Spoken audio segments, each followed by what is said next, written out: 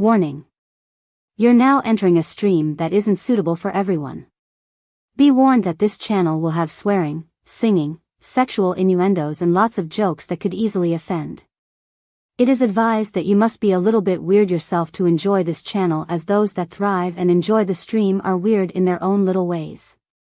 The chat is called El Chatty and is a wonderful community. It really is. However, again, it might not be for everyone. We want to hear everyone's opinion, no matter what it is. We encourage debate as long as it's done respectfully. If you're easily offended or don't like differing views, then again, this channel is not for you.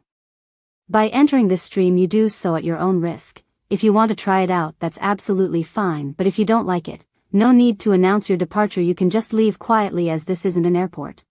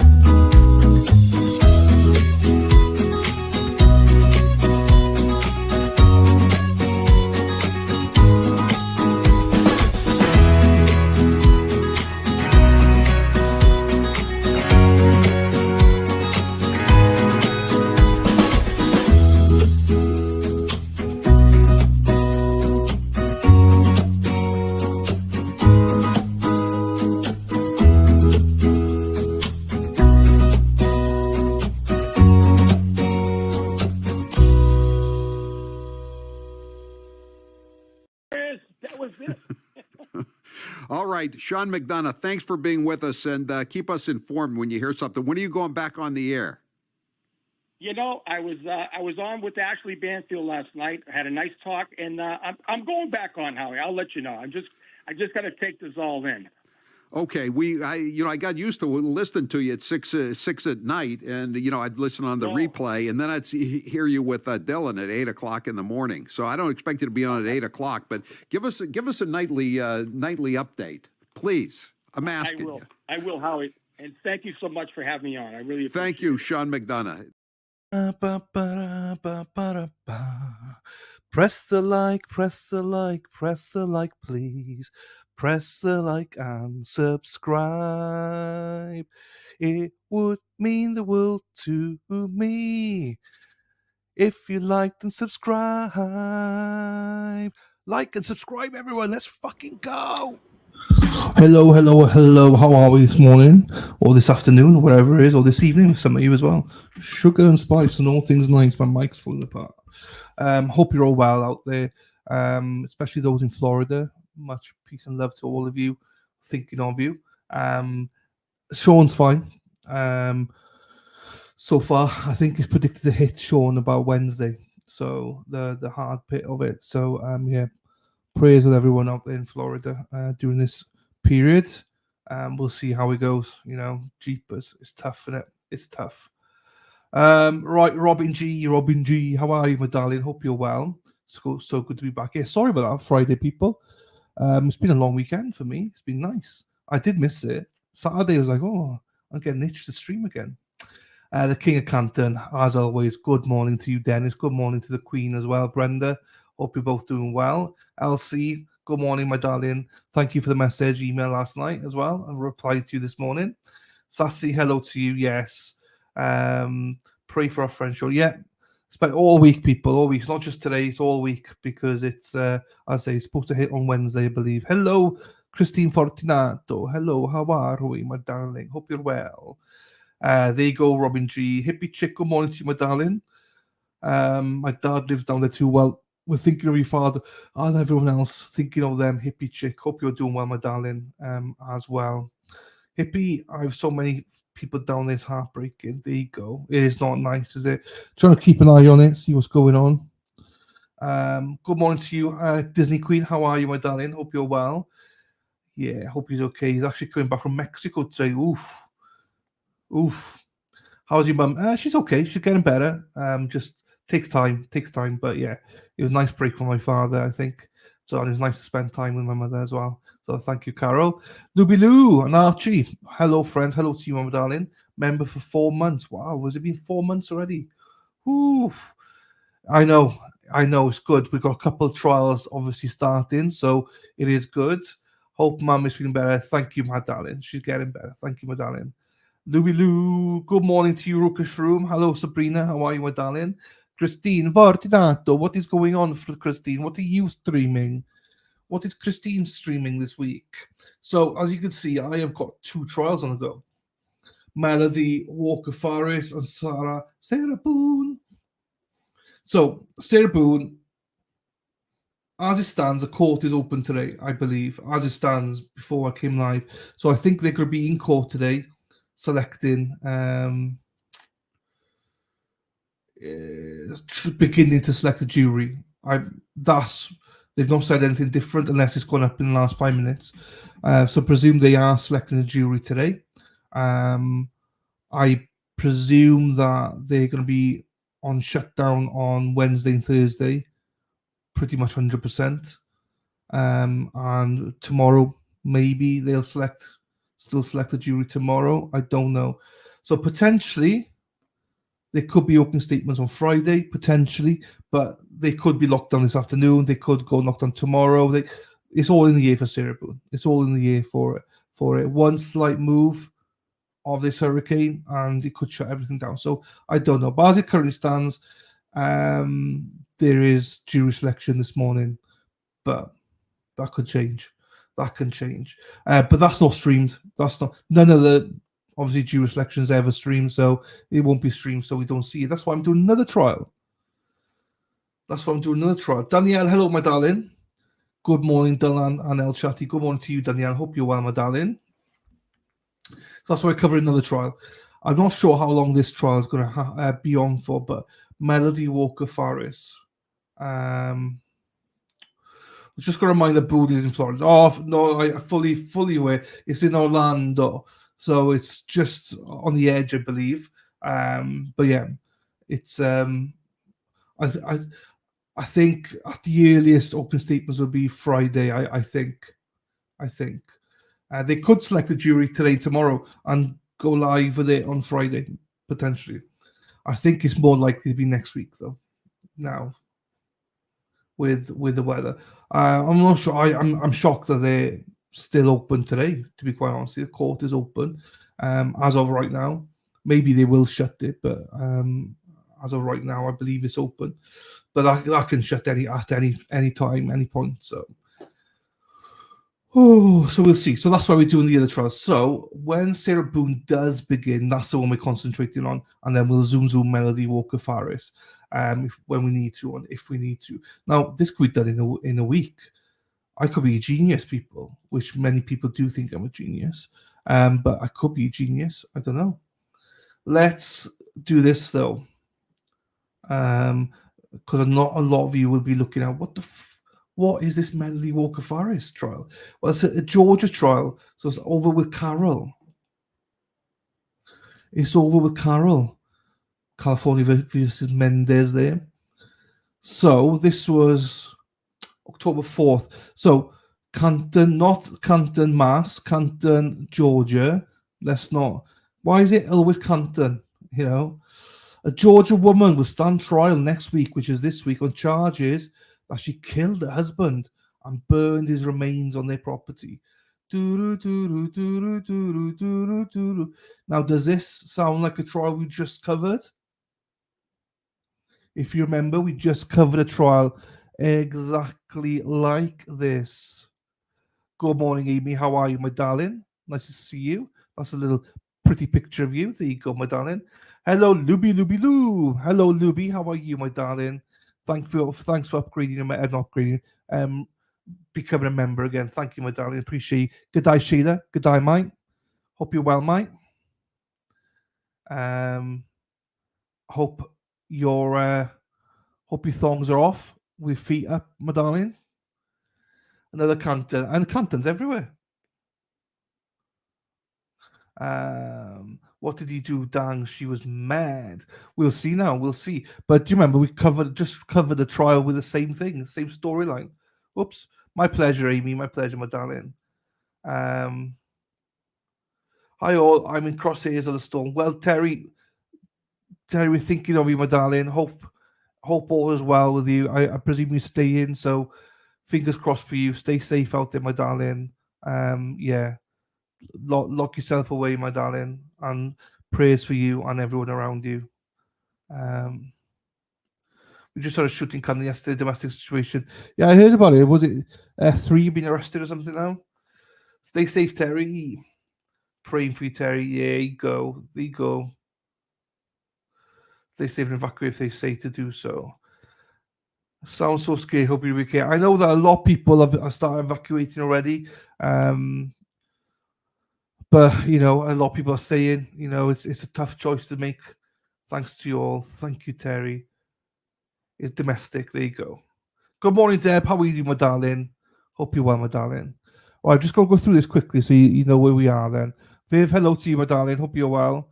Thank you, my darling.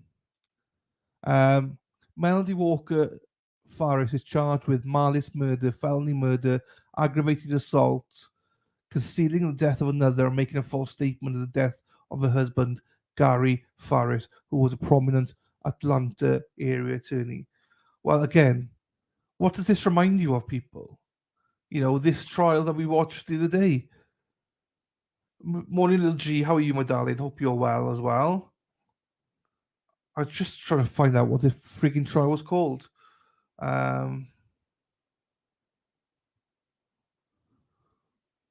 Everything's good. Thank you, Debbie. Deb. I mean, not Debbie. Hang on. What was the trial we just covered? What was the trial? Bree Coon. If you remember, Bree Coon, the Florida versus Bree Coon military man murder trial. She's the one that buried her husband and the fire pit in her back garden. So this has got a resemblance of that. So the couple who were married for 38 years, that's a long time, lived on a working farm in Alpharetta that spanned approximately 10 acres. They lived in the main house together, while one of their 4 adult children lived in an apartment above the barn. On July 5th, 2018, wow, that's a long time ago, deputies with the Cherokee County Sheriff's Office were called to the property for a report of a human remains in a fire. Detectives initially believed Gary could have suffered a medical issue and fallen into the fire, but quickly began investigating the case as a homicide. After a bullet was found lodged in one of Gary's rib bones. The bullet, a .38, I'm not sure if that's how we say it, but that's how I say it, did not match any weapons found during the searches of the property. Investigators say the Farris marriage was rocky, not the boxer Rocky, but actual Rocky. And court TV reviewed documents showing that Gary filed for divorce in February 2010. The petition was dismissed that August. Melody initially denied having any extramarital affairs when asked by investigators, and then later claimed her affair with Roy Rusty Barton. What a name! Roy Rusty Barton. Hey, Rusty, how rusty are you? Ended a year before her husband's death. But but investigators determined that was a lie and later arrested her in Tullahoma, Tennessee, where she had been spending time with Rusty, I should say. Prosecutors say at the time of the murder, the couple had been arguing about finances, specifically Gary's refusal to give Melody money, but instead giving it to their adult children. Alpharetta.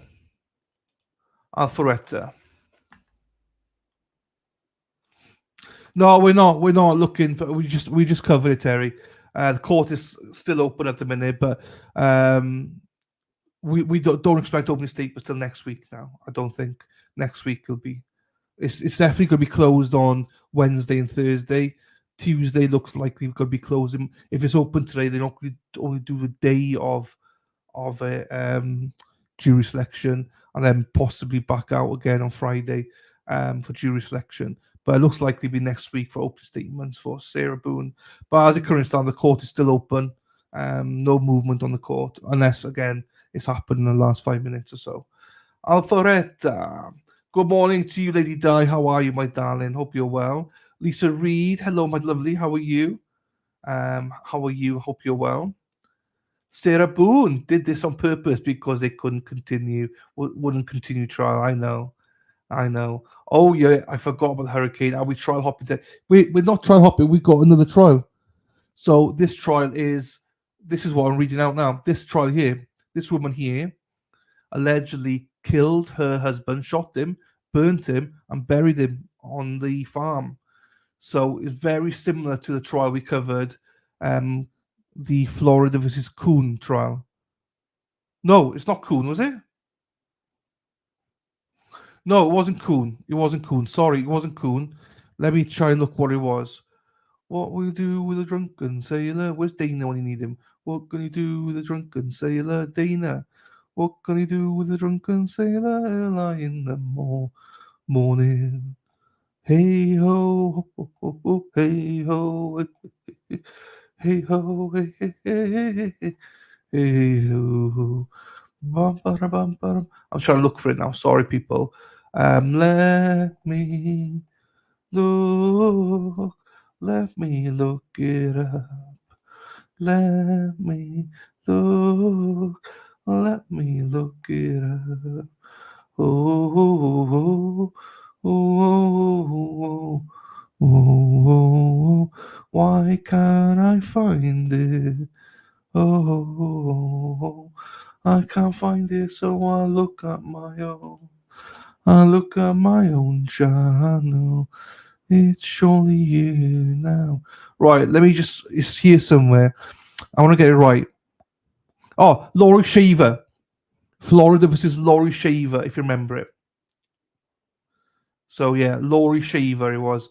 She was the one that killed her husband, buried him under the fire pit. This has got the same thing here. Do you know what I mean? She is, married for 38 years. Jeepers. Lived on a working farm. They lived in the main house, lived in apartments, okay. A bullet in the rib bone. Having an affair with Rusty. I'm looking forward to meeting Rusty. So she's been charged with malice murder, felony murder, aggravated assault, concealing the death of another, and making a false statement in the death of her husband, Gary Farris, who was a prominent Atlanta area attorney. I don't know I don't think he was. No, so it says here, Lady Di, on July 5th, 2018, deputies with the Cherokee County Sheriff's Office were called to the property for a report of human remains in a fire. So they thought that he fell into the fire, but no. So she didn't bury, like he was shot and then trying to be. That's what I'm presuming, that he was then put on fire. Lawyers on fire. That's not funny at all. Dana, hello, Dana. Here he is. Remember, people, Dana has got tomorrow night, 7 o'clock Eastern, I believe it is. The show Resistance to Silence. Please go and support my friends over there, Tracy and Dana. No worries, Ruby. Catch you later, baby. I was going to say, baby. Catch you later, my darling. Give El Chatty a like, please, people. Because we've got how many? We got 25 likes and 48 people here. Come on, people. Let's get it on, people. Right, so that's that. I'll post this in the chat as well. So people, if people want to look at it themselves, they can. That's the only document I can find. So Core TV did say that they're streaming this today. So those mofos better be streaming it. Otherwise, I'll be mad. Mad to the bone, mad to the bone. But just again, disclaimer: this trial is secondary to Ceredigion. I think that because I'm a genius, I think this trial is going to be done by the time Ceredigion starts. I got a feeling that this trial's gonna be done. This trial is gonna be done by Boone. Ooh. Right, I think Ceredigion is going to be done. Going to start next week, I believe now.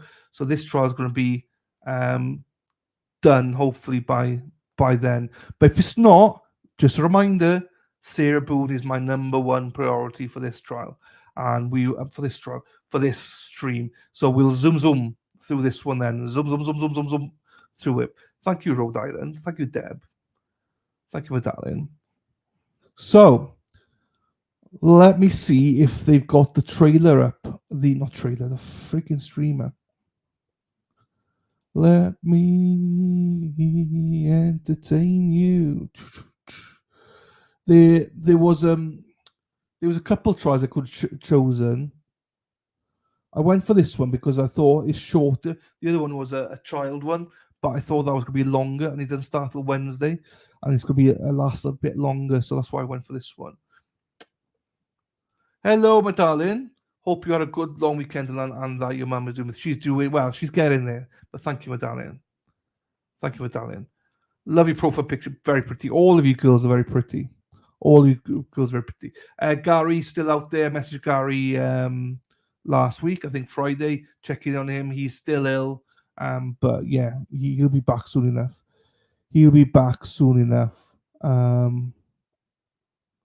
Let me see that one. Law and Christine, what are you streaming, Christine? Raw and Crime. Ooh.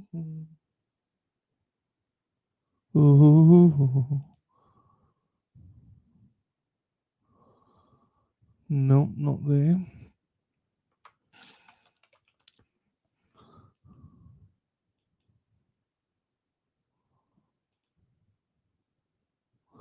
No, it's not there yet. So there you go. Queen, there you go. Yeah, he'd be fine. He's on the way on the mend, I think. Hello, Karen. Welcome back. Nice to see you, my darling. Hope you're well as always. All right, let me go back here then to see if there's any update. I hate relying on other people. Right, so an update on Ceredigion. Potential jurors are outside the courtroom waiting for jury selection to start. So they are there. Cool. So they are there's potential jurors there. That's according to Law and Crime. So there you go. The court is open today. I mean, it could shut at any time, but the court is open, and they are potential jurors there outside court waiting to come in to do voir dire and to see if they're going to be on the jury for Ceredigion. But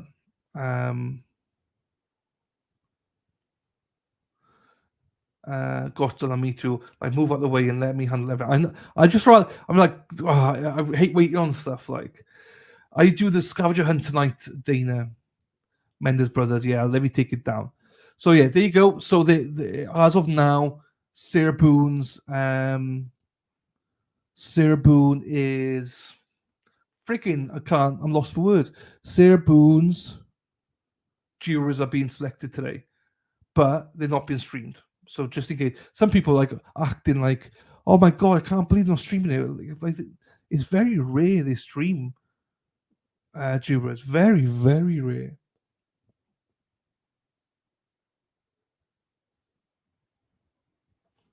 Do you know what's happened? Do you know what's happened, people? I am pissed right now. And you know me, I don't swear. These mofos. I didn't do anything. These mofos. Let me just tell you. So, they've just announced that after saying that was so this trial, Melody Walker Farris, was supposed to start this morning. It started at 1 o'clock Eastern. So 1 o'clock Eastern now, opening statements are scheduled for. Oh, for fuck's sakes. So 4 hours. What a bunch of mofos. Good morning, Laurie. How are you, my darling? Hope you're well as well, my darling. It's all good though, do you know what I mean? But why? So there's no court for Sarah Boone, and this trial does not start for another 4 hours. Why do it so late? I hear who likes pissing on themselves? Some people like it, yeah. I know what you mean. Some people like it. So, well, we got 4 hours then. I mean, it's fine. I got stuff to do, as in to show you people. So it's fine.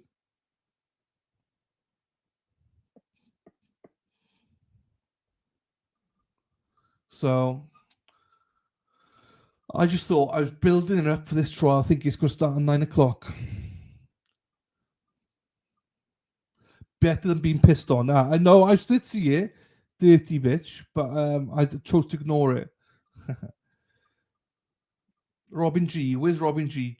Where's Robin G gone? No, there's never court. There won't be court for Boone this week because it's jury selection. I did see Amy answered that. That's why I was like, what comment? So yeah, they don't stream that. So there's no I'll ignore you then. That's fine. There's no so they're open today. Tomorrow maybe they will be. Don't know. I'm not sure if they're going to stream it. They said, Rebecca. If they do stream it, I will stream it. But they're not sure if they're going to stream it. As of this morning, they may do, and if they do, Rebecca, we'll show it. But they said that they're not sure if they're going to stream it. So, hello, Joe. No, it's not cancelled. Jury selection today. So, and they might be hearing this morning, but as of now, they weren't sure if they're going to stream it. I am doing IDO 4, yes.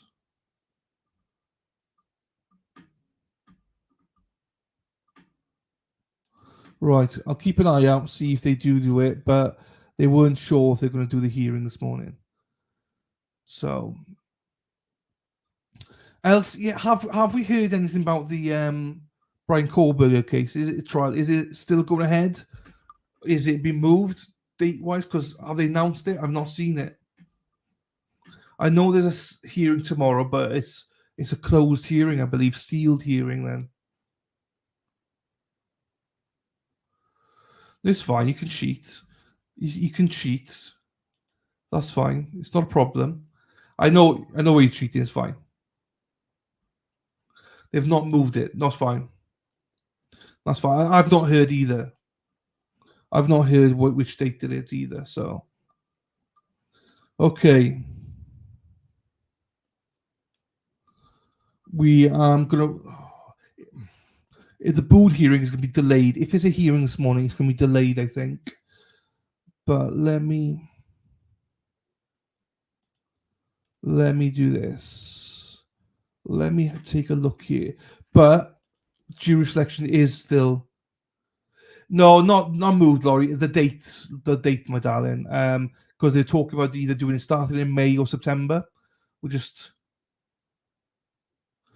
I heard something, but I didn't. I've not looked into it. Hello, Katie. How are you doing, my darling? Hope you're well as well. I will do is I'll put Sarah Boone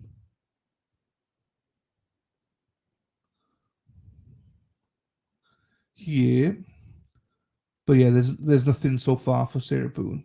No hearing so far for her.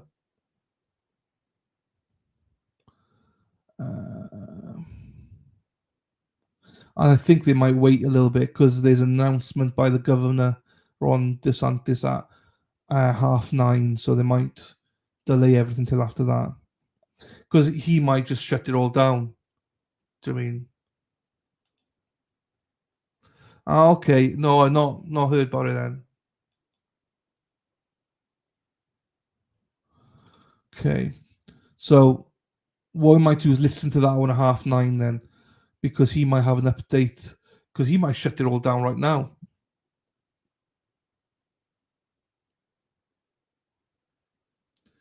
So Sean also just messaged me back and said, so far all good. It's supposed to hit him Tuesday night. 10-foot surges of water. They're looking at over there. Right, indulge me for a second whilst I message him back. Hello. Beautiful and appropriate. I've not seen you for 20 years, it feels like. I hope you're feeling better, my darling. Hello, Crystal. How are you, my darling? Nice to see you. Jeepers, Sean.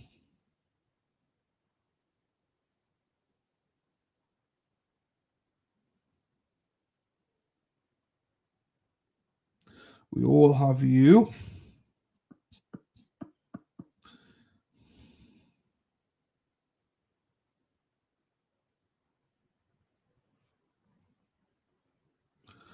Okay, so there you go. There you go. So Sean is fine. Tomorrow night is the night. How are you doing, my darling? Hope you're too bad. I'm not seeing you for ages. It literally feels like months. Beautifully inappropriate. Hope you're okay, my darling. But it's nice to see you. Good morning to you as well, Crystal. There you go. Right. So DeSantis has got his press conference in 25 minutes. So we'll watch that. And we'll be able to hear a little bit more. So bear with me once I put that up ready. So there you go. You can see it there. I'll play that because, one of the rulings he could make now is to shut it all down. So we'll see with that one. Anyway, some of his previous. This is a live press conference, I believe. He's doing an update this morning, a live one, I believe. So we'll see. Good day, Sheila or Sherry. Good day, Sherry. Sherry. Wherever we'll be. Sherry from Australia, be. Oh, Sherry. Good day, mate. Put some shrimp on the barbie. Put some sprogs. No, not sprogs.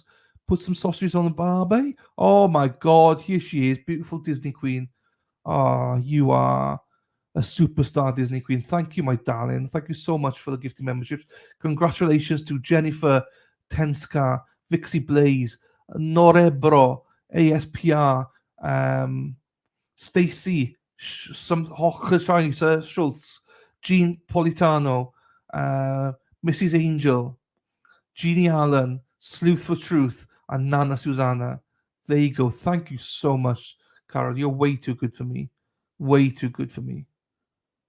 Jeannie Allen going, oh, happy day. Oh, is that your sister? There you go. What's the delay with the Boone trial? It's weather, hurricane. Sorry, hurricane. Happy days for your sister. What time is Boone's trial going to start? So today there's supposed to be a hearing at 9 o'clock, which I don't think is happening at 9 o'clock.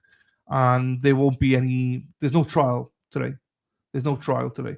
They're doing jury selection. So if they still do jury selection, they don't show it. So there might be a quick hearing this morning, but that's about it. If they do that. So we're just waiting to see what happens. But this guy here, DeSantos, he's a guy that could shut all courts down, all government buildings down. So that's why we're waiting for him to tell us if he is doing that or not. Here she is, late today. What's going on? Good morning, Dylan. I know. Hope you had a great week. I did, Kelly. Hope you did as well. Hope you did well, my darling. Nice, Carol. There you go. Sarah P's here, people. Good. I can pin it now. The whole shrimp of the Barbie was the biggest false advertising. We still say it. Everyone still says it.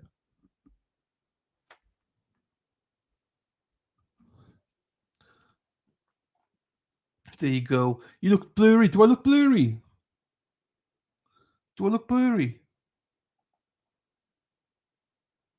Sorry for repeating, but I had missed it. So sharing in case others did too.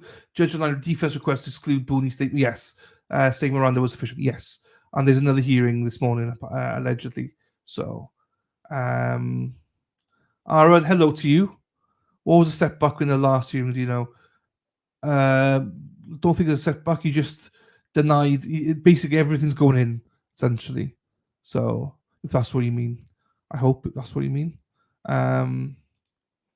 I watched a crazy thing about weather last night and how governments control it. Ooh. Hello, Sarah P. Join. There you go. I'm waiting for you to post this, Sarah. I was going to pin the PayPal coffee one up. I forgot to do this morning. Elsie. There, you've done it. She's done it. She's a little bit slow. I'm joking. She's the best. She's the best around.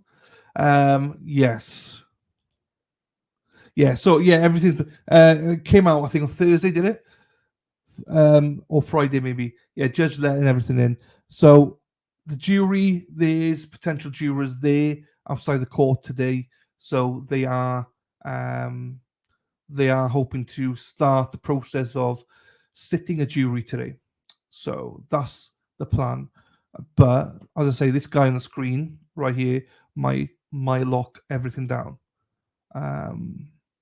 So that's where we can see here what he's going to say. And then we got another trial starting at 1 o'clock Eastern today as well, because Sarah Boone's not going to be starting till next week now. You know. So yeah, it's Sarah Boone next week, I would imagine, because they're definitely going to be locked down Wednesday, Thursday. I wouldn't be surprised if they don't lock down for the whole week now. We'll see. Maybe the reopen. Depends how much damage is on Friday and stuff, as well. So we'll see.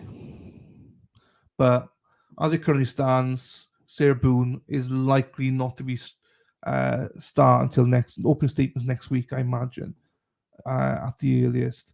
Because Sean says that he's going to get hit on Tuesday evening, and he's in the Gulf there. And it's between Tuesday and Wednesday that the big hit is happening. So Thursday, Friday depends on how much damage and stuff there is. But I don't think we're going to hear open statements this week. So that's why we're going to do the Melody Walker Farris trial and see what that's like. And that should be good to tie us over until Sarah Boone. Now, I could be wrong.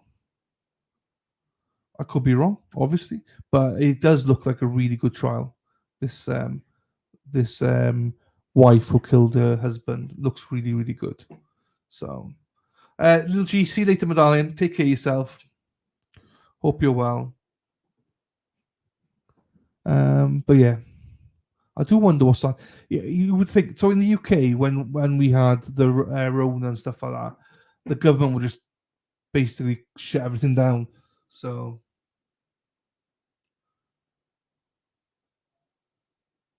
there you go, the new merch. Are they saying she made up a hide and seek thing to plan on not unzipping him? I don't actually know what she's fully going to go with. She says she's testifying, but I have no idea. I don't know either, Aaron. I don't know. We'll see, mate. We'll see, my brother. We'll see what happens. Right. Once that starts, and then we got a few other things I can play until 1 o'clock. Then, so it's fine. I got you covered, people. I got you covered. Don't you worry. Don't worry. Be happy. And obviously we got the Can Read hearing as well. On the 6th of November, so we'll be doing that. And I'll be joined, hopefully, if it's streamed. I think even if it's not streamed, I think I can be joined by Sean anyway.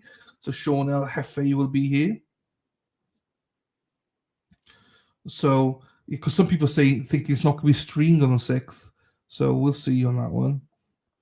Do you follow the Adelson? Do you know what? I don't follow it. But I was going to cover Don Adelson. I was going to, but obviously he's got cancelled, postponed.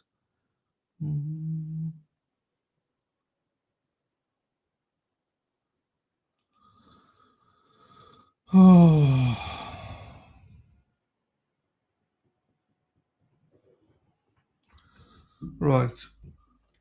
Got this. So my whole plan today's stream has gone out the window. Not really. It's not really gone out the window, but well, that's why we're going to watch it. I think he might do it.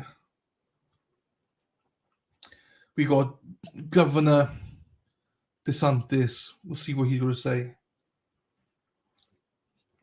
because he has the power. Ashley, how are you, my darling? He has the power to shut everything down, all government buildings down. So, in some ways, I hope he does. I just hope everyone's safe down there. I personally don't care if this gets delayed by a week and a half, 2 weeks for Sarah Boone. I just want everyone to be safe in Florida. I do not want people to risk anything for the sake. And I literally, if he shuts it all down, I don't care. I'm like, cool, good, because it's nothing's more important than safety of people. And that's like, because I don't like the thought of it being really bad.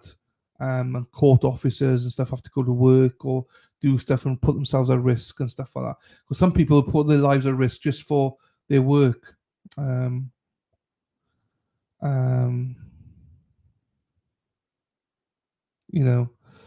that's where I look at it. So if we're delayed with Sarah Boone, and I know some people are kicking off on Twitter about it, like it's ridiculous, Sarah Boone gets her way again. It's like, no, she's not.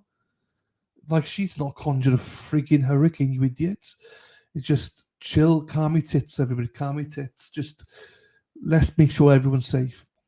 Because a lot of people now, I can guarantee we all know people who like this. Like, if they're made to go into work for whatever reason, they don't have the choice to escape, to evacuate. Like, if they want to evacuate, they should be able to evacuate. And that's what I'm hoping DeSantis says, all right, everyone, lock down or get out. Because they're saying that the worry is if you get out of Florida is the weight on the roads, that there's not enough fuel for cars and stuff. They might run out of fuel. That's why some people don't want to go. Hey, Craig. Good afternoon, company. Good afternoon, Wales. There you go, Craig. Oh, Craig, how are you? Tip the hat to you. How are you doing, Craig? Hope you're well. How are things? How are things for you? I don't think I've seen you for ages, Craig. Don't think you've seen you for ages. But it's good to see everybody. The name is distinctive, Mullenmeister. That's how I remember, Mullenmeister. So, yeah. Well, everyone deserves to. If they want to evacuate, they can evacuate, in my opinion. Well, Crystal, depends where they are on Thursday. It depends because, as I say, Sean said his has been hit Tuesday night. The Gulf has been hit Tuesday night, 10-foot waves. So I think a lot of it depends where you are in Florida, is when it's been hit. Scary times, though. I've never experienced them. I'm not sure if everyone here has. I know Terry's in the middle of it. God bless you, Terry. And some other people, Hippie Chick's father and stuff like that. But yeah, I've never had to worry or experience about it.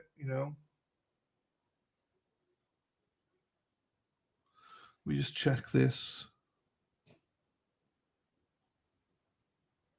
No, okay.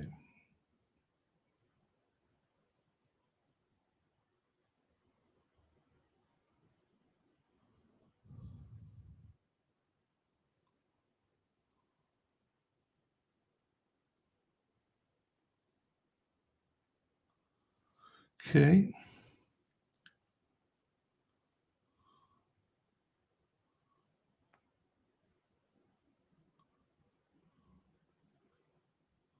Yeah. Hey, Greg, how are you doing? Grilled cheese and mayo. How are you doing? Yeah, never experienced one. Do you mean? I hope I never have to. Hey, how is my? Am I blurry? Terry said I was blurry. Am I blurry people?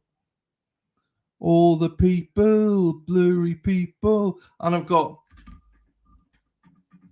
Dennis and Dane and Dennis walking down the street. Dane and Dennis, the best you gonna meet. Dane and Dennis. My grandma's in Florida. Oh, sorry to hear that, my darling. No blurry here. Good. You look as normal as you can to be. That's pretty then. I look pretty. Oh, so pretty. I look pretty like something and rhyme. Dee, dee, dee, dee, dee, dee, dee, dee, dee, dee, dee, dee. That's amore. That's amore. Da da da da da da da da da da da. That's amore. That's amore. I've got syrup up as well, just in case there is anything. No, nothing. Nothing. There's loads of people streaming it, but everyone's just showing the videos and stuff.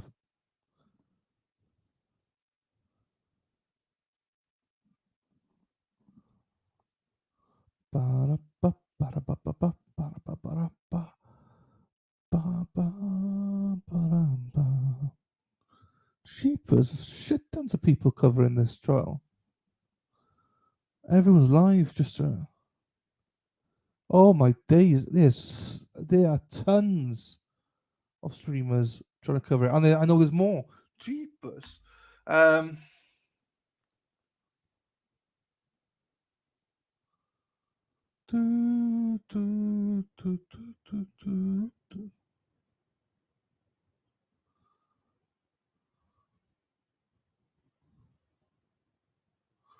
Okay, right. We got. Let me get this back up there. 10 more minutes till allegedly that starts.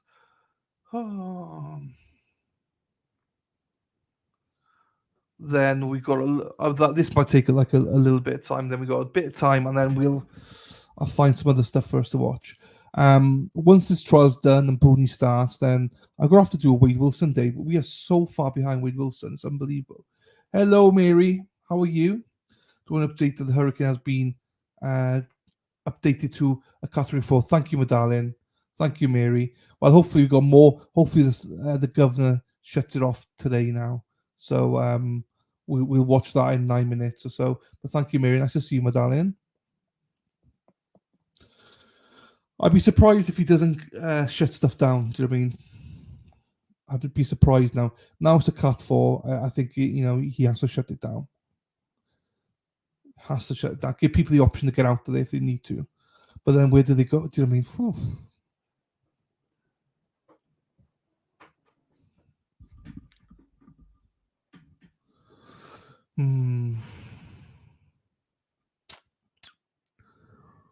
I don't know what to say about that. My thoughts are just with everybody down there. I mean, I can't imagine the panic. You know, when you live there, like Sean comes across as so cool. Yeah, it's all good, brother. It's all good. It's like, fucking hell, Sean.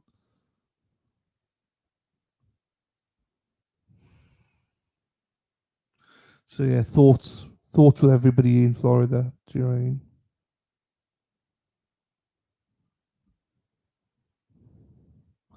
No, and there's probably more to come as well, Robin. This is,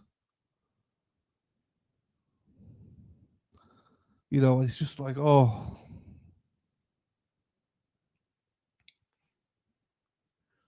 there's no words to say. Well, Sean just messaged me, Terry, to say that they're expecting the hurricane tomorrow night. At the minute, it's fine. He said tomorrow night, 10 feet of water coming over. Tomorrow evening is when he expects it, Terry. Or when he said that he's going to be hit. So everyone's probably locking down their houses now as much as they can. Cheapers. But that much water.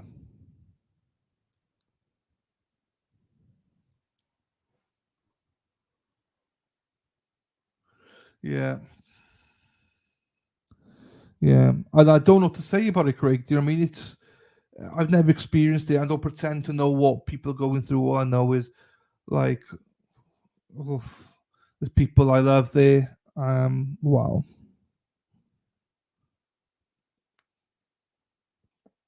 Terry's all boarded up already. Good girl. Good. It's just like that weight on your mind now, isn't it?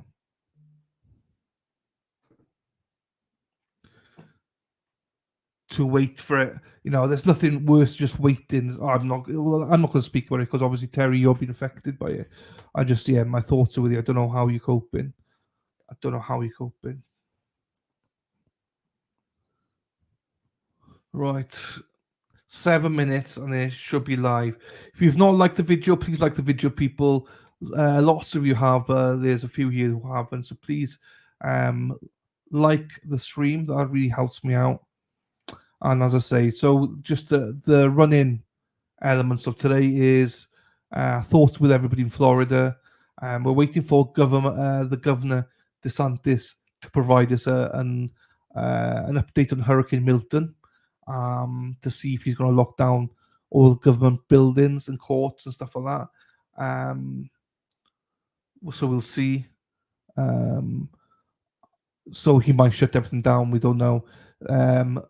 Allegedly, last we heard was that the potential jurors were outside the court, waiting to get into court to be selected to start selection process for the Sarah Boone trial. But I've not heard anything else after that. Let me just go and check.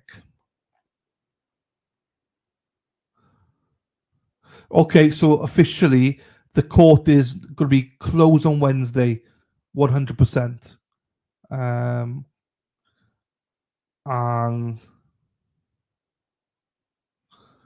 so Law and Crime believe that there'll be a jury selected today and tomorrow. Law and Crime believe there will be a jury selected for Sarah Boone today and tomorrow, and the court is officially shut Wednesday, and then open statements could be Thursday. We don't know. I think that's bizarre. I think that's if that's true. I mean, I'm not sure.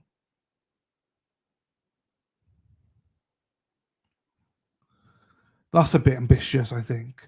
So, you know, but hey, who am I? I don't know. Do you know what I mean? So yeah, allegedly they're going ahead today and tomorrow, unless Santos says something now. So unless Santos says something, good day. More bullshit going on here in content. These coming soon. No worries, Dennis. I'm waiting with bated breath from you, sir. Much love to you and Brenda, King and Queen.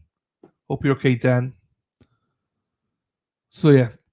So again, just in case you just joined us, it's likely unless Governor DeSantis locks it down, in his speech coming up here in 4 minutes, then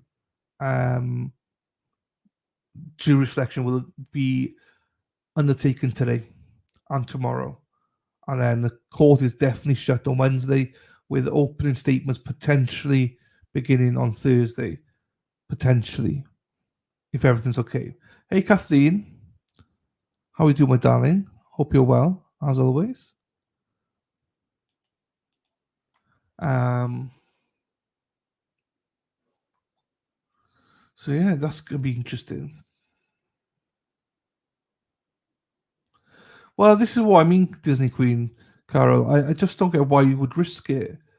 Just lock it down and wait a week. But by the sounds of it, no, they're just like, no, let's get ahead. We're not going to delay the trial. I mean, you know, she's not going anywhere. It's not that important. Other people's lives are more important than that. I just hope, like, for me, take this decision out of the judge's hands and everyone else's hands, all the managers, directors, whatever. Take it out of their hands, DeSantis. Just lock the fucking place down.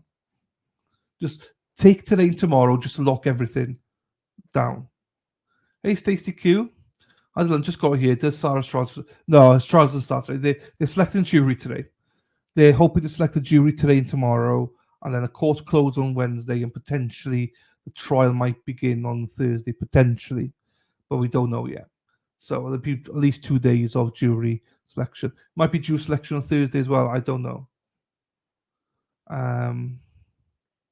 So yeah, so there's no court feed or anything today for Sarah Boone. It's the earliest you'll be is Thursday, where I'm just covering another trial. And I was gonna, like, obviously if there's updates about Sarah Boone, I will update everyone as we go along the day. But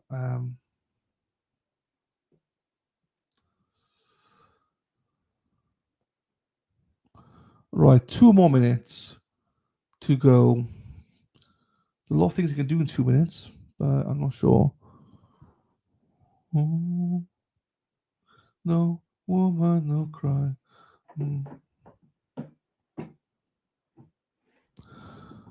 1 minute and 40 seconds. It's like a countdown now, isn't it? 1 minute and 30 seconds coming up in 5, 4, 3, 2, 1. There we are.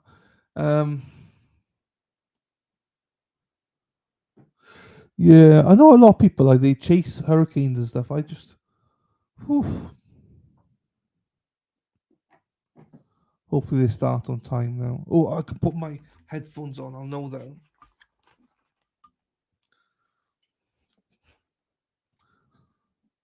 1 more minute, people, and we'll hopefully start. Knowing this, though, they probably won't start because that's the way my day's going today.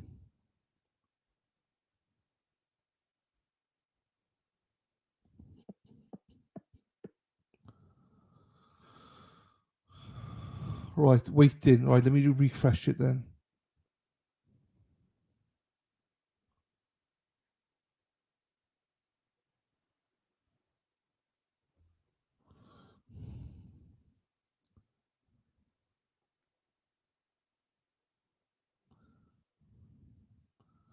Okay.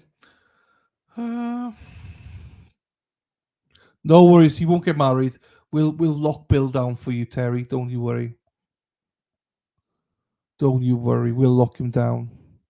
Right, I'm just gonna see if there's any other feeds as well. Let me highlight that. Just go check. Here you go.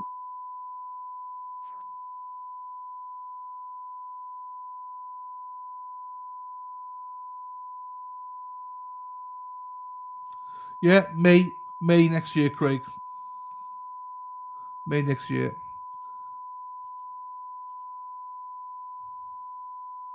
Well, this is not annoying one bit, is it?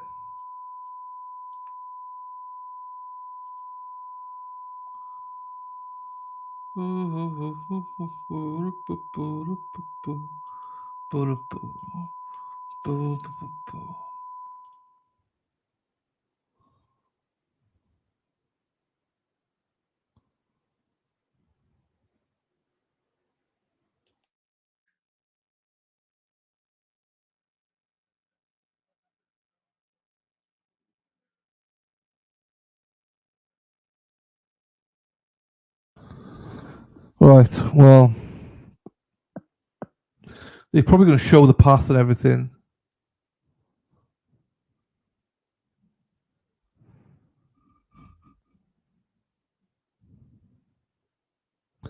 Terry, I thought you were the bride. I thought you were the bride, Terry.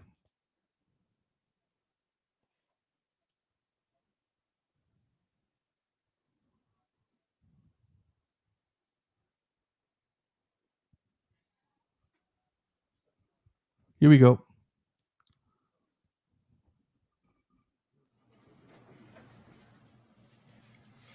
Good morning. We're here at the State Emergency Operations Center. I'm joined by Kevin Guthrie, Florida Division of Emergency Management, Secretary Jared Perdue, Florida Department of Transportation, Major General John Haas from the Florida National Guard. Hurricane Milton, when we were here yesterday morning, said this is a tropical storm, might become a hurricane yesterday, but probably by today, and it became a hurricane very quickly. And so not only is it a hurricane, it's already a major hurricane, and it's now a Category 4 hurricane with maximum sustained winds at 150 miles per hour. It is expected to make landfall on the west coast of Florida sometime between Wednesday evening or perhaps even very early on Thursday. This has gone slower than the projections were in terms of the how it's moving towards Florida. And if that continues, it's going to push back when landfall will happen. Of course, you can see impacts prior to the eye wall making landfall. We have made a pre-landfall declaration request to FEMA for support, and Kevin has been working with the administrator, and we anticipate positive approval on that. We have 51 counties in Florida currently under a state of emergency.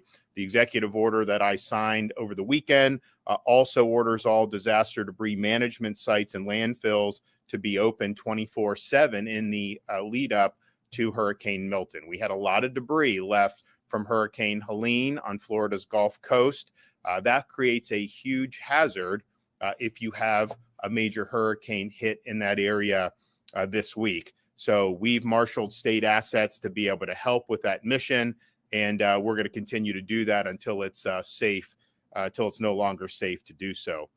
So we do have a Category 4 hurricane. It is currently located 745 miles southwest of Tampa. It has not moved terribly quickly, but that obviously could change going forward. Storm surge watch has been issued for the Florida Gulf Coast from mainland Monroe County northward to the Suwannee River, the Dixie-Levy County line. 8 to 12 feet peak storm surge is potential for northern Pinellas all the way down to Charlotte, including in Tampa Bay.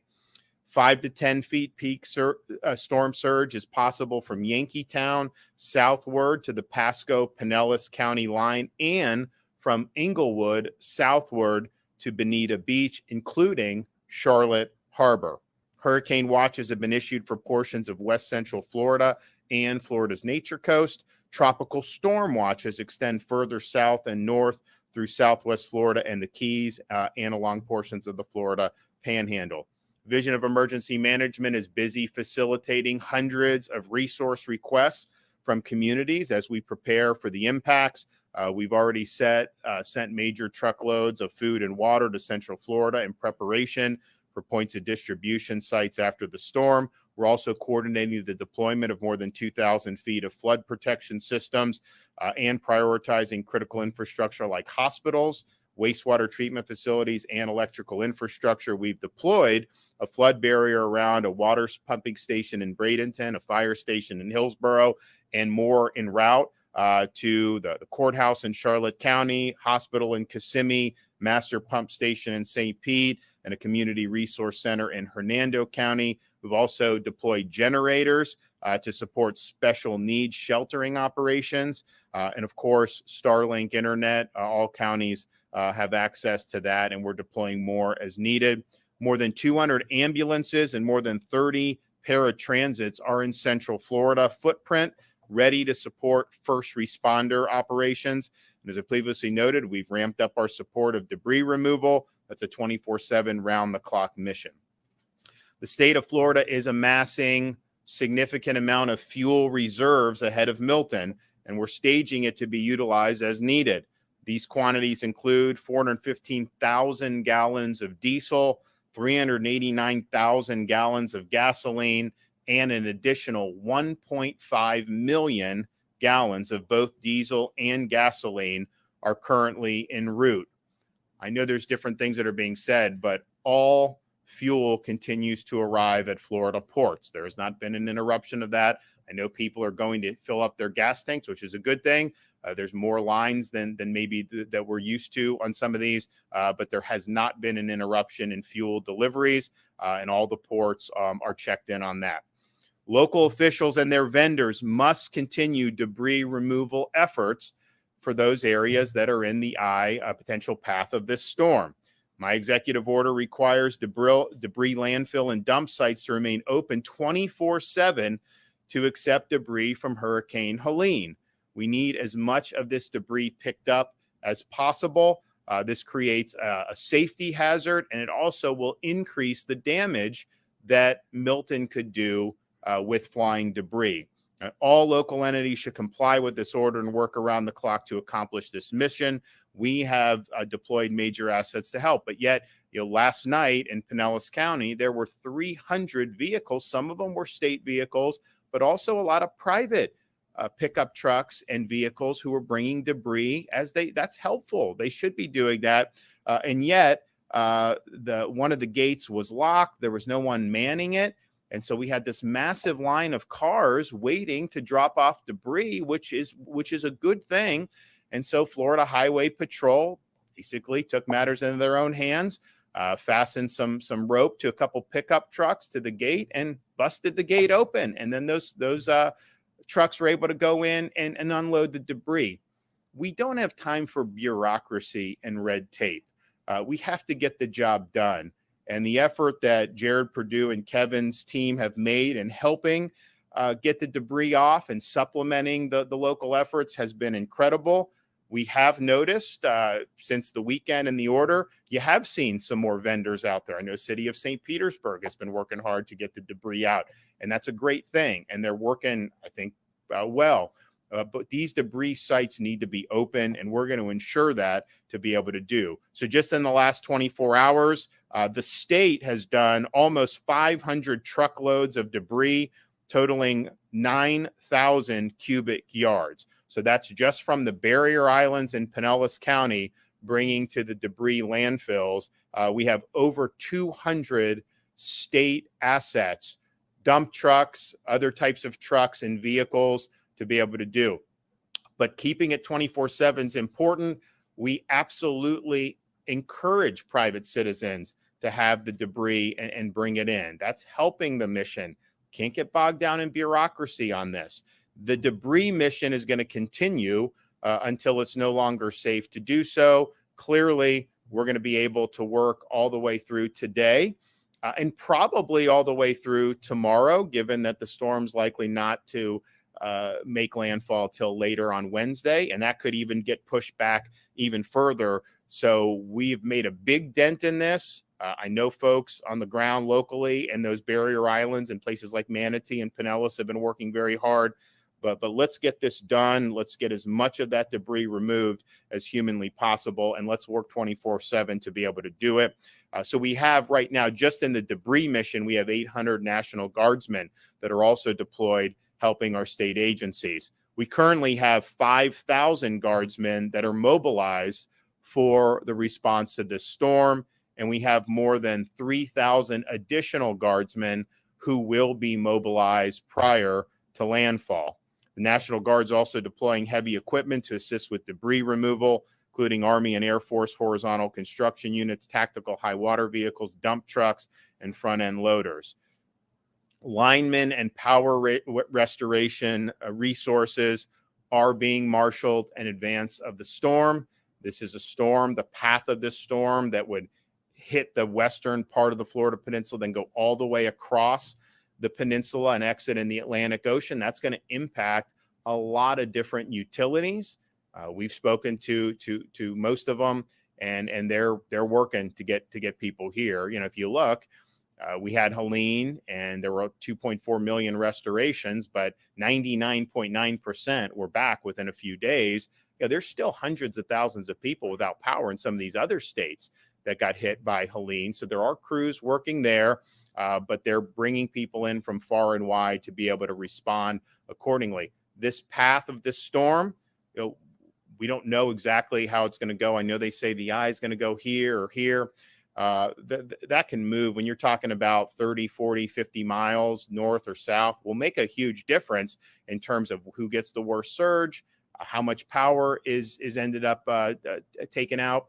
And so we have no way of knowing how that's going to shake out. So the resources are being brought in, and the power restoration effort will begin as soon as it's safe to do so.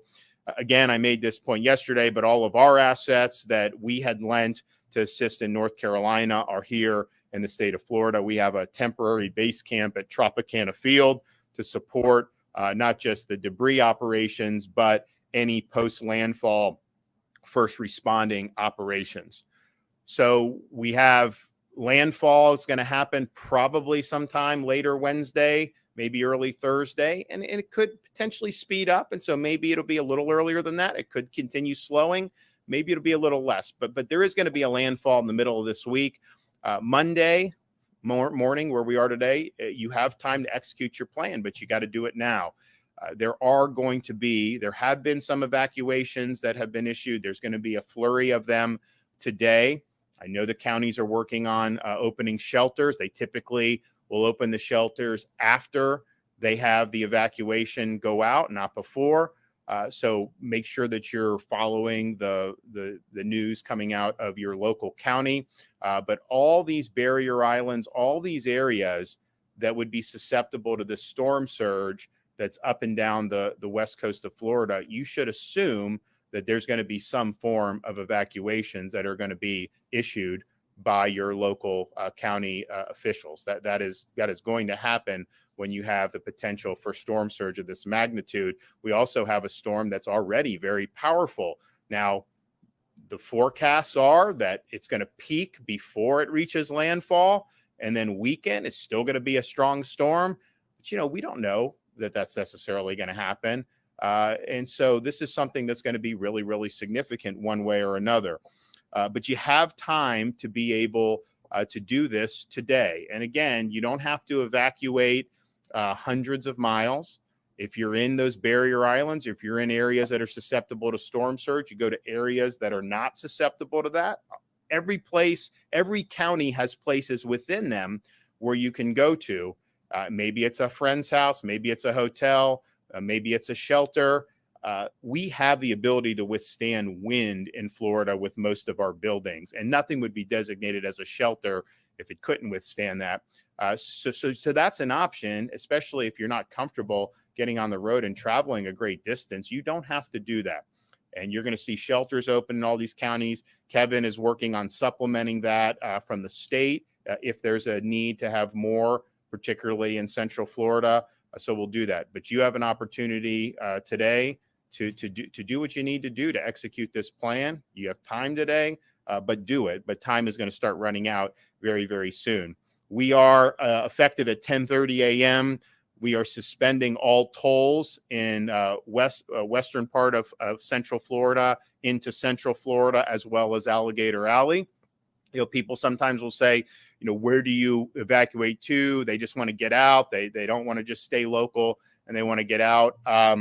Well, I think that probably the easiest route would probably be to go north if you're in Central Florida, because the way the storm looks, it looks like it's going to have more of an impact on Central and Southern Florida. Most of these places in Tallahassee and Northern Florida likely aren't going to see as significant of impacts. But be that as it may, just understand that if they have a storm going into the greater Tampa Bay area now, it is possible that could shift further south. So if you do evacuate south, you may be ending up going to where you're going to have a lot of the storm anyways. We saw that with Hurricane Ian, so just be mindful of that. But again, you don't have to go hundreds of miles. That is not required. Any place that's going to be open as a shelter, Florida hotels that are built, within the last however many 20, 30 years are all going to be able to withstand hurricane force winds. Sandbag locations are open in multiple counties in South and Central Florida. Check your county's EM page to find out where those locations are. You can find your county's emergency management page by going to floridadisaster.org/counties, floridadisaster.org/counties, and you have that local EM page that will tell you about any local evacuation orders that are made. But know your zone, know where you are.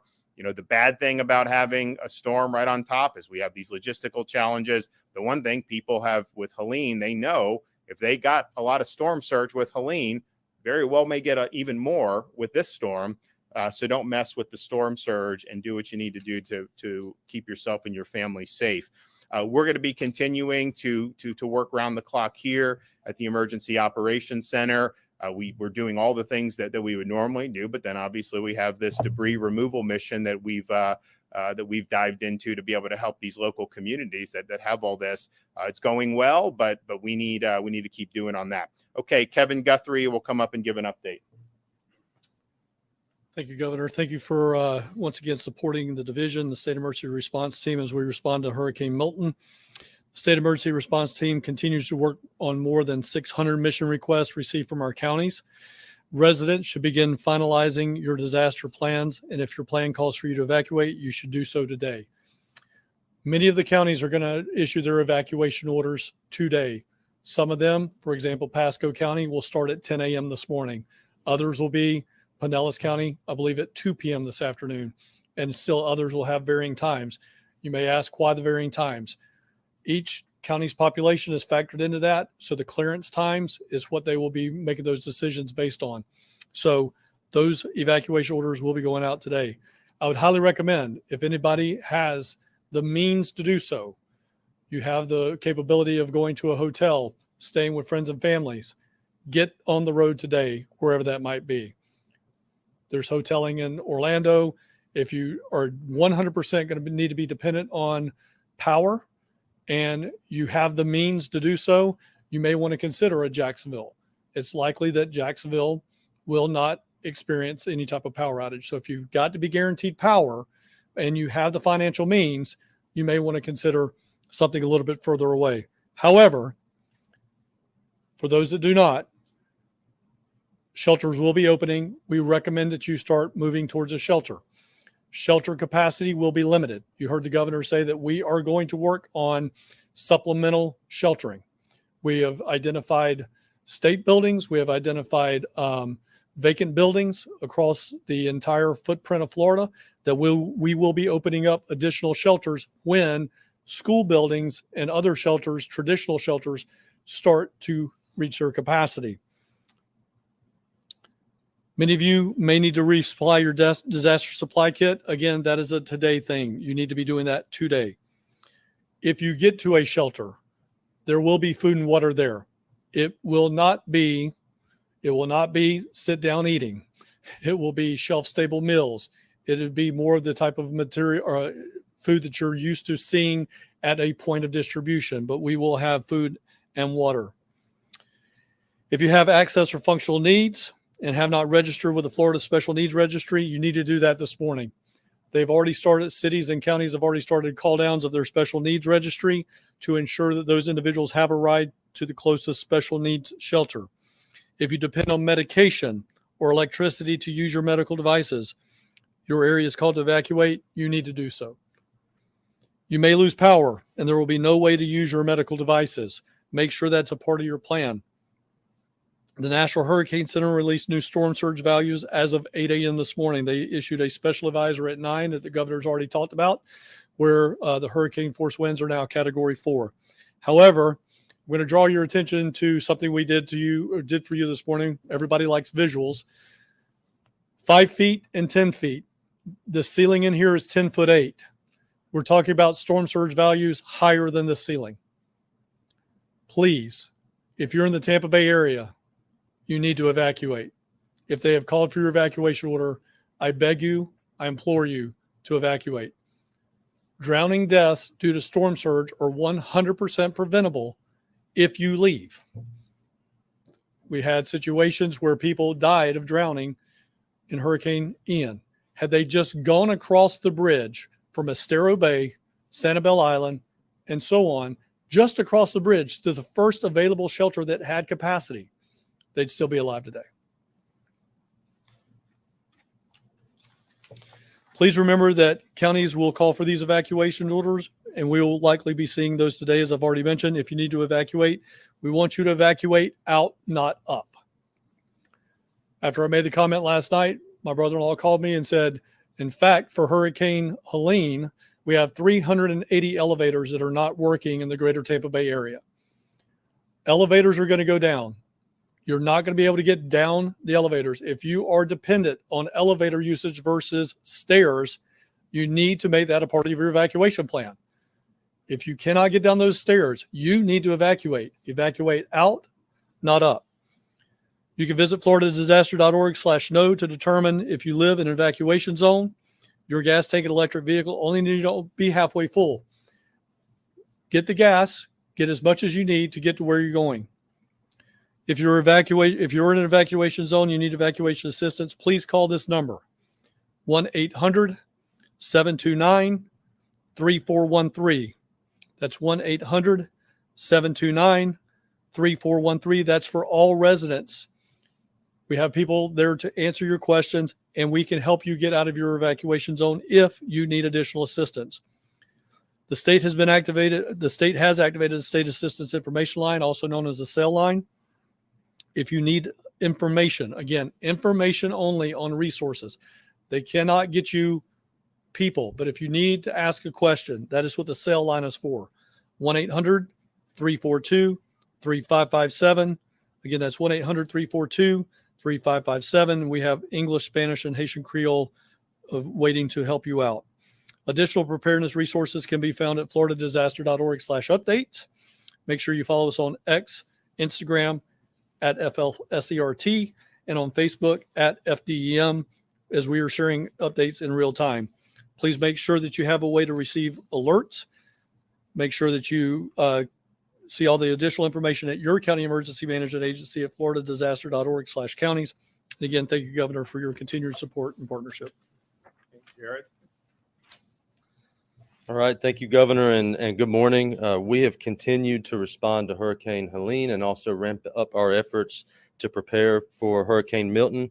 To date, FDOT has removed nearly 180,000 cubic yards of debris statewide. And as you heard from Governor DeSantis, we've taken the mission of removing as much as debris as possible before Milton makes landfall very serious. We've mobilized every available state asset and resource to do just this. It's been a partnership between FDOT, DEM, Florida Department of Agriculture, the National Guard, and the State Guard. We have a lot of people on the ground. We have a lot of equipment on the ground. We have continued to remove debris. It is really important that everybody understand we're in this thing together. As you heard from the governor, we saw a lot of private property owners bringing debris to landfills throughout the night last night. We highly encourage that. Every little bit of debris that gets removed counts and gets us to our goal and helps us fulfill that mission. We are calling on all of our local governments, local municipalities, and debris vendors and contractors. If you have available resources and available assets, please deploy those. Join us, join state employees and our asset deployment of all of our equipment to remove debris in Pinellas, Manatee specifically, where they were hit hard by Helene. This is a very important mission. We're all in this together. We need everybody to mobilize their resources and assets. As you've heard from the governor throughout the day yesterday, we moved a lot of debris. We're going to continue working until it's no longer safe to do so. And our goal, again, is to remove as much debris as we can possibly remove before Hurricane Milton makes landfall. As you heard from the governor, we are preparing to suspend tolls effective at 10:30 a.m. this morning for West Florida, Central Florida, and Alligator Alley to help facilitate those evacuations. We have seen people begin to leave already, which is a good thing. You need to leave early. If you're within those low-lying areas where storm surge could impact you, the earlier you leave, the better. It's going to help with traffic. It's going to help with evacuations, and it will make your trip a lot easier. We've seen increased volumes on I-75 and I-4. We're continuing to watch traffic live with our 10 regional traffic management centers across the state. They operate 24/7. We've increased the number and frequency of our Road Ranger Service Patrol and motorist aid to facilitate those evacuations. They do have the ability to aid motorists with fuel, water, and also remove stranded or idle vehicles out of the travelway. We've also prepared our shoulders for what we call emergency shoulder use. As volumes pick up and speeds lower for the interstate facilities, we then begin to implement what's known as emergency shoulder use, and we open up the shoulders of our interstates for live traffic. We do that when the speeds get down to around 40 miles per hour. We have a partnership with Florida Highway Patrol, and they go out there, the troopers go out there live real time and assist people in getting on the shoulder to help relieve congestion. We've used this in multiple storms. We used it for Hurricane Irma. We used it for Hurricane Ian. It was very successful. And so we're prepared and ready to do that as volumes continue to pick up. A lot of rain has already fallen across the state of Florida. The ground is saturated. More rain is anticipated to fall before Hurricane Milton makes landfall. So in terms of transportation, we are anticipating a vegetative debris event. We're ramping up our resources for cut and toss and clearing roads. We're preparing all of our drainage structures and drainage systems, cleaning those out. We encourage all of our local governments, our counties, local municipalities to do the same thing so that we can get roads back open as quickly as possible. We're watching very closely our bridges and low-lying roads in coastal areas, and also our bridges and low-lying roads around rivers, creeks, and streams inland with the amount of rainfall that's coming in. We're going to be prepared to deploy damage assessment teams and effect emergency temporary repairs immediately after the storm passes through based on what we see and find. We're staging generators for traffic signal power. We're staging pumps for potential flooding, and we're going to be ready to roll and ready to respond as soon as Hurricane Milton passes through. We're committing every possible and available resource to respond to this storm. We've had over 2,000 FDOT employees actively responding to Hurricane Helene. They're going to continue working through Hurricane Milton. We are committed to getting the job done, and we're going to make sure it happens. If you need information on traffic, fl511.com is the place to get traffic information. It is updated live, real time by our traffic management centers. A lot of times during emergency preparedness and response, the third-party navigation apps sometimes don't have all of the accurate information. fl511.com is the place to get traffic information. Thank you, Governor. Okay, so we're ramping up, but we've been ramping up all weekend. We've got a massive amount of resources that are have been mobilized that are continue to be mobilized, including this debris mission, which we think is critical. But also just say this is a storm. When these hurricanes make landfall, they obviously will weaken some, but it's projected to leave the Florida Peninsula on the east coast of Florida still as a hurricane. So it isn't like this is going to be something where it hits as a hurricane, then ends up more of just a tropical system by the time it leaves the state. It's going to remain a hurricane at some level all the way through exiting on the east coast of Florida. And again, we don't have a guaranteed track in terms of where this thing's going to make landfall. You're talking about 50 miles north, 50 miles south. That'll make a huge difference in terms of where you have the most significant impacts. And there's just no way to know right now where exactly that's going to be. And so that's why anybody on the west coast of Florida, you have the potential for major storm surge. And then if you are in the path of this on the interior part of Florida, you're going to get some strong winds. It isn't like it's just going to be a rainstorm. I mean, all the way until it exits the state, it's going to be powerful. So please take the appropriate precautions, listen to your local officials, and we'll get through this. We'll respond very quickly, but this does have the potential to have a lot of damage. Okay. Governor, are you still anticipating this to be the largest evacuation since around 2017? It's hard to know exactly. I mean, I think Irma, there was a lot of people that got on the road and then they had to go back and so it was a little bit different, I think, situation here. Here we know that if you are in an area on the Florida Peninsula on the west coast of the state that is vulnerable to storm surge, you're likely going to be under some type of an evacuation order. Certainly anywhere in that center part of the state, west central Florida, as you get down to Bradenton, Sarasota, Charlotte, Pasco, all those areas are going to have evacuation orders for sure. So it is going to be a significant number of people. We'll see exactly how that shakes out, but it's a major issue because of we have a storm that could hit in different spots. I mean, that's just the reality that we're dealing with. I mean, if we knew exactly where it was going to hit, you probably would evacuate fewer people, but we don't know that. And as we saw with Hurricane Ian, there was a thought a couple days before it was going to hit one place. It ended up hitting much further south. So in this storm, even though a lot of the models track it somewhere in that Sarasota, Bradenton, Tampa Bay area right now, and maybe that's what ends up happening, it potentially could hit further north. It potentially could hit further south. So just knowing that and knowing the range of storm surge that you're dealing with, you're going to see a lot of evacuation orders. No deaths were reported in Taylor County with Helene. The sheriff says it was because everyone evacuated, those communities were level. Talk about the importance of people listening to those evacuation orders with this one. Well, Taylor County had more storm surge than even is being predicted for this storm at this point. I mean, you had 15, maybe even 20 feet in some of those areas. So you had homes that withstood Hurricane Idalia, which was hit as a category 3. It was a 4 in the water, and then it hit as a 3 and survived it fine. And then on Helene, they were totally wiped off the map. And that's all because of the storm surge. It is the winds were more with Helene than with Idalia, but not so much more that a house could go fine and then get obliterated. It was the storm surge. And when you get away from the storm surge, then you're going to be able to most likely ride out the storm and be safe. You hide from the wind and you run from the water. You can find structures in Florida that can withstand, even if you're in the path of the storm, that can withstand the wind. There's a lot of things in Florida that are built to be able to withstand major hurricane force winds, but you just can't contend with storm surge that is 10, 15 feet of storm surge. I mean, Kevin showed, this is a little bit over 10 feet, this room.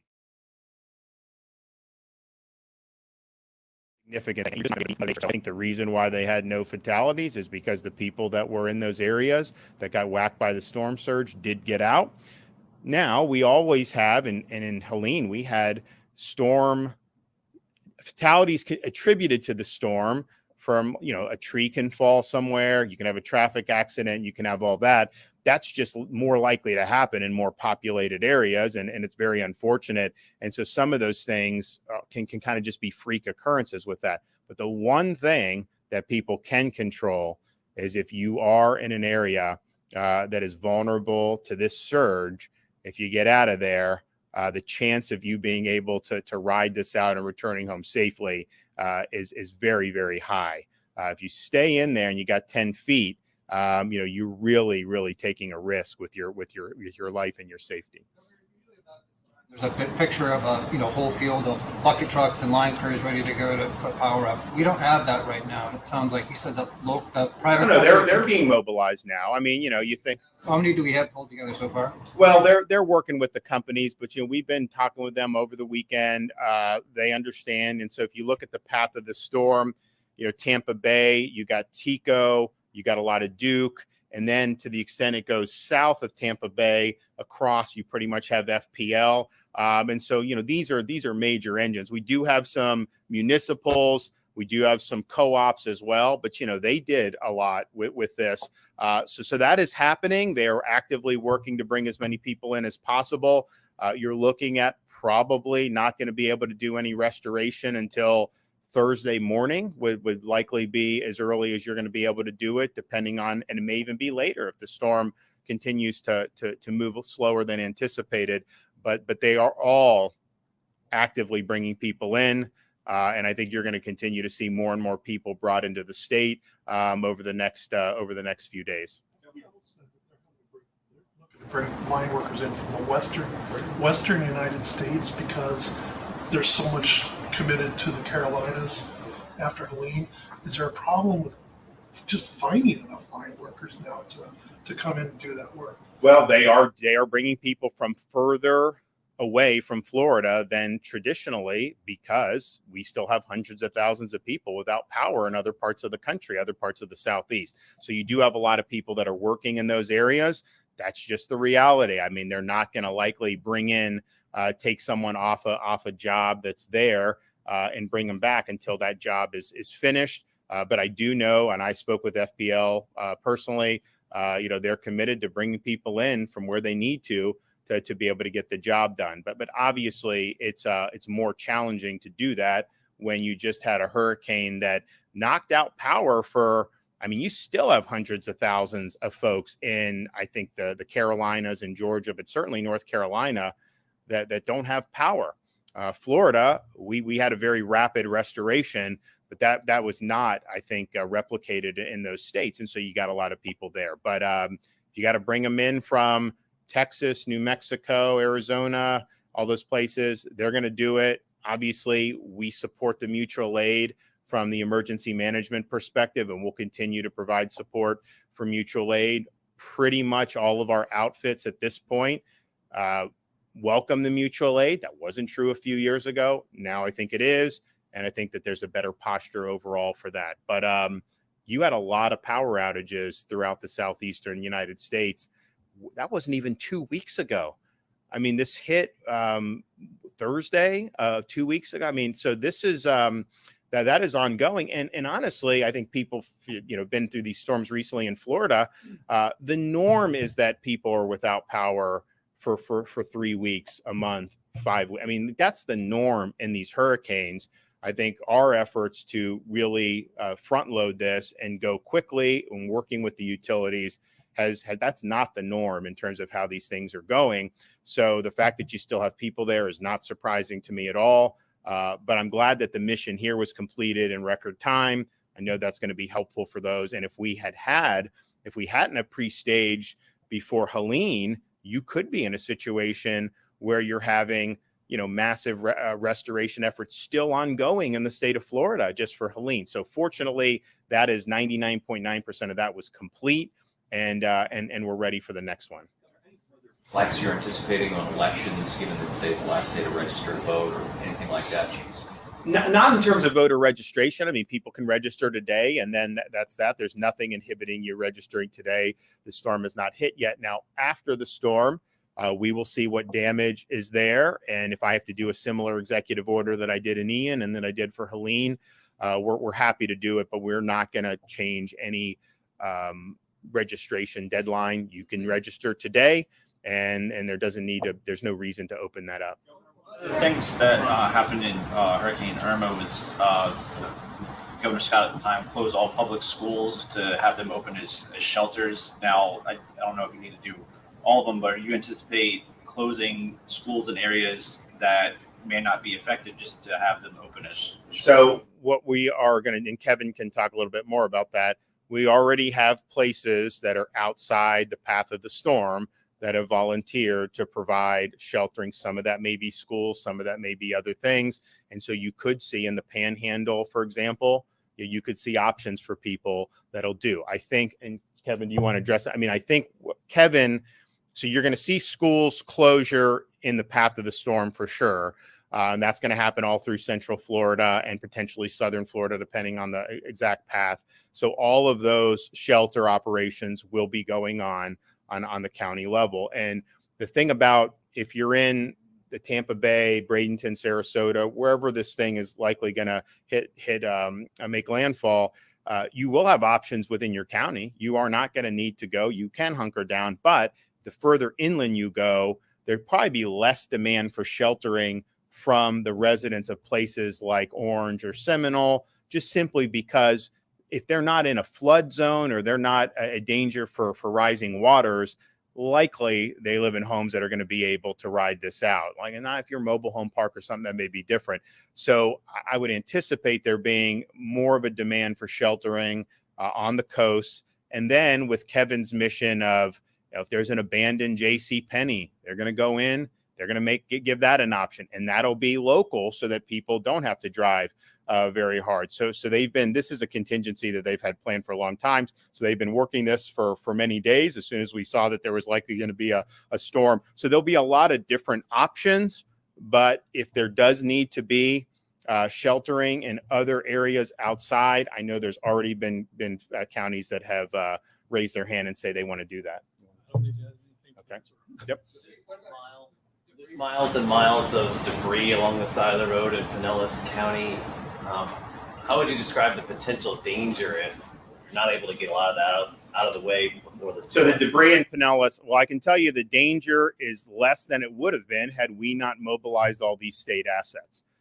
We saw this as something, and in fact, Kevin and I have been saying we want to be helpful with debris in ways that we can be. Obviously, this is a local responsibility to pick up the stuff on the roads.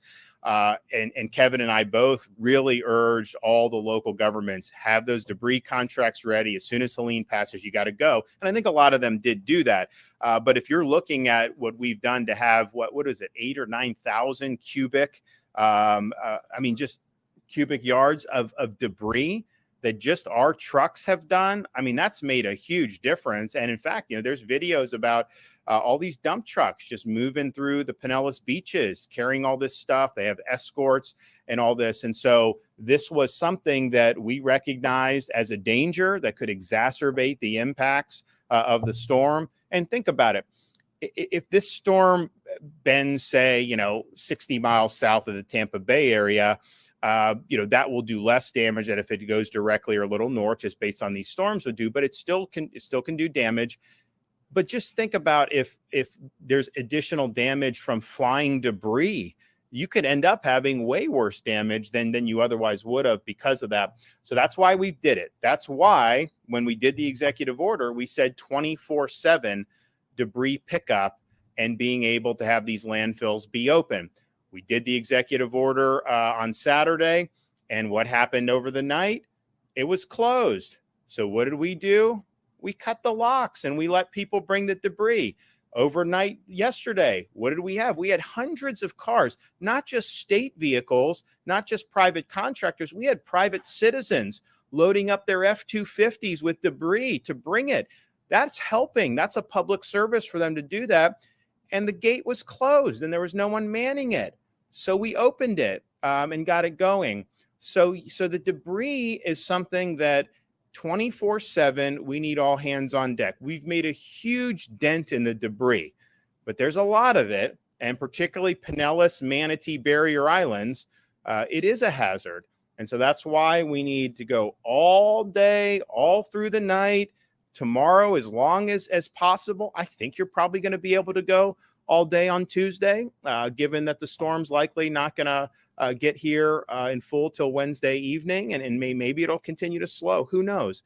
But as long as it's safe to do so, we need to be doing that. And this is a hazard. So I appreciate we have had, like the city of St. Petersburg, they had their contractors out there doing stuff. So a lot of private citizens have been working really hard on it, but no bureaucracy, no more red tape, no more excuses about this debris. We've got to get it off and we got to work to do it. I'm confident that we have already mitigated some of the damage because of all the stuff that we've done. I mean, we have just from the state, over 200 trucks that are there hauling away debris, and they're doing that round the clock. Now, we're also going to be in a situation where we probably have more personnel than we do vehicles. And so one of the things they're doing, we got guardsmen with these things you can just roll down the sidewalk, and they're throwing in debris into that. So we're being very creative with it, but let's have all governments, local and county, on the west coast of Florida, get into this debris removal right now. If you haven't done it, full tilt, and let's run this all the way through to mitigate damage. For the debris removal, if the state, Director Guthrie has mentioned the state was monitoring this for about 2 weeks, the possibility of Milton, why deploy those forces to North Carolina, to Tennessee, instead of starting that debris removal earlier? Because when we have storms, people help the state of Florida. and you had people that were dying in the mountains there, and we're all Americans, and we step up and we do the right thing. None of the resources we did are debris removal. This is search and rescue. These are Chinook helicopters. These are things that have nothing to do with picking up debris. And oh, by the way, the debris, and we stressed this from before Helene, the debris is a local responsibility. That's why we apply when we do the declarations and we try to get FEMA assistance. A big part of that FEMA assistance is reimbursing for the debris removal for the local governments. That was true with Michael. That was true with Hurricane Ian. So there's not a relation between removing debris and conducting search and rescue, but we've had a lot of support over the years from other states. I'm sure there's states that are probably sending some help our way now in anticipation of Milton. And I haven't gotten a brief on that, but I'm almost positive that that's happening. And that's just what we do. When we've sent people to California, we've sent people to the heartland, we've sent people around the country just since I've been governor. You had a humanitarian disaster there. Fortunately, our search and rescues were very efficient. We had no demand for it. And our guys save lives there. We have helped Floridians who were still there, but we helped a lot of North Carolinians who needed help and in some respects had been abandoned. So that was a successful mission. That was something that really made a difference. And I can tell you that all those assets are ready to go. Should we need that in the state of Florida? And hopefully we don't need a lot of rescues, but they will be ready to go if they need it. Like follow up to that, do you worry that our resources being out there will kind of hinder? There's no resources up there. There's no resources up there at all. None. So, you can't do a search and rescue before the storm hits, right? So all those search and rescue folks, all the stuff, it's all back in the state of Florida. There has no impact on being able to respond to this in any way, shape, or form.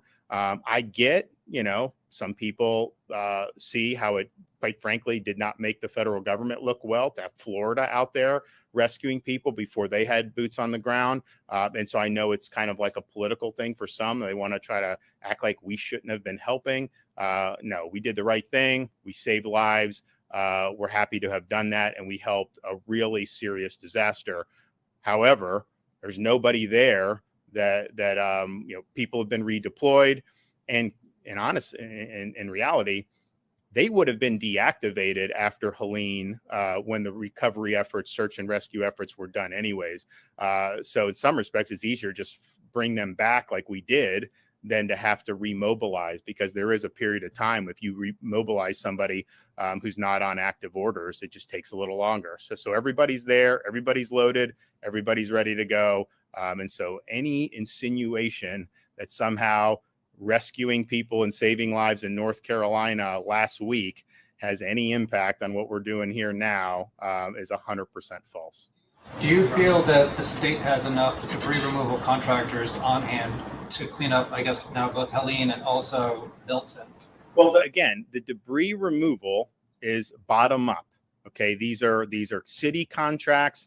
These are county contracts. The state, we will be helpful where we can be, but it is not the state's primary responsibility on debris removal. That's why what we're doing with this unprecedented effort to marshal all of our state resources, that's to supplement what is being done locally. It is not to displace it. And we are not going to be in a situation where the state of Florida is going to take over debris removal for the entire Florida peninsula. That is not going to work. That is not the way it's ever been done. So we've been able to flex and supplement. I mean, you're talking about assets and across a wide variety of agencies that this is not their primary mission, and yet they've been brought to bear to be able to get the debris off the streets. But it is not going to be the state when this is over that you're relieved of your responsibility from a local government perspective to do debris. So we obviously have this mission now to clear from coastal part of Tampa Bay and the Barrier Islands. There will likely be a lot of debris from this storm. I mean, let's hope it's as mild as possible, but this is a big one. And we're going to assume there's going to be a lot of debris. All those local governments, city, county, need to have debris contracts in place and need to activate those as soon as the storm passes and get the debris up. And that's not just true for the barrier islands. It's not just true for areas that may receive the landfall. You're going to have impacts that are going to be far more inland than certainly than Helene. I mean, Helene had relatively modest impacts inland because the storm was so far in the Gulf of Mexico that on the Florida Peninsula I'm talking about, that the winds just didn't extend far enough. You're going to have hurricane winds, potentially Category 3, but certainly 1 or 2 all the way through the Florida Peninsula. And so there's going to be debris. You're going to have a lot. I mean, Jared and his team, they're going to help clear the roads. They're going to do all that. But just in terms of private communities, in terms of county streets and all this and city streets, you're going to have debris. So they have got to do that.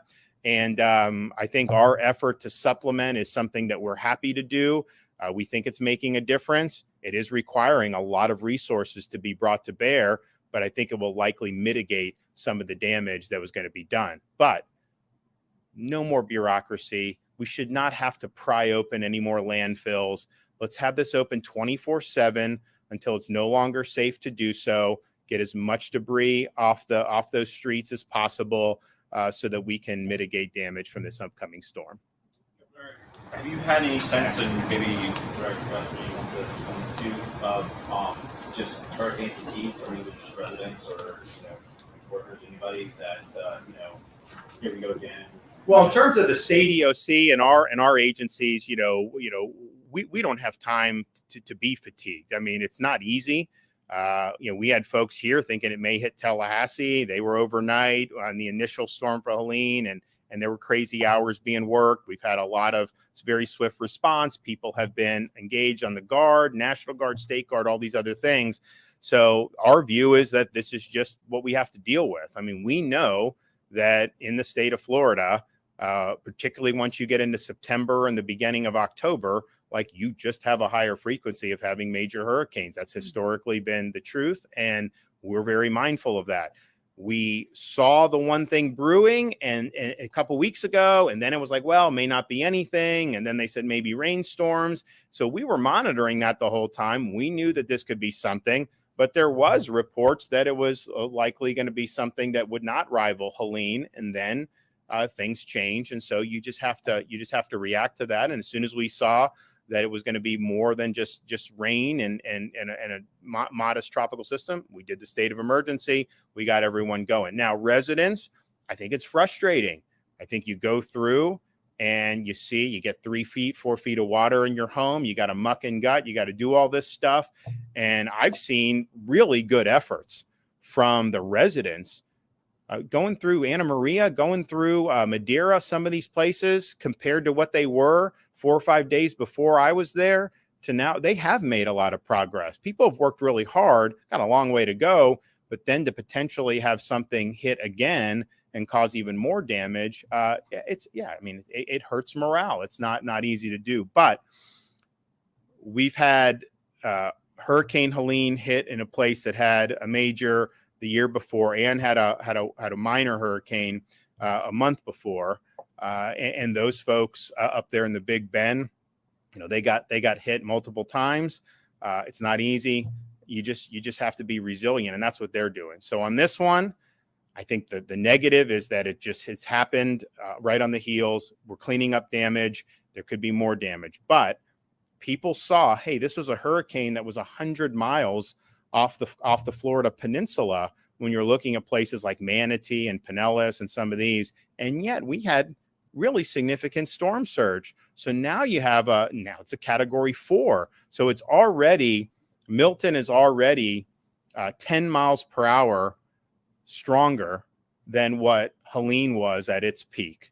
Now, again, the meteorologists, they think it's going to weaken before it makes landfall, but you don't know that. And I think it's definitely going to strengthen more from the 150 over the next 24 hours. So we'll have to see. So I think the fact that they had just gone through that, probably people are like, I'm not messing with this.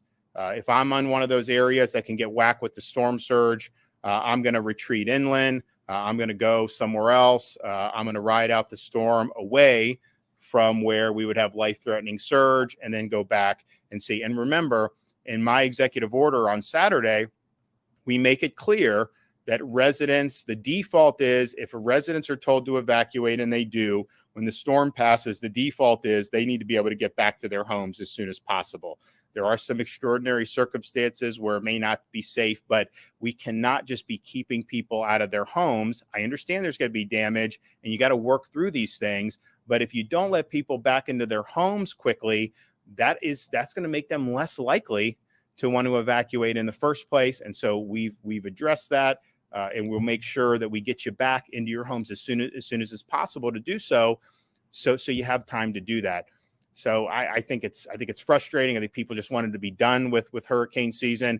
You know, I always tell people, I'm like, there's just a sense that once you get to October, people think somehow the summer's over, and that, you know, we've got, and really the first 2 weeks of October historically have seen major storms. I was like, you kind of got to get to the end of October. It's not the end of season, obviously, but for majors, it's a lot less likely to happen.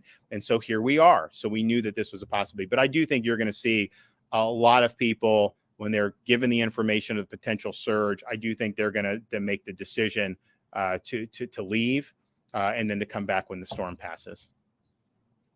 Hotel policy for people with pets, are they able to go to any hotel if it's an emergency, or do they still have to find pet-friendly hotels? So and Kevin can correct me, but the Florida Restaurant and Lodging Association has worked with the hotels in Florida to, when you have a Florida distress rate, to allow the pets to come. So there are distress rates. I saw Rosen Hotels had something out where, you know, relatively cheap for some of these, and, you know, Rosen's a good outfit. They got nice rooms. I think it's like, for a Florida resident fleeing hurricane zone, I think it's like $60 or something like that. I mean, it's affordable. And then the pets. And so that was not something we mandated, but it was something that the hotel and restaurant association work with their members to accommodate that. And you do got to take your pets. I mean, do not leave a dog on a barrier island with potential 10 feet of storm surge. That's just not going to work. All counties have at least one pet-friendly shelter. Of course, the hotels, and then if you're staying with friends and family, I mean, our expectation would be that they would want to be able to help the pets. And so please do what you need to do to protect your pets. Yes. There are, and this might be a better question for the secretary or the director, but there are some people, at least down in our station in Tampa, saying that they're having trouble finding gas stations, or that when they do get there, the long lines, people are waiting more than an hour. I don't know if that's something you're tracking. And then what's the contingency plan in the event that there are these huge backups or fuel outages down in that area? So I think that there are lines because people are doing the right thing and they're getting fuel, but there is no shortage of fuel at this time. The fuel is still coming in. The fuel is still being delivered to our ports. And of course, we are right on hand now in the state. As I mentioned in my opening comments, we have 415,000 gallons of diesel. We have almost 390,000 gallons of gasoline, and we have an additional 1.5 million gallons of both diesel and gasoline that are en route to the state of Florida. And so should that be needed, that fuel will be there. But fuel deliveries are still taking place. They will continue to take place throughout today. Jared or Kevin may correct, but I think they're planning on doing it tomorrow as well. And so we have fuel now in certain parts of the state. If you have a lot of people going, you may have lines, but that's not because fuel deliveries have stopped. Kevin, do you want to? Okay, we'll have an update later. Thanks.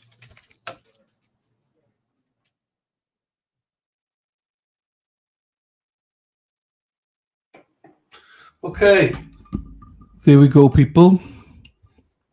So that's the briefing.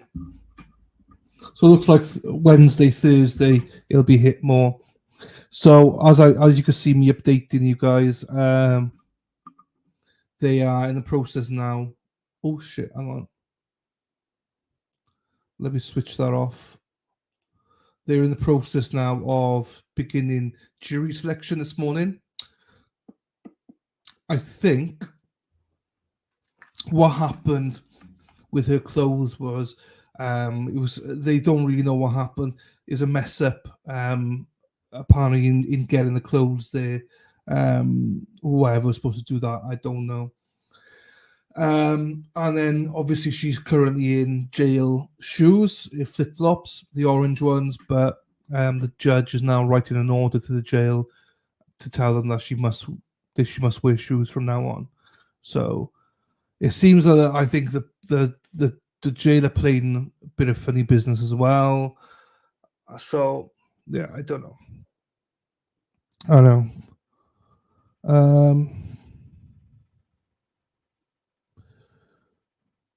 Hang on, what else is there? Yeah, judge also confirmed that there's no way that because the defense thought that they will get a jury sat today. The judge was like, nah, nope, because obviously the publicity of this trial, the Sarah Boone trial. So, hey, Robin G, welcome back. So, by the sounds of it, what DeSantos was saying there and everything, the court is definitely closed on Wednesday. They're still going to be selecting jurors today and tomorrow. I would imagine, I would guess, the court would probably be closed on Thursday, probably as well. And then maybe open again Friday. So the jury that might be selected will have to phone in to the court on Thursday to see if they've made it to the next round or not. And if there's no answer, it'll be Friday. Phone in, see if they've made it through to the next round. If not, it'll be next week. So we'll see. Jails are probably fed up with her antics, like she's more privileged. Why the judge is pissed off? Allegedly, the judge is not pissed off with Sarah. The judge is now pissed off for the jail. The problem is, the more antics the jails playing about not providing shoes, messing her clothes up, stuff like that, it all plays into Sarah's hands. So if and when this goes, she gets found guilty, she can appeal it and say, well, I was in a distinct disadvantage for these reasons. So the jail just need to fucking wise the fuck up and just give her everything she's entitled to. Because what I don't want to see is, because the jail are playing funny business, funny buggers, and think it's funny, she could get an appeal from it. I don't want to see her get an appeal if she's found guilty. So jail have a duty. Do your duty. Don't try and jeopardize this trial. That's my stance on it. So the judge, rightly so, is pissed. That's why he's writing the official order on it. So do your jobs, everybody. That's all it is, basically. Right. Something else came up there. I don't know what came up there. Right. What we're going to play now, right? We're going to play now. There's a million channels playing the same old interrogations, everything, blah, blah, blah, blah, blah. Boring. Brenda, hello, my darling. How are you? Hello, David. How are you? There you go, David. No, he's fine. Yeah, so far he's fine. So we'll see what he does. So let me get the banner down. So what I'm going to play now, we're going to watch the trial, husband burnt murder trial at 1:00 Eastern. But before then, we got a bit of time. So what I thought was I'd play is, I found it this morning on Law and Crime. And I don't know anything about it. So I'm not sure if anyone else knows anything about it.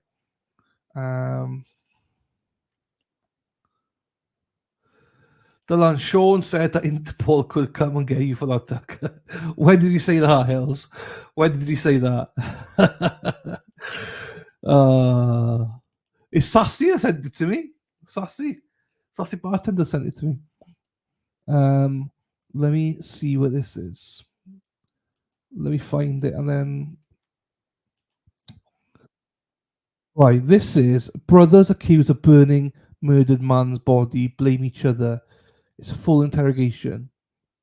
So Police interrogated 20-year-old Jacob Lance after he was identified as a suspect in the brutal murder of Todd Cantley. Investigators believe that Cantley was shot, stabbed, and his body burnt after Jacob and his brother Oscar Lance murdered him and then burglarized the victim's home. Stranger stories break down the horrifying interrogation of Jacob Lance. I don't know anything about this, but it's interesting to see how interrogation works. So I thought I'd play it for you guys to see what you think. It's like an hour. I'm thinking, well, we got an hour and a half anyway, so I thought playing it. Because, as I say, if you want to watch them, well, who hasn't seen the Boone interrogation or the Boone videos? Like, everyone's just streaming them. I'm not gonna, I can't. If you want to watch that, please, go and watch it. But I'd rather play other stuff that's new to all of you. And when there's updates about Sarah Boone, I'll update you. So here we go. I don't even know what the resolution for this was or anything. The fact that they're playing an interrogation, I just fancied watching it. Tonight about the murder of an Anderson County father found dead early this morning by his teenage son. 2 people have now been arrested. Anderson County deputies walked Oscar Ernest Lance and his brother Jacob into the sheriff's office for questioning in the murder of this 53-year-old father. I ain't got time sitting here listening to a whole bunch of bullshit and lies. You charged with murder, son. How many years is it? Life.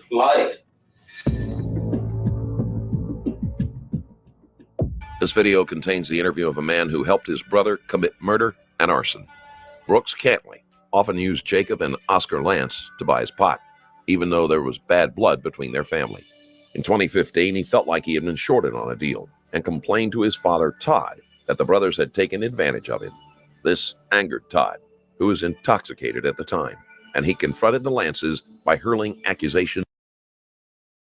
I think you'll get into it now, Lady Di. I think you'll get into it. It's not no, but they'll explain it to you now. Once you catch up, they'll explain it to you.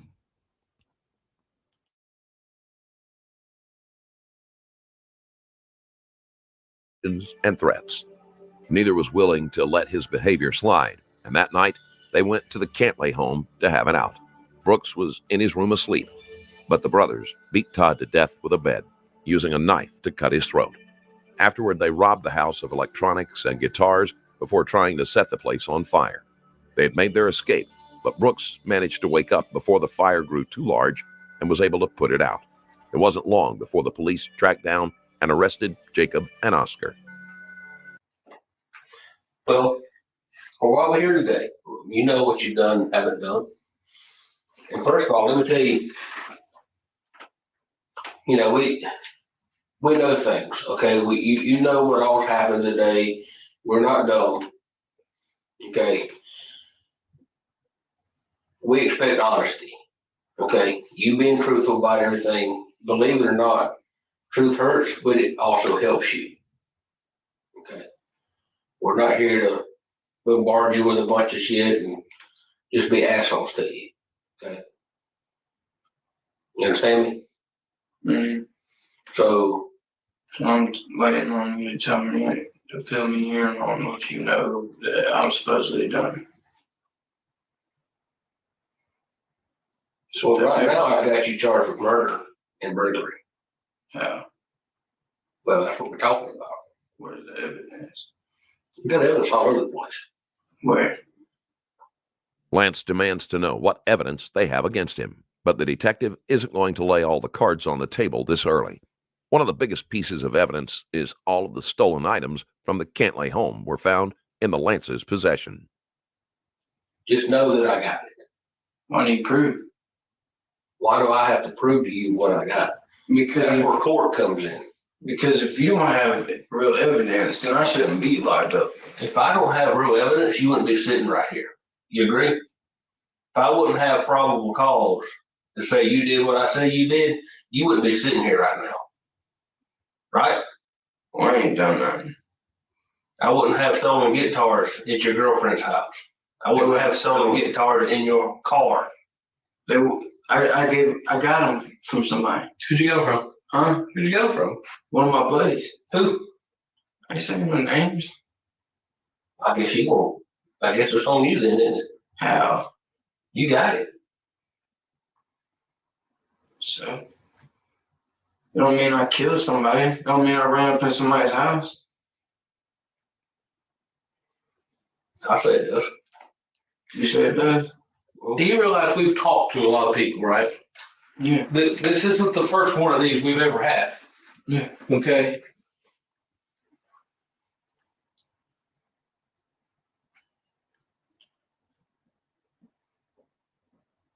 People talk. People lead us in directions to go. We've gone in those directions. What they've told us has been fruitful. It's not hearsay when it's been fruitful. If it was hearsay, you wouldn't be sitting here, though. Would be on talk. Hey, you mind talking to us for a minute on the street corner somewhere? But it's not that you're way. here. It's done. It's over. All you can do is learn from the past and let's get through it. What past? Last night. What about last night? Where were you last night? With my kid and my girlfriend. All night. Huh? What time do you leave? What time did I leave to take my brother home? What time did you were there all night last night, right? Yeah. What time did you take your brother home? You brought that up. So, he went bowling with his girlfriend around 8. We hooked back up around 9. He came to my girlfriend's house around 12. And then him and his girlfriend wanted to see my kid. So I let him see my kid. And then his girlfriend left and I took him home around 3. I came back. I was there at 4. Lance tells the detective a story that is made up of a string of lies. It's weak and poorly thought out. The detective will be able to easily break it down. And then my girlfriend told me that she was going to go visit with her bebop. So I went to my mom's. And you've been at your mom's ever since? The gold car's been at your mom's ever since? You drove the gold car to your mom? Yeah. About what time was that? Sometime this morning. Roughly. What time did you think it was? I don't know. My phone's been there. It was daylight. Yeah, it was daylight. It was daylight.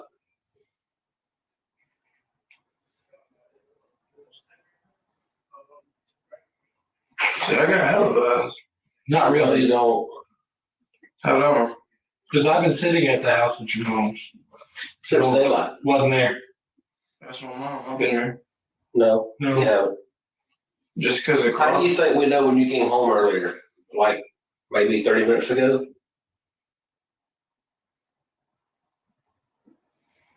We ain't stupid, dog. No, you ain't stupid. Then why are you sitting here trying to play me for a fool?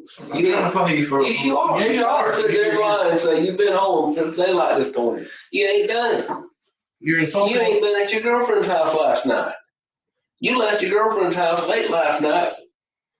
Before midnight. Before me? Before midnight. Ass. You can't ask my girlfriend that. I have. Whatever her feelings for Lance, his girlfriend isn't willing to lie to the police for him. I recently released another shocking case on my Patreon. This video shows the interview of a man who, after being involved in the murder of a man and his wife, later ended up shooting a 12-year-old boy in the head. You can watch it right now. Hang on a minute. Let me show you a picture of Sarah Boone. I got a picture of her, so let me find it. There you go, Darius. And then we'll get back to that then. See the bits, Crystal. Boom, boom, boom. Here she is. That's her in court today. I don't know who that is with her. There. There she goes. She's got some red lipstick on now.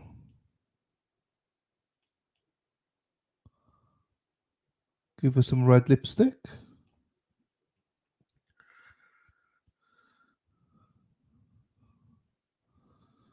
give her some light eyebrow. What do you put? You put some of these around, ladies. You put this around your eyes, yeah.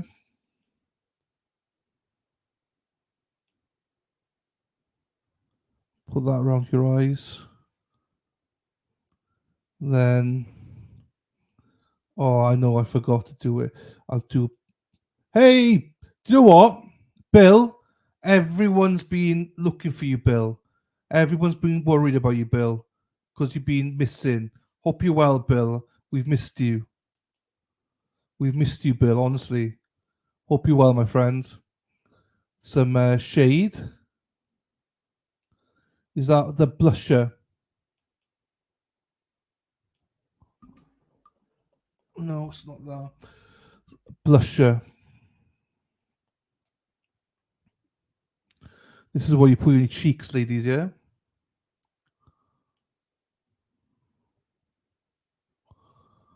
Try and make it tidy for her.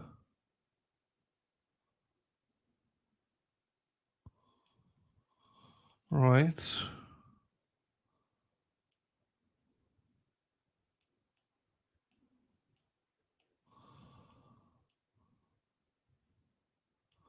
Okay.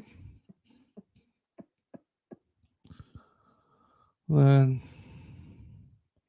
what would go with that? Hang on, I need to find a specific color here. Would this go with her hair?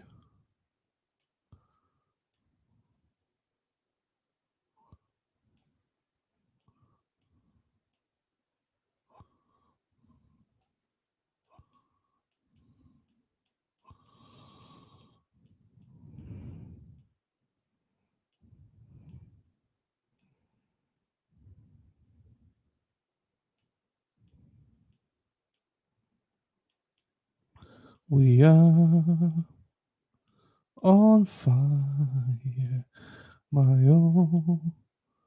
It is yeah. I'm trying to be tidy with it as well. I'm not trying to be messy. I'm trying to make it look realistic. Da, da, da. I want it that way.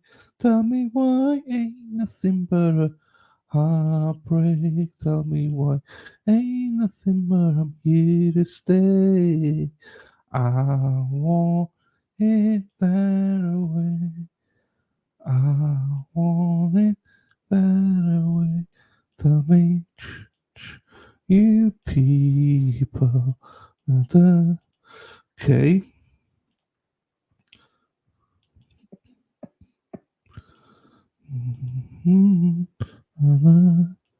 I'll fill it then.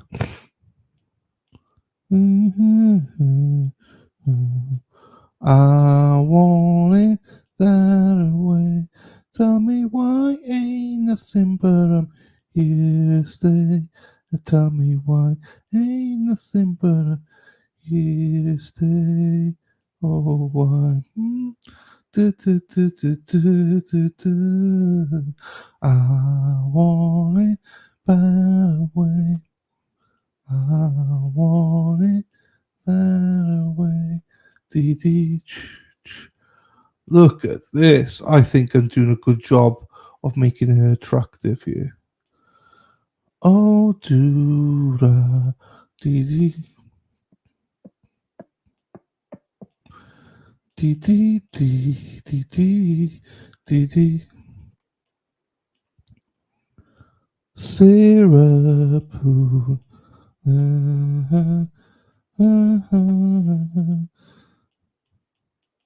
Oh, sexy.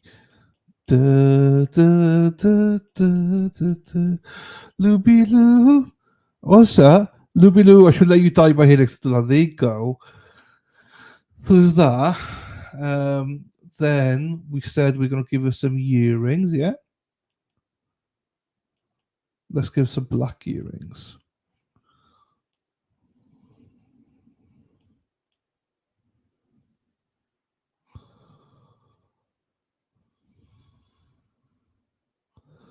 One of those big ones, do you know what I mean?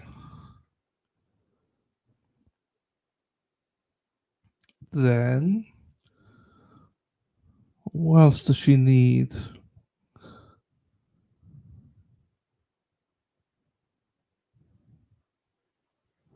Oh, I couldn't do red solo cups. I just do run the ones there. I think that looks good on her. And then we can stud it.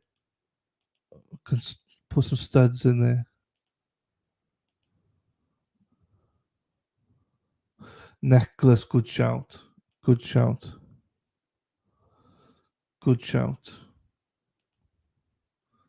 Give it a blue necklace. So I think we've got some big balls here.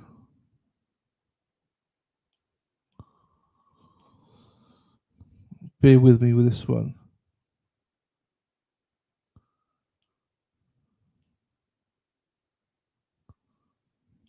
No, I've taken that one too far. Spoiled that one.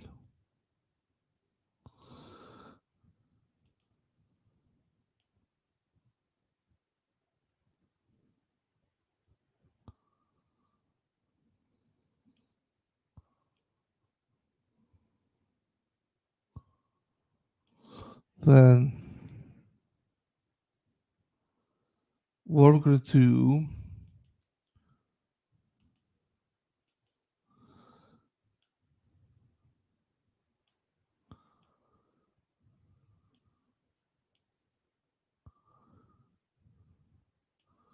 there you go.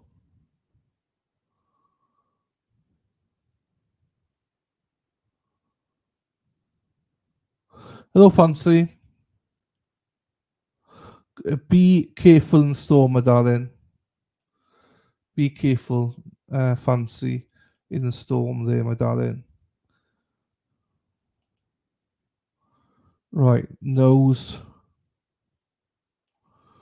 with a bit. I'll just put that there.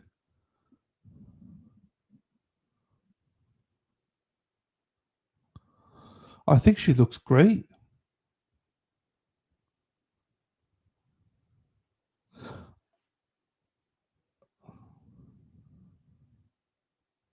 No, I'll leave the guy alone. The guy has done nothing wrong. The guy has done nothing wrong. Hey, David. Thank you, my brother. What's your favorite restaurant or Chippy in Cardiff? So you used to have Chippy Lane, which is amazing, but it's gone, I think, downhill. Favorite restaurant? I've not been to Cardiff for ages.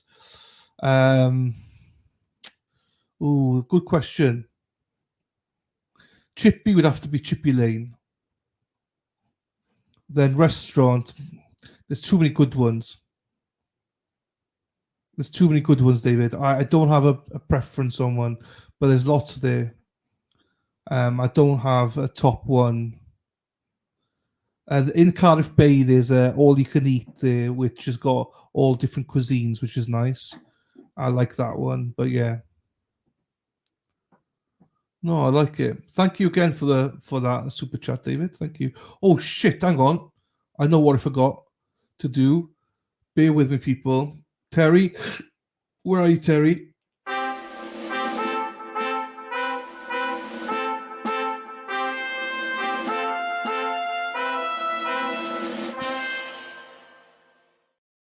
Oh, it's too slow. Hang on, Terry.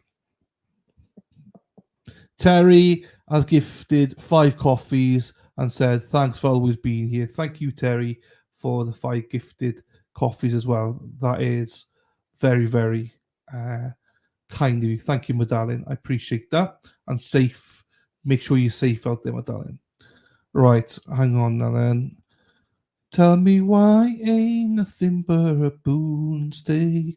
Tell me why. Here to stay. Eyelashes. Oh, I didn't think about eyelashes.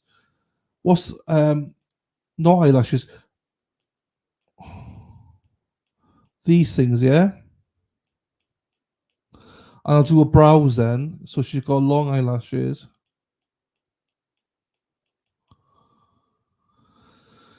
Then she's got bushy.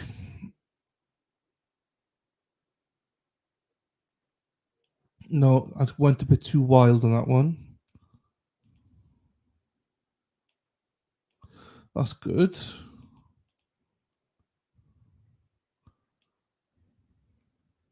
Eyeshadow, yes. I didn't think about eyeshadow either. You see, you can tell that I'm not.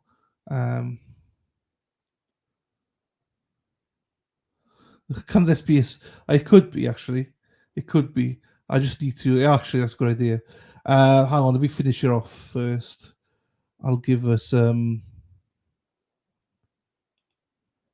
yellow.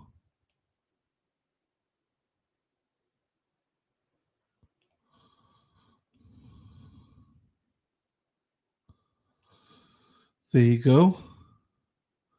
No, I'm not doing suitcase. I'll spoil it. I think this is nice. I think that's good. I think we just leave it like that. I don't want to go overboard with it, Otherwise, people think this is a joke. But this is serious, people. This is serious stuff. So I think we just leave it like that. Let me snip this. Thank you again, Terry, for the coffee, my darling. Thank you so much. Right, let me snip it, screenshot it. Snip, snippity doo da, snippity day. Don't say snip because we. This is serious stuff. That's what she said. Right, let's do Booney again. Da-da-da-da. There you go. I got it. I just saved it. Let me just save it now then.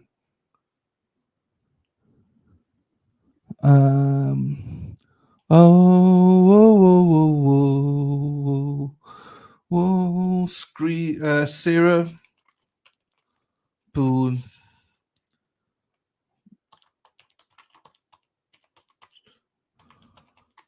Thumbnail. Save. Oh, Paddy the Barry. Oh, Paddy the Barry.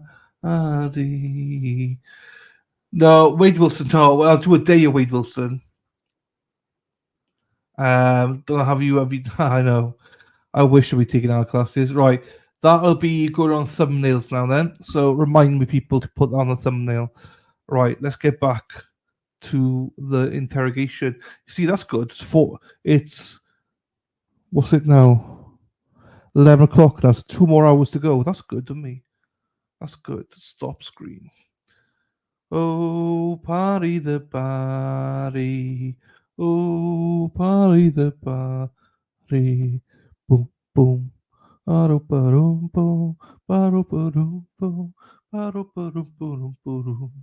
Boom, boom, boom, boom, boom, boom, boom, boom, boom, boom. Here you go. This is interrogation. Greg, don't worry. I'll be doing a day of Wade Wilson. Don't worry. We're so far behind.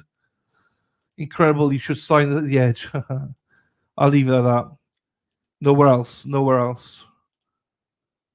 There you go. And that's why not many people like it. So here we go. At patreon.com/Stranger Stories Plus. Stranger Stories Plus. Yeah, I have what you did. Did you left before midnight? Yeah, right. But you just don't get it, do you? Right.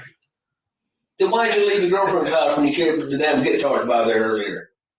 What guitars? What guitars? The 2 guitars you dropped off at her house. What about them? What about them? Those are the ones I was giving to you. By who? By a buddy. What's your buddy's name? We all got lots of buddies. Somebody in Edgewood, in Pendleton. Somebody. Just gonna give you shit.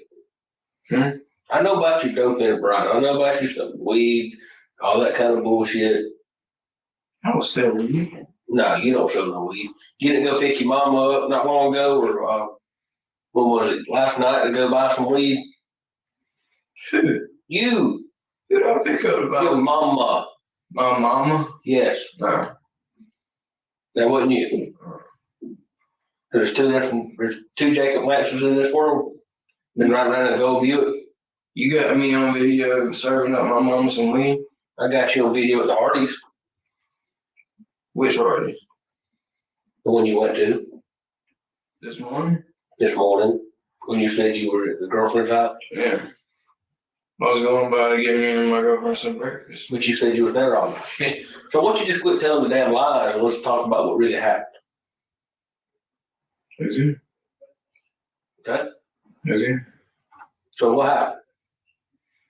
Where'd you go last night when you left the girlfriend's house? I went to my brother's. We drank some beer. And then what? Popped the cape in. Huh? Popped the cape in. Pop the cape in. What the hell does that mean? Come on. And then what? Then we went out there to QT and got some mushies. What QT? The one wraps on my head. What time was that? I don't know. I was drinking.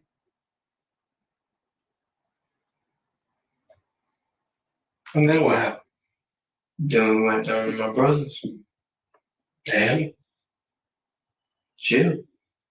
And? Drank more. Where else you go? Hmm? Where else did you go? Came back. Got my brother up. You said, like you said, you sent me at Hardee's.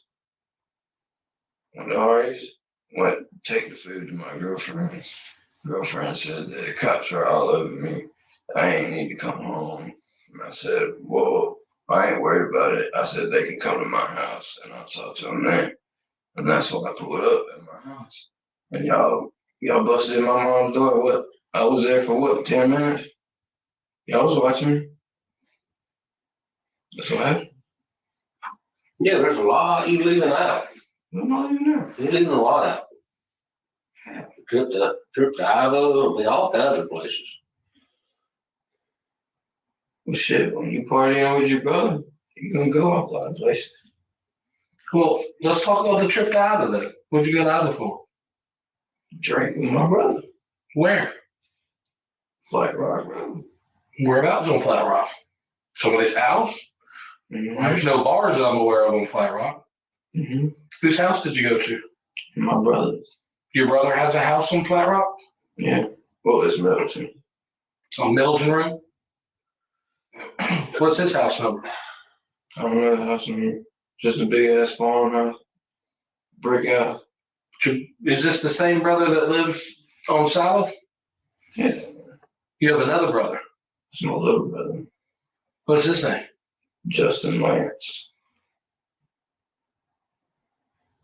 Where's he at now? Crescent High School. Hmm? Crescent High School. See what you last night? Mm-hmm.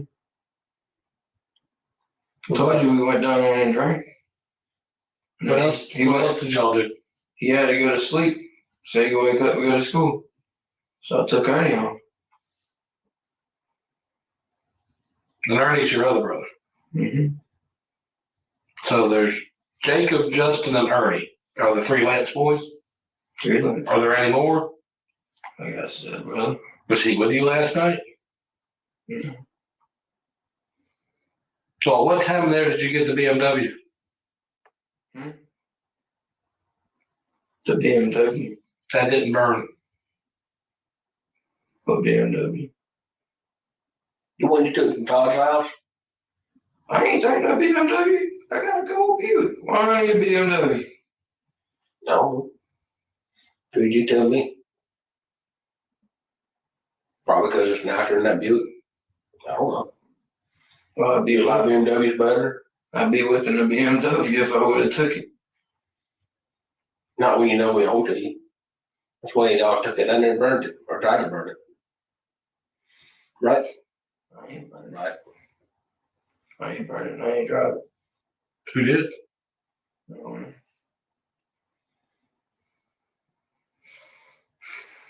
You know, I don't care if you tell us what happened or not.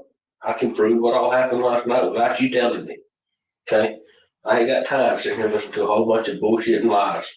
This is a courtesy to you. Now, if you want to help yourself to avoid the death penalty, so be it. A death penalty. Death penalty. You charged with murder, son. How many years is it? Life. Death penalty, all kinds of, yeah, I just, murder. You know what murder is? Let's put that out there. We're talking about the rest of your Burglary first. That's death penalty stuff. You want to save yourself from it, I'm here to give you that chance. But I don't care if you talk or not. But I ain't got time to listen to a whole bunch of damn lies. Well, I ain't have nothing to do with the shit. Huh? I didn't have nothing to do with the shit. Who? Me. You did. No, I didn't. Okay, well, help me prove that. My job is to prove you did do it or didn't do it. If you didn't do it, help me prove that. Give me some shit I can work with to go corroborate your statement to get you out of here if you didn't. The problem is, you ain't got nothing. We've had a whole floor of detectives that has done nothing but work you all day long. Some of us wanted Anderson County right now. Not anymore, you're in custody. You sitting right here. We had a team of people that know that have done nothing but work Jacob Lance since 2:30 o'clock this morning. Why is it all on me? It's not all on you, but we're here to talk about you. There's other people going to jail. I was a driver. I wasn't no accessory to anything. What? I was a driver. I wasn't an accessory to anything. You was a driver. What did you drive and do? Like I said, I was a driver. The driver for what? My gold Buick. And what did your gold Buick do? And what did the people in the gold Buick do with you? Or do that wherever you drove them to? And he already got another statement. Did you get my brother Ernie's statement? Add it up. I'm here to talk about you. That's right. We'll talk about Ernie later, but we're here for you. If you can't be man enough to say what you did or didn't do, we ain't talk about anybody else. You can take the coward out right all you want to, but I'm not trying to take the coward out. I'm trying to see my little girl. I don't want to be in not sitting in here, you ain't. How the hell do I get out of here? Tell the truth, tell what happened. Like I said, if you didn't do it, I'm on your side. I have to prove you didn't do it. Either way, whether you did or didn't. Right? You believe that? Right now, I got a whole bunch of shit that says you was involved. You the one that did it. You was all up in it.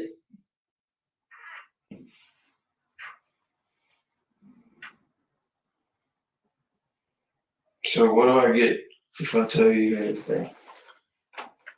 Like a deal kind of thing? I can't make any promises. I need promises because I need to see my little girl. Well, here's the deal. I have a premature. How would you feel about me if I sat here and said, yes, I can get this, this, and this for you, and that doesn't happen? I'm going to look like an asshole, right? Well, I can't promise anything. What I can do is when you cooperate, if you are truthful and all that kind of stuff, the prosecutor, who is the lawyer that prosecutes the case, they have ultimate say in what happens as far as, you know, what kind of time they're looking at, what kind of plea deals they want to work, and all that kind of good stuff. But when people are truthful and honest and want to try to help themselves, I take that, I go, listen, here's what he said, he's doing this, this, and this, he fucked up. Can we help him? They are more apt to help him if we go that route. Okay? That's why I don't want to promise that I can do this, this, and this when I don't have any say in that as far as what the final outcome is. I have a word in it. You know, I can try to help sway favor in your way, but I can't make promises. I don't think that would be right for me to sit here and lie to you and say I can't. If I tell you everything, how much longer am I going to I mean, how much longer? You have to see a judge and get a bond and all that kind of good stuff. And Someone will be here for days. I don't know. Lance does not grasp the seriousness of his position. He has been charged with murder, so his goal of walking out of jail is unrealistic. That's between you and the bond judge. I ain't even made the county yet. I thought this is just an interrogation room. It is. It's an interview room. Okay, you can hold me for 48 hours, right? I'm not going to hold you for 48 hours. Either we're going to talk You can about hold me up to 48 hours. I'm sure I could, but I have no desire to do that. But here's what's going to happen. We're either going to talk about this or we ain't, and you're going down to the jail. And if I talk about it, I get to go home? No, you have to go to jail. You have to go see a bond judge. I can't let you walk out of here. If I did that, I'd be violating your rights. I'm not going to do that. I'm not losing my job over you or anybody else. I think it would be fruitful for you to, state your involvement and try to help yourself. I'm just trying to catch a deal. Huh? I'm just trying to catch a deal. I understand that. I'm not above catching a deal. But I can't promise you that you're gonna get this, this, and this when I can't promise that. You don't have that power. But we can sway the vote in your favor. Yeah. Is there any way I can make a phone call? Not here. Can't allow that here. Down there? Who you want to talk? My homeboy to get his lawyer. You can do all that in jail.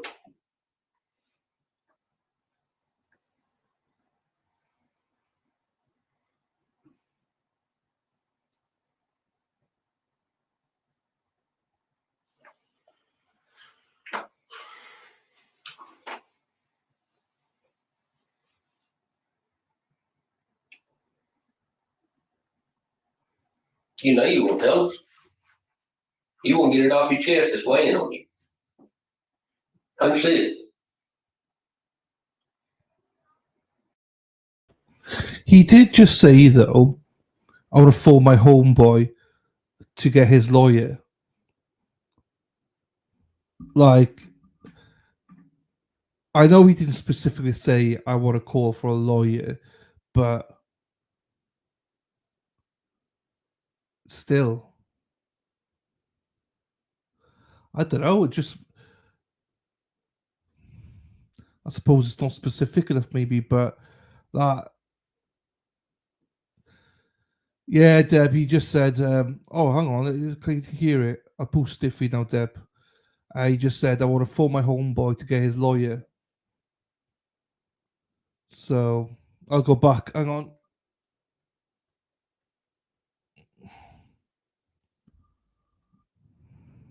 You can do all that.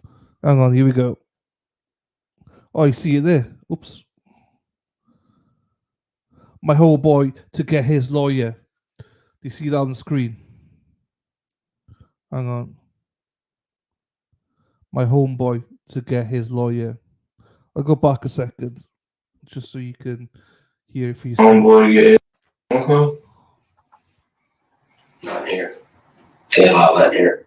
Down there? Who you want to talk? My homeboy to get his lawyer. You can do all that in jail.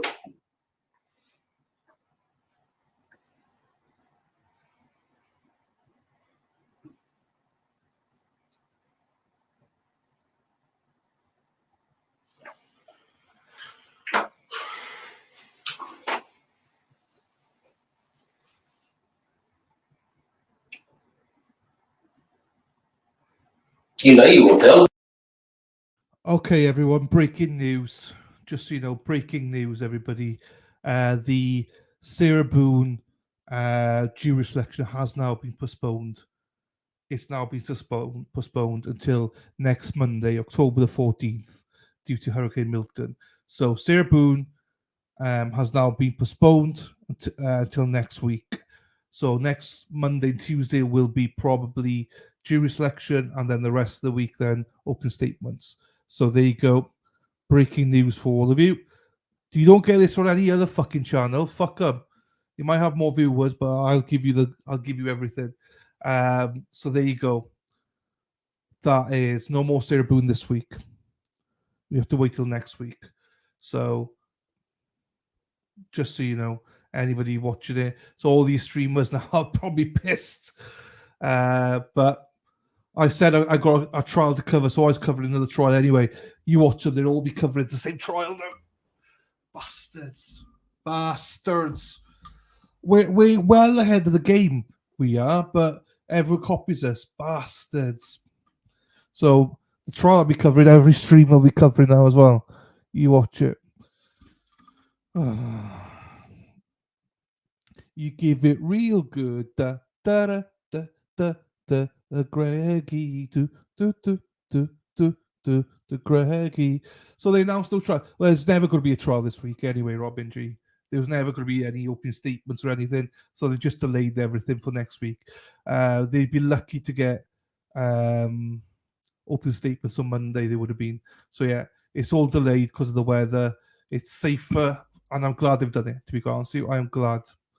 So, so the trial will probably start either Wednesday or Thursday of next week. So Monday and I imagine Tuesday as well will be picking the jury. Maybe Wednesday as well, but we'll be on trial watch for it. We'll be on trial watch. So we'll do this on, yeah. So Kim, I've got another trial starting at 1 o'clock Eastern. I'm just waiting for that to start. I am. So we're just waiting for that to start. But apart from that, I'll take the boon off now then. I'll take the boon off my thumbnail so that what I'll do is I'll make this bigger. Oh, so pretty, oh, so pretty. Oh, so pretty and da da da. Dee dee dee dee dee dee dee dee dee dee. Oh, oh, oh, it's magic, you know. Something will go. It's magic. All right, what time do I say? 1 p.m. 1 p.m. Eastern. I'll just change the thing quickly and then. Oh, I can play this. Sorry, there you go. You won't get it off your chest. It's weighing on you. I can see it. Right? Yeah, but I ain't no snitch. Yeah, about snitches, about helping you. It's about that's my brother's life I'm risking. I'm not going to damn tell a soul what you said. I ain't told you what other people said. Yeah. Why would I talk about you to him? I treat everybody the same.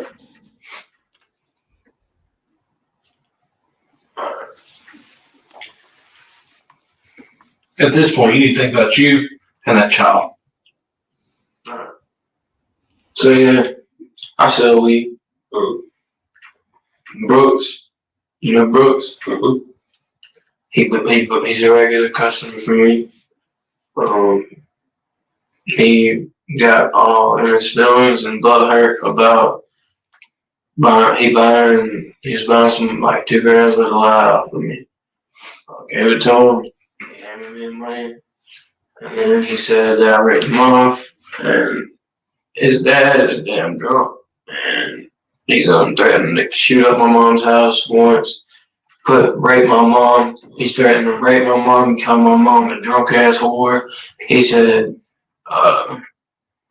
he was gonna come put his boot up her drunk ass and all this shit. And about 2 weeks ago, he called me. He just kept saying, "I'm gonna get county on you. My uncle's a cop and all this shit. And he's gonna kill me." And he was just making threats. He's drunk as hell. All over some weed, man. And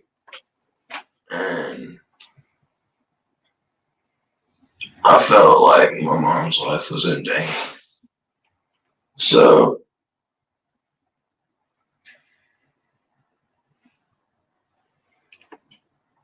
last night I was hanging out with Ernie. We drank a couple beers, took a couple condoms, went to Brooks' house. Who? Brooks' house. Yep. Ernie wanted to go. So I was just driving in there. We get in. We're stalking the house. We don't see nobody. Brooks is asleep upstairs. Go around, look through the window. Brooks' dad. Just sitting there. He's drunk as hell. And my brother, he was like, man, I need some money. I'm down on child support. I need money. And now what, Ernie? Ernie? Yeah, because he's got a bunch of child support he owes. That's what he usually gets locked up for. He's like, I needed some money. I need some money. So we go in. He ain't even hear us come in. How'd you get in out? Huh? How'd you get in?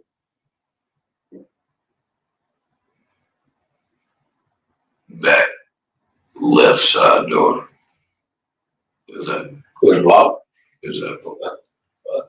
But it has a bell. It goes ding, ding, ding. He never hears. He was so drunk.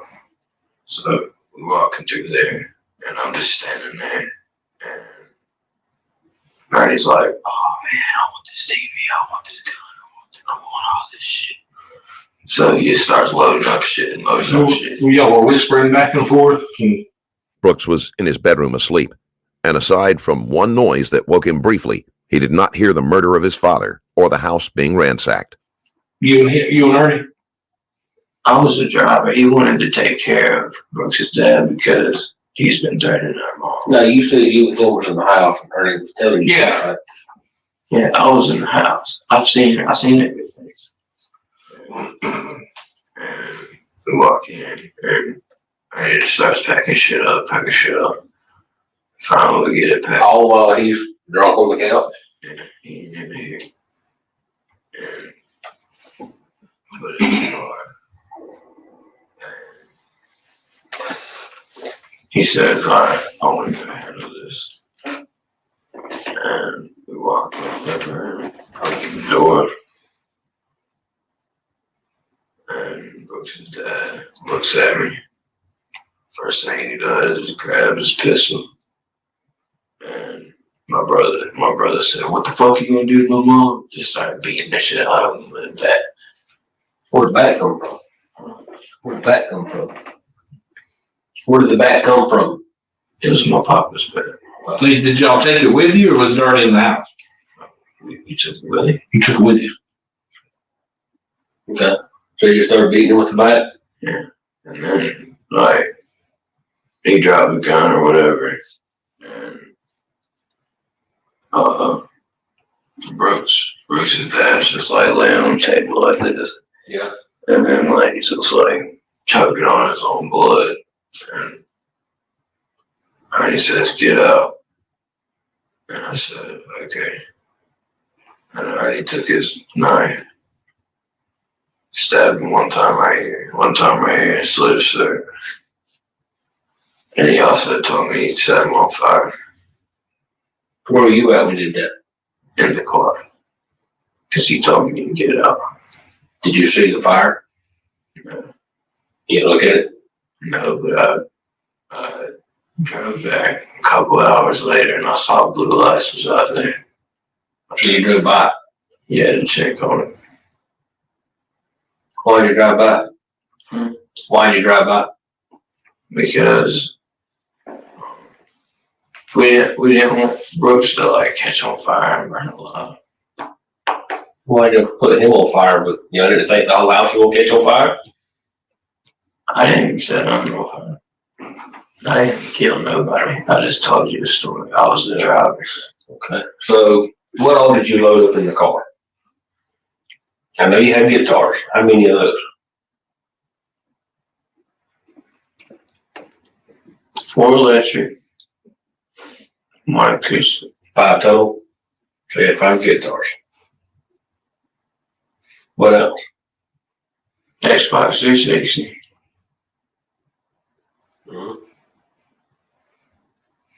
Plasma screen TV. What else?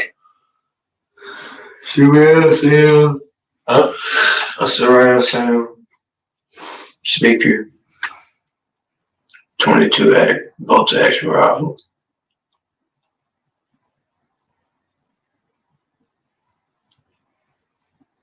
What about the gun that he had? Yeah. You said that Brooks. Todd had a gun. Yeah, he's Brooks did it, yeah. Yeah, he's reaching for it under the couch. That's where he keeps it. Where's it at? I didn't take it. Did Ernie? You said you saw him hit the floor. Huh? You said he had a gun. You said he had a gun, and then you said the gun fell on the floor. Oh, I didn't mean he had the gun. I said he was reaching for it under the couch. That's where he keeps it. So at no time did you ever see him present a gun to y'all? No, he's out here. He was just he's reaching for it, but he never actually showed it to you.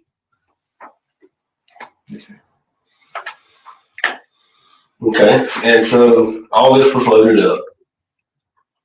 Ernie set him on fire. Y'all left. Was anything else y'all take?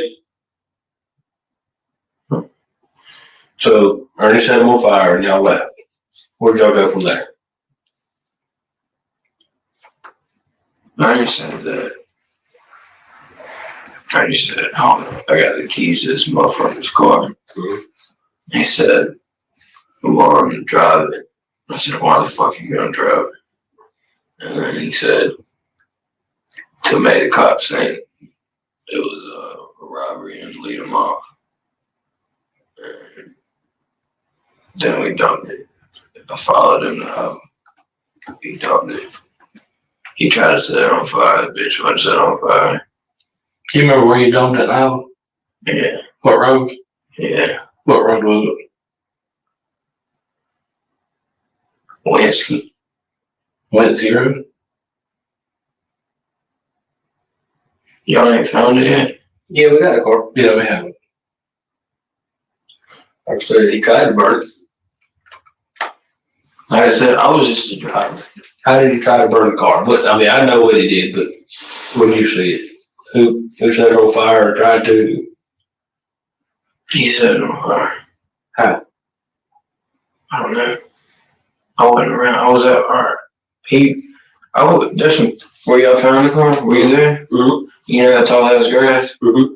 I wasn't walking through that shit. I had these shorts on. And I was standing in the road at my car. And he said, hold on, I found my lighter. He rolled up something or did something and just tried to set it on fire. Okay.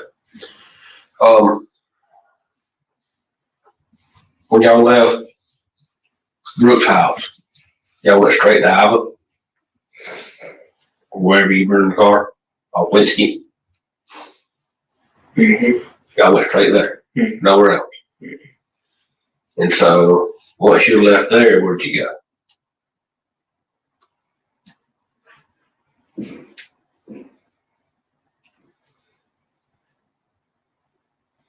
Mike, we went to the Stop and Move next to McDonald's on 28 to get my beer. And then that's on the way to burn the car? Or afterward? After. How'd you pay? Huh? How'd you pay? Cash. Where'd you get the cash? I keep cash on me. Do you remember how much it was? How much what? Did you spend in the store? I didn't spend it. I'm not 21. I can't buy beer. Ernie yet. Do you remember how she spent? No. Who took the money out of Todd's wallet? Brooks' dad. How much did he get? Like $16 or something. You see him do that? What were you doing all this time? Standing there. Where? No, and then he told me to get out. Lance downplays his involvement, incorrectly assuming that this will reduce the charges against him. And then, I was just a driver. He said he wanted. Dana and Dennis, hang on. Dana and Dennis, walking down the street. Dana and Dennis, the kind you like to meet. There you go, Dana and Dennis. Dana and Dennis. To come up with some money. He said, bro, I gotta take care of some shit. He was already fucked up. He was strong. He's like, I want this motherfucker who thinks he's gonna touch my mom out. And he said, I want to make a come up because I don't want to go back to jail for child support. So I was just a driver. Okay. All right, so you got the beer after I can bring up the car. And then where'd you go?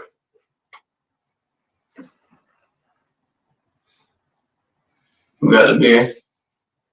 Well, to his house. Where you found him? Huh? Where'd you find him? Ernie? Yeah, home. Next to my house? Did you find all that shit? Did you find all that shit?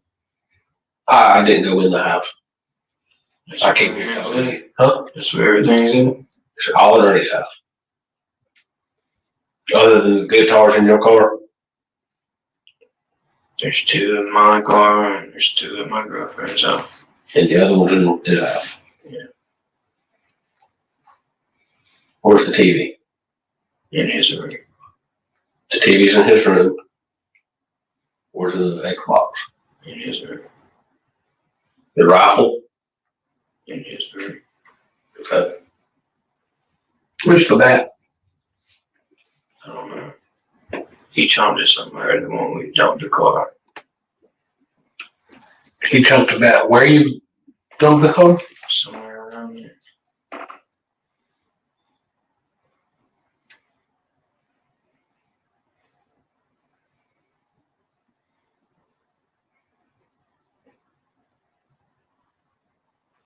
Pretty positive.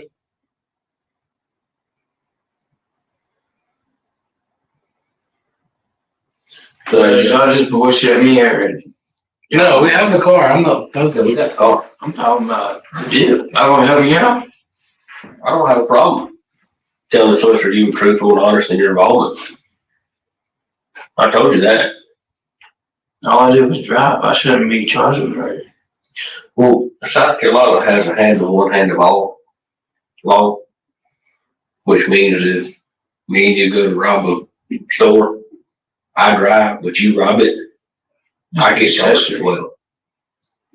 Now, whether or not they drop it down to accessory, I don't know. That's on them.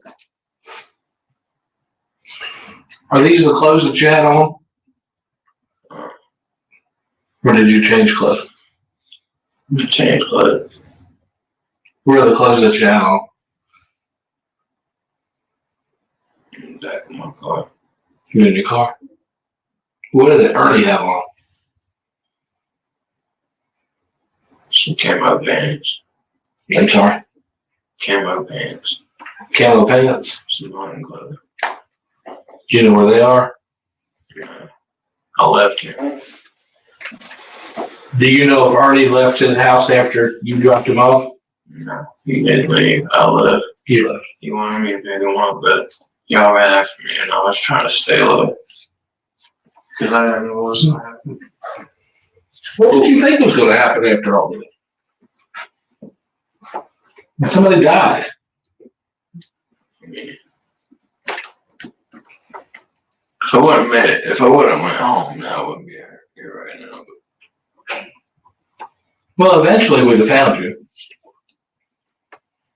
And like we said, we knew who you were. We knew what you were driving.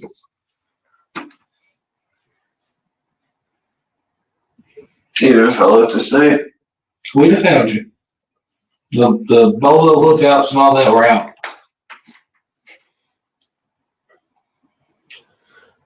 So back to the bat. You said it's dumped somewhere in the car. What do you mean by that? You threw it in the weeds, you threw it on the road, threw it where ponds. Oh, Back in the ponds. In the pond. Ponds. And any time that y'all go to the lake? By the Hardys? Where's your phone right now? My phone? Your phone. Where's it at? Somewhere on the road. I was driving on the highway and do it. Busted. How long ago? On the way to my mom's house. What phone is it? It's black. Droid, iPhone, Joy. flip phone, smartphone. Joy. You know what road you were on when you tossed it out? It ain't gonna work anytime. I'm sure it ain't, but I just need to know. What we're trying to do is also corroborating your story. It helps us to continue to make sure you're truthful. In other words, if you say you dropped your phone over on this road, and we go find that phone, that's you being truthful. We go find this bat in the pines beside the car or wherever the car was found at. You're being truthful. That makes sense. You know, everything you say, we want to go back and follow it up. We trust, but we have to verify. That's what I'm saying. I don't know what I was on when I got my phone. But I didn't know where the bat is. Lance believes that by telling the detectives where to find the evidence, he will be given some sort of special consideration. In truth, it changes nothing, aside from potentially giving police evidence that they didn't already have. And the bat is near in the ponds. I'll give you a bat.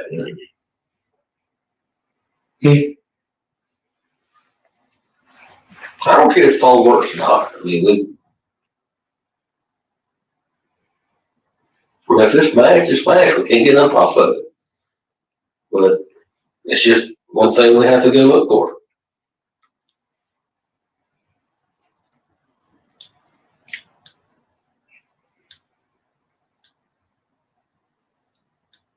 Why do you need my phone?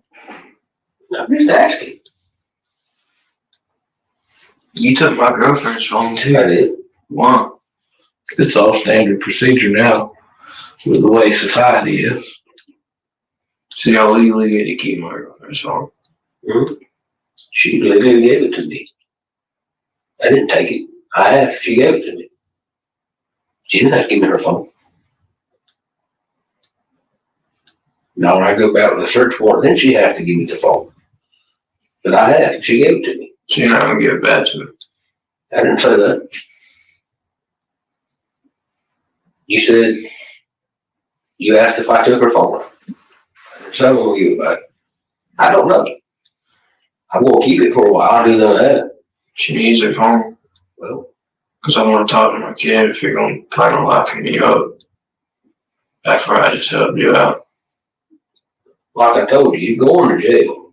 You have to go to jail. Somebody died. You're already arrested. I didn't kill him. But you was there. You could have stopped it. I didn't look out. Let me ask a question. Any times you call 911, why would I have this? On my brother. Would you call 911 on your brother? If he killed To somebody? avoid a murder charge? Probably. Yes. I ain't going to get nobody else. Not for some bullshit like that over some weed. No.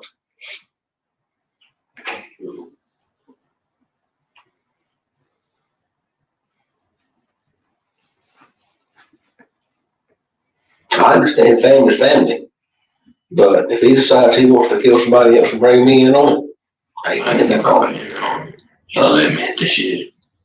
He brought you in on it, did he not? If it happened the way you say. He took you with him, right? I was just a driver, like I So said. you drove him there. You were in there and witnessed him beat the guy with the bat, right? You could have left, called 911. Hey, my fucking brother's in here killing somebody. Either way, I was there and I'm gonna go to jail. But how you act and act afterwards is what helps decide where that goes. Did you say earlier that the guy had a son? Who had a Brooks had a son? Someone that was upstairs asleep. That's Todd's son. Todd's son. Is Todd not Brooks? No, Brooks was Todd's son. Brooks was Todd's son. Yeah. Okay, so Brooks was one upstairs asleep. At any time that he come down? Anytime did y'all go up to see what was up with him? You said you were standing at the hallway. Is that in case he came down? The what? You said when you were inside the house, you were kind of standing in the hallway? Yeah. Is that in case Brooks came downstairs or? No, he told me to get out because he's about to kill Todd. And anytime were y'all afraid Brooks was going to come downstairs and see what was going on? I mean, what were you thinking? Just trying to get a mindset. I don't know what I was saying.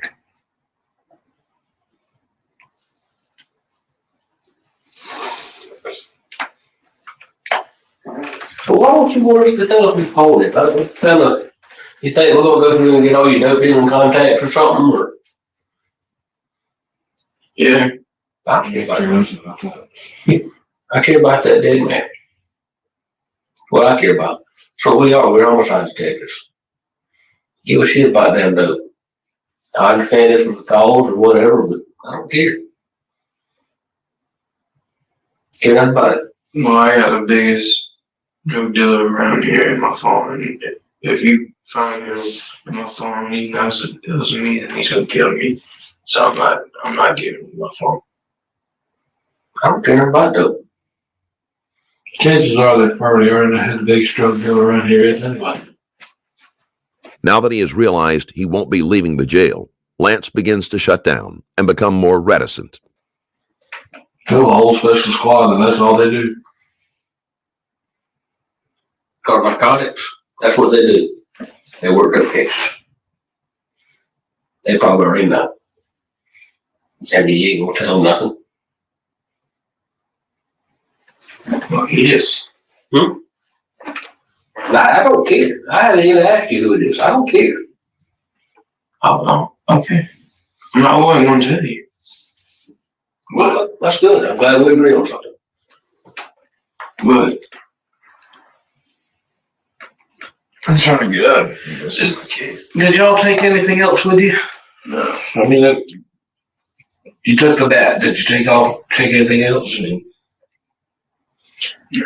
What about that crossbow in Ernie's house? Where'd that come from? That was Ernie. He bought it. So, I understand you sell weed. That's how you get money. How does Ernie get money? He works at HVAC. HVAC. Heating in there. With who? Used to be Moorhead. He used to work for Moorhead. Now he does his own. He works for himself. Now somebody told me something about that he may be good for breaking into some houses and stealing stuff like that. Is that about right? That wouldn't be the case. I'm not going into that with you, but I just wonder if that's true what I hear. That's all. I don't know if he does or not. I don't live there anymore. I'll try to stay it to myself, and I'll try to be around my kid as much as I can. That kid ain't very old. I don't care. She's premature. I understand that. But have you been in trouble before? I haven't been in trouble. You ever been in trouble? I got a clean record. You didn't get in trouble in high school, stuff like that, as a kid? I got a fight. I got an assault charge. You caught selling weed being a clean record? I mean, just because you ain't got caught, that doesn't mean you're an outstanding person. I mean, is that on the right way to raise a kid? I've been looking for a job, but it's not there for me right now.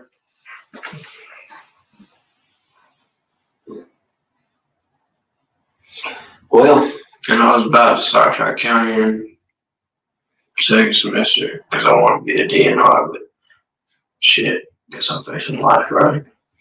Mm-hmm. Let's get back to your story part where you went down Flat Rock. Do you really have a brother that goes across it? Yeah. Was he really with you? Yeah. He didn't have anything to do with this? Yeah. Does he live with another family member or something? It was his mom, which is my ex-stepmom married my ex-brother-in-law. Okay. And he lives with her. His name really Justin? Mm-hmm. When was the last time you saw him? His girlfriend's his girlfriend's dad is like the damn captain of the squad up here. Damn Bobby. Bobby what? I don't know his last name, but her last name is Fletcher. I don't know. So we have any Bobbies here. Yeah, I don't know Bobby. You know, honestly. Definitely we have many captains, but I don't know that isn't that her named Bobby. That's his name. How far down in the pine trees you got back? I mean, when you burned the car, or when you dumped the car, how far off? I didn't tell the bell we're doing the car, so I wouldn't know. You were there. It was dark. I couldn't see you. So how do you know it was in the tree? Huh? How do you know he put the fat in the tree? Because you didn't have it when you got back in the car. But you just know it's somewhere up there.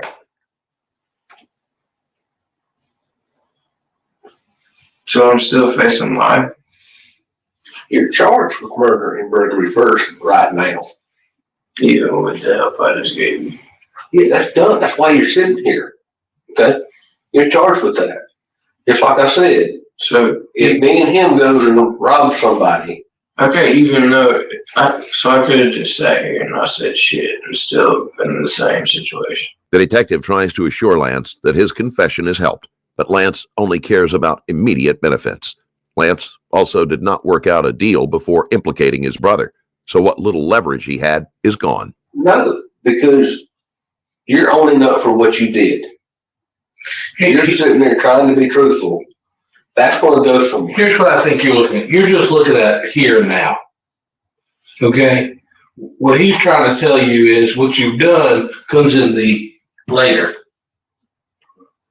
Here and now, it is what it is. You're charged with murder. You're charged with burglary first degree. Both of those carry up to life. Murder charge, up to death. Okay? There's nothing by itself is 15 to life. Right. There's nothing you can do on the front side.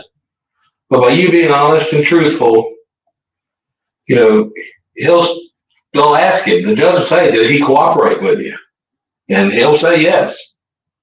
So all that comes in on the backside.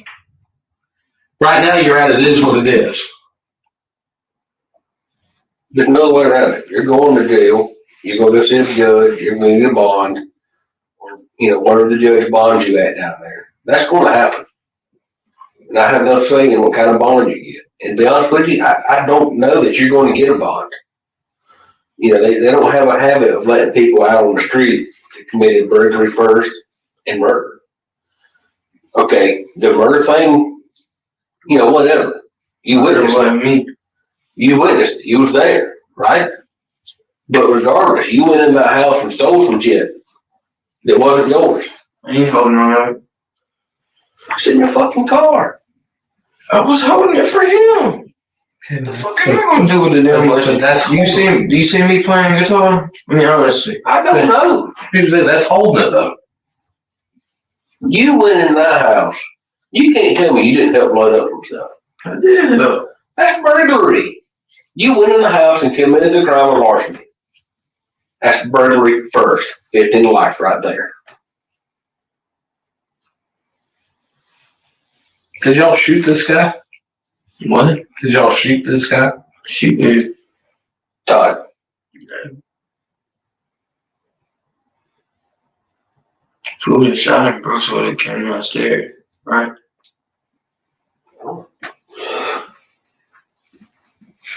What was you setting on fire? Was he really set on fire? That's what I already told him. I didn't see it. He was set on fire? Was the house set on fire? It set him on fire. How bad? What did he look like? Show me a picture. It is disturbing that Lance would want to see such pictures, and the request shows a cold lack of remorse. I didn't take no pictures. Why would you want to see a picture of that? I was just kidding. That was a joke. But anyways, what were we talking about again? What did he use to set him on fire? I don't know if he told me to leave the room. I told you that 3 times. Okay. I'm not trying to be a smart ass, but At any time did you hit him? Not just one sucker punch or this is for mom. this is for mom. Well, I mean, you're saying that, hey, you guys did this because if I would have y'all are upset with him because you said stuff about your mom. If I would have hit him, you would have found his DNA on my ring. So no. I didn't touch him because I don't want him to know his DNA on me. So I didn't murder him. Well, speaking of DNA, you know they're going to want that from you. What? The DNA sample. Blood? No, it's called a buccal swab. They take a big Q-tip and you'll swab him out. I mean, we'll hand you a big Q-tip, you just swab him out, put it in blood. That's it. So what? For DNA. I'm sure you've watched TV on how everything goes to DNA now.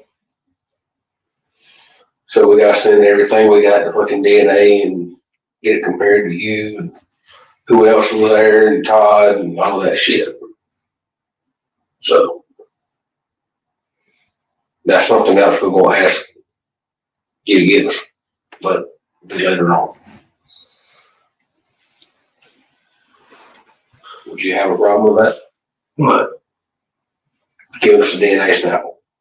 When? Later on. A couple hours. Later on this evening. I don't know. I don't care. Can I get a phone call? So you get a phone call when you get booked in. Unless you just phone it. But you got to set up your call list. Yeah, that's a whole nother process. Yeah, Can I get my own cell? I don't know. Yeah, I don't know how that works. We don't run the jail. That's a different part of that office. I do know you will have to set up your phone. You never been to jail? How old are you? 19.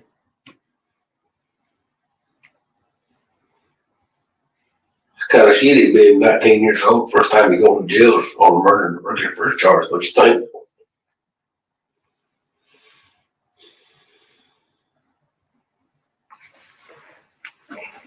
That's a real deal. Gonna be going to the violent side. They keep all the violent people together.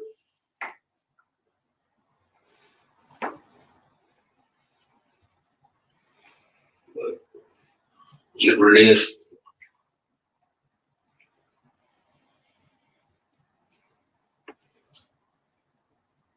Is there anything about the night that we've left out? Anything else you need to tell us?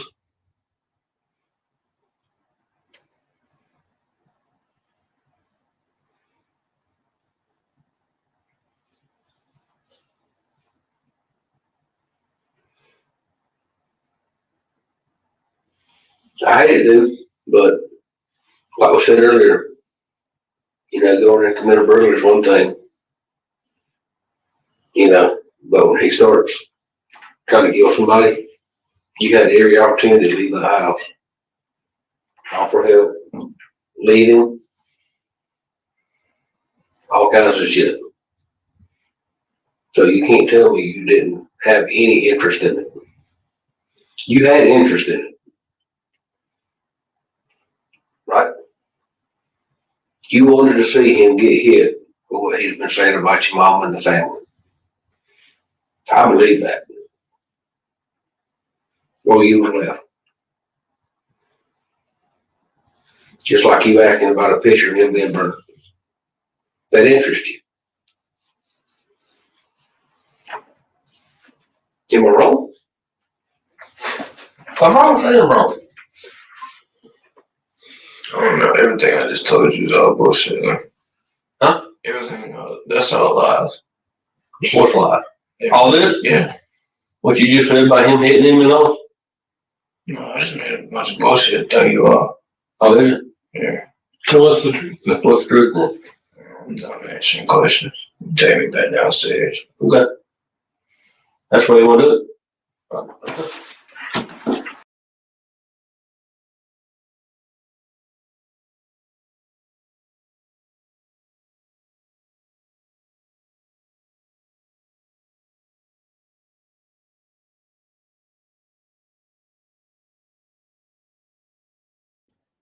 It was in Anderson, South Carolina. That's where they were from. Two brothers. Hang on, let me just. Two brothers. One was 35 years old. His brother's 35, and he was 12, 19, 21 now. This is 2018. I think it happened in 2016, something like that. Two brothers have been sentenced to 30 years in prison. So he got 30 years. Whew. In the beating death of a man who complained they had overcharged his son for marijuana. Media outlets reported the 35-year-old Oscar Ernest Lance and 21-year-old Jacob Lance pleaded guilty to manslaughter, arson, and burglary on Wednesday. Prosecutors say that the pair used a baseball bat to kill Todd Cantley in November 2015 after he called and texted accusing them of overcharging his son for marijuana they sold. So they'd already been in jail for about 3 years. Okay. So that's 9 years they've been in prison now. Or in jail. Ooh, okay. I reckon they'll be out in another 10 years. Investigators say the brothers drove off in Canty's car after taking guitars, video game system, a television, and a rifle from his home near Pendleton. Then they said the brothers and set his body in the car on fire. Oh. So all I will say about that was obviously that was a lot easier to like. I understood that. Like normally when you watch these things, like when we're doing Karen Read, I really struggle to listen to the Boston accent. Boston accent's so like hard to understand, whereas that was super easy to understand. So which is good. So that was easy. We did the Brian Walsh hearing. I couldn't stand the Boston people at all. But that again, deep south, fucking easy to understand. I'm joking, everybody. I'm joking. Park the car. Park the car, everyone. Park the car. Big Dennis Sweeney's on the way. Park the car, get a cucumber. Dana. Where you going, Dana? Got a Canton. See Dennis Sweeney. Go see Dennis Sweeney. Get some burger. Gotta get a burger. Burger and fries. Burger and fries with Dennis and Dana. Right. To be fair, I didn't understand them speaking though. But yeah, the Boston's my second language now. Right, and everybody, we got another hour to go before our trial begins. Hour, wow, wow, wow, wow, wow, wow, wow, wow. Right, let me. Ba ba ba ba bum. Hey girls. Ba ba ba bum bum. The moment we walk in the joint. Ba da. Dee, dee, dee, dee, dee, dee, dee, dee. Tracking details. Who's got some goodies coming their way? Let's have a look. Yes, I just got some. Printify just sent me, said we have just released. To MJ. That's fine. There you go. Right, hang on 2 seconds so I can find this for you, good people. Right, so this is what we're watching today. It's a 28-second clip. But this is the woman that we're watching today. Let's watch this 28-second clip.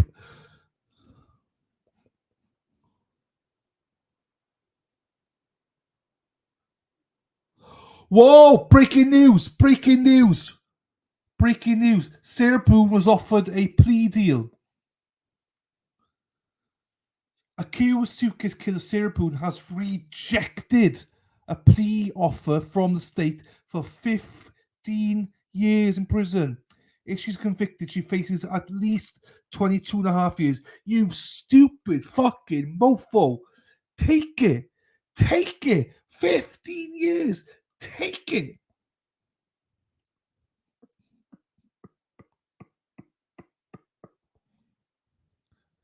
Take it. She's already done 5. She's already done 5. Take it, you stupid woman. Oh, she's so dumb. It's unbelievable. Because she would only have to, well, at a glance, it would have been 15. Time served, 5 years already done. She would have been out in like 8 years. She's so dumb. She's already said no to it. She's already said no to it. Yeah, she's already said no. The trial's going ahead on Monday. They offered it to her just now. She said no, and the trial is now set to begin again on Monday. What a stupid, stupid woman. Women are smart normally.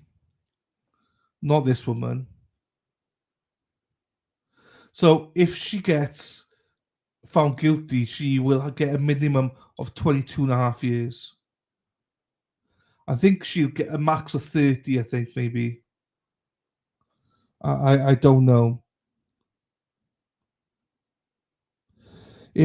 More than likely, she'll get 22 to 25 years if she's found guilty. Don't roll the dice, love. You literally should only have 10 more years to go. And that they wouldn't let us.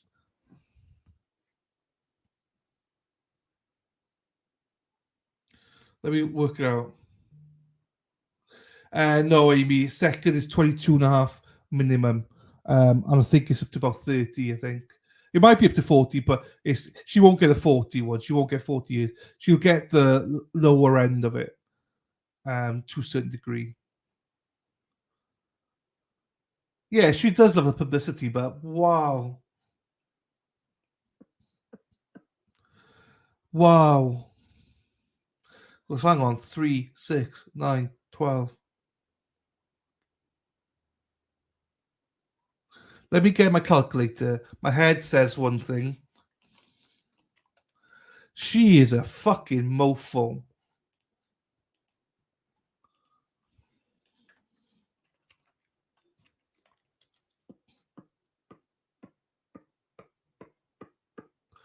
Minus, say she spent 4.25 years so far in jail. People, she'd literally have about 8 years to go. She's done 5. She around 5. She'd have about 8 years to go in prison. She's not even thought about her son. Her son is like whatever, how old he is. Like she would be out. she would be out in 8 years. How dumb. How dumb could he be? Like,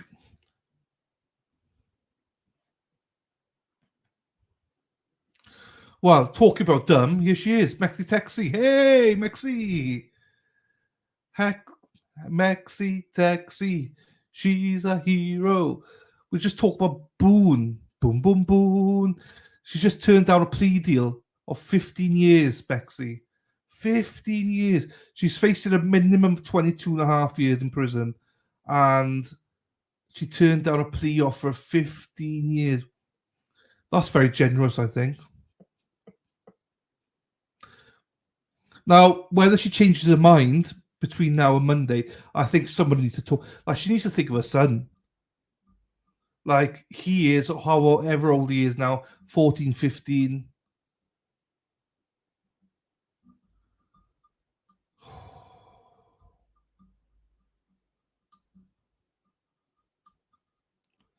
Hair and makeup.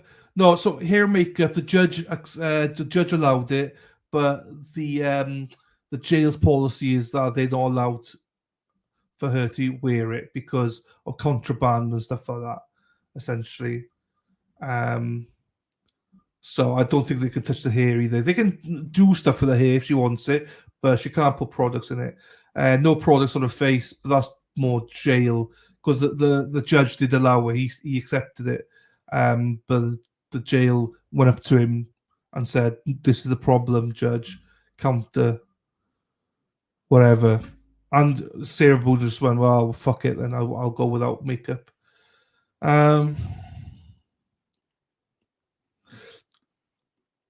Yeah, fine. Sorry. I just want to clarify that for the people that might have thought that the judge did. I know the judge did not deny; he accepted it. It was the jail. But yeah, that's fine. I know you know, but do you know what, Robin? I think her trial's going to be boring as shit. It was going to be a little bit exciting, obviously, when she was going to be on there, but it's not going to be exciting. We'll play the videos, which you've all seen. It's not exciting. I wasn't going to cover Sarah Boone because I know it's going to be very boring, but people want this, so I'm doing it. So she wants a spotlight. Yes, she does. More camera time. Yes. Absolute fucking whole bag. Oh,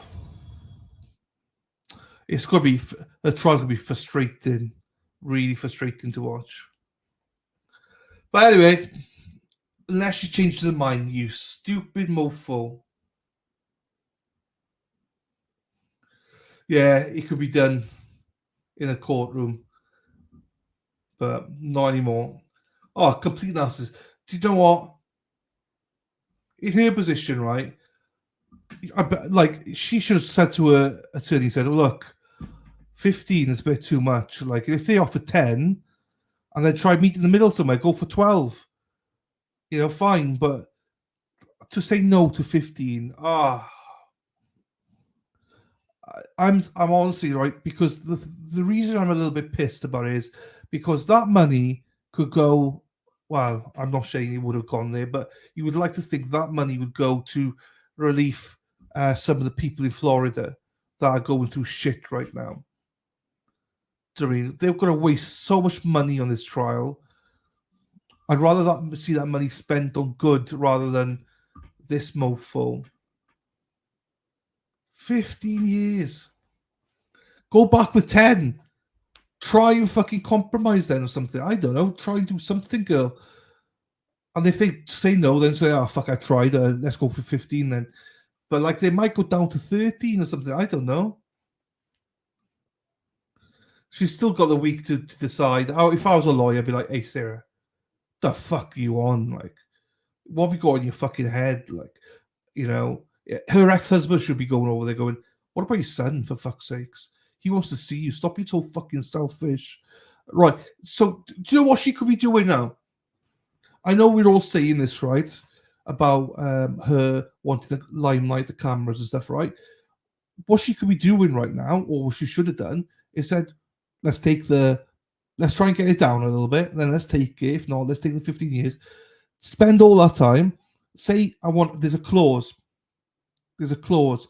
I want access to a laptop every day, whatever it is. Write a book. Write a book. Get your fame through that. Write a book or something. If you want fame, write it. Do some interviews. Do whatever you want to do. You know, but fuck.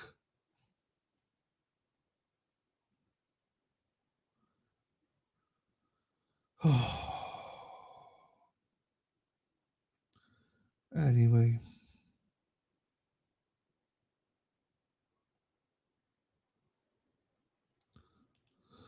It's also kind of on them for not offering 4 years and 9 years ago. I think they'd be a better chance then. Maybe, yeah. Was it? I thought she was in there for 5 years. You're probably right, 4 years then. So she'd have about 8.5 left to spend.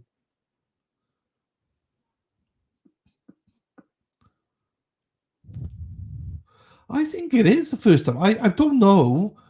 It's the first time I've heard of it, but I've not been following this case. That I wasn't going to cover it, so I've not really been following it. Do you know what I mean? That mofo. Her ego's too big. I agree. Fucking hell. Let's watch this 28-second thing then. Fucking mofo, bitch. Right. It is a case that shocked the Cherokee County community. A wife and a mother accused of killing her husband. Melody Farris went before a judge today. She is charged with killing attorney Gary Farris 1 year after his remains were found on the family's property. Detectives say she tried to hide the alleged shooting by burning his body afterwards. Today in court, Melody Farris was given brief instructions about her charges and upcoming trial. She then went back to her jail cell. That was it. Fucking hell. Look at my post above. Is that the Cat 5 thing, is it? I did see it. You said it. I try not to think of the people of Florida. Shit, isn't it? Cat 5. Or teaser. I know. Fuck. There you go. Thank you, darling. I hope people in Florida are right. I try not to. I'm trying to take my mind of it. It's like people in Florida are so sorry for them. Fuck. And you got people like fucking Looney Boone. Hey, Raoul. We're going to watch it, yes. That's the one we're watching, Elsie.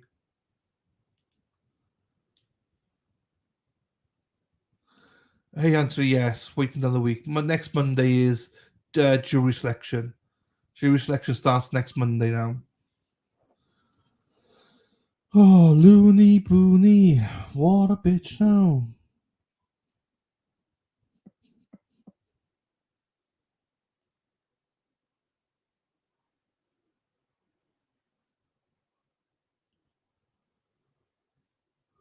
She is absolute loony.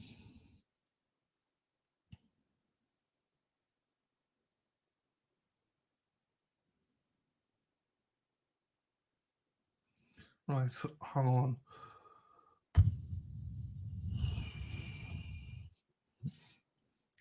Do I ask too many questions? No, you're all good, Elsie. You're all good. Not at all, Elsie. No. Ask questions. I don't always answer it, so I believe I asked 5. Yes, true. Women gonna hate her in prison. I know. That is a lovely picture of you, though, Amy. I must say, very nice of you, lady. Hi, Mama. All right. Look at that. Look at the lug. Look at Dennis Sweeney. Look at the lug. Look at him. He's fucking huge. Don't mess with the Sweeneys. Hey, they're the Sweeneys. Don't mess with the Sweeneys. No worries at all, Amy. I'm very quizzy. It's fine. I just ignore you. It's fine. I'm joking. I don't ask you half the questions. I love me some Dennis. I know. Oh, actually, my favourites are on the other side. Here they are. Brenda and Tracy. They are heroes. What do you call it? You can see the tits of Dana, and Dana's got a bit of nippage going there, and Dennis. Anthony, well, it's the weather, Anthony. Nothing you can do about it. It's just the weather. Nothing you can do. It's not Sayer's fault. So, no, Robin, he will come back with tea, probably on Facebook, knowing Dennis. They are Pecs. Sorry, my darling, Pecs. There you go, Pecs. Peck a little bit, peck a little bit. Dana was cold in that picture. His pecs are a bit nippy. Dana the Sailor Man. Dana the Sailor Man. Dana, oh Dana, oh Dana, oh Dana. Dana's a sailor man. Ooh, ooh. Dana. Right, hang on then. What am I looking at here? Bow, bow, chicky, wow, wow. Bow, chicky, wow, wow. Boo, boo, boo, boo, boo, boo, boo. Ah, probably now is every fucker's going to do this trial. Yeah, bastards. Okay. People starting to put their streams up. Yeah, fuckers. Right. Nothing I can do about that. Right. Nothing going on with the LC. Nothing going on with it. It's just it's going to the grand jury. That's all it is, going to the grand jury. There's lots of rumors, but we don't believe anything. Here we go, here we go, here we go, chat. Let me find something for you. 'Cause I need to make some dinner. 'Cause I'm hungry. Right.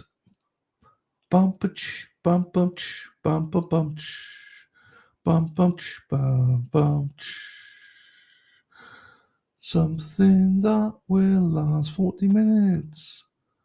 That's what we need from you. Ba-da-ba-ch, ba-bum, ba-da-ba-ba, ch-ch.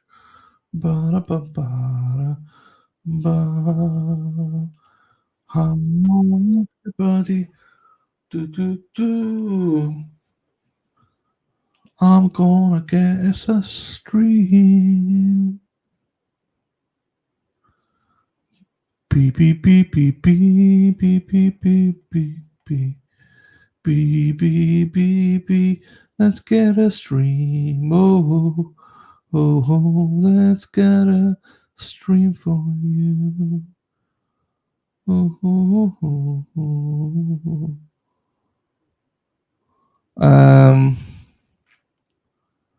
Let's get a stream for you. Dee. Oh, this is. I don't want to play that one. No, not in the mood to play that one. Bow, chicka, wow, wow. Can't play that one. Can't play that one. Can't play that one. Oh my days! I can't believe it. Day from home. Oh my days! I can't believe it. I'm trying to find something here, but they're all shite. Or too short. I'll just play multiple ones when I. Right, let's go here then. Let's go with this one. This is about. Oh, sidebar. Fuck. Hang on then. Here we go. Here we go. I'm a hero.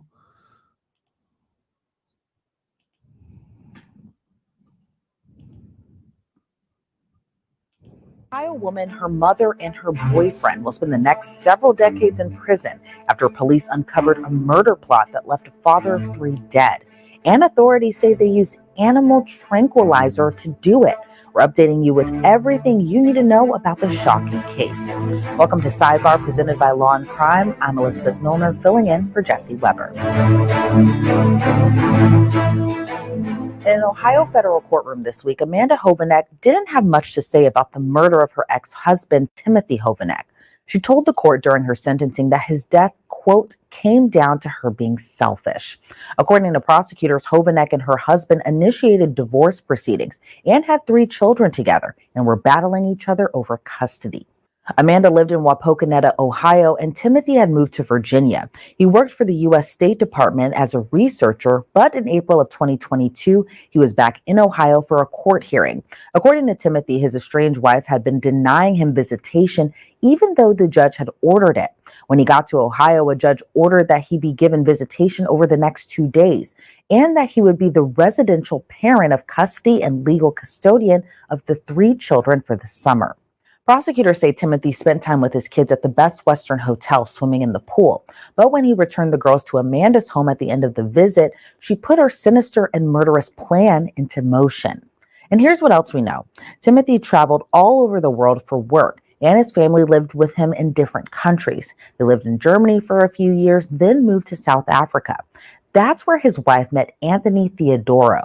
The two started a relationship, and when the family moved back to the States, Hovanek initiated the divorce proceedings, and that's when the custody feud started. After his visit with his children, Timothy dropped the girls off at the home of Anita Green, Amanda Hovanek's mother. They were living together at the time. When he didn't return to the hotel and all of his items were left behind, employees contacted the police. They in turn contacted the FBI because they were concerned that electronic equipment in Timothy's room could have sensitive information on it because of Timothy's job as a security engineering officer with the State Department. Investigators tracked Timothy's cell phone and credit card use and discovered that the last place he was seen was at the home Hovanek shared with her mother. Timothy had a dashboard camera in his car that was running during the drop-off and was a huge piece of evidence in this case. In the complaint filed against Hovanek, her mom, and her South African boyfriend, Timothy is referred to as TH. And here's what it said about what happened next. Amanda walked toward the driver's side of the vehicle and began to interact with the 3 children. Simultaneously, Green waited by the door located next to the garage of the residence, waiting to take the children into the house. Amanda can be heard telling the children, "I have a surprise for you inside," and the children entered the residence, followed by Green. Seconds later, TH said, "What the heck are you doing? Did you just assault me?" TH followed that by saying, "Get away from me, get off me." TH and Amanda entered the screen of the video from the passenger side of the vehicle. Amanda is pulling on his hand and shirt as TH tries to use his cell phone. Amanda then aggressively wrestles for his phone, eventually knocking it out of his hand onto the ground. Amanda then pulls on TH's back and neck and gets him to the ground. She held him around the neck, not choking him until his body went limp. Amanda immediately picked up his cell phone and took off what appears to be an Apple Watch and turns off the car, stopping the video as TH laid unconscious and unresponsive in the driveway. Police interviewed Hovanek, and she eventually confessed to the murder. It turns out Theodoro had shipped Hovanek a drug called etomorphine, also known as M99. It's an incredibly powerful opioid, so powerful, in fact, that it's not even prescribed to humans. M99 is usually used to tranquilize large animals like elephants. Experts say it's the preferred tranquilizer for really large animals because of how quickly it works. It's said to be 1,000 times more potent than morphine. Theodoro later told investigators that he got the M99 from a veterinarian in South Africa. Hovanek admitted to police that she drove Timothy's car to another location and abandoned it. She also admitted to throwing away his license plate along with his phone and watch and the syringe and the drug vial. Theodoro, who by this time had flown to the United States, helped Hovanek get rid of the evidence while Timothy's body lay wrapped in a plastic garbage bag in the garage. The complaint reads, prior to killing TH, Amanda told her mother, Green, that she was going to kill him. After Amanda killed TH, she also informed her mother that it had to be done. Amanda and Theodoro loaded TH's body into the back of Amanda's Honda Pilot. Shortly thereafter, Green drove Amanda and Theodoro to where they buried the body. Amanda and Theodoro used shovels from Green's home to bury the body. Amanda said that Green dropped them off and later returned to pick up her and Theodoro up at a predetermined time.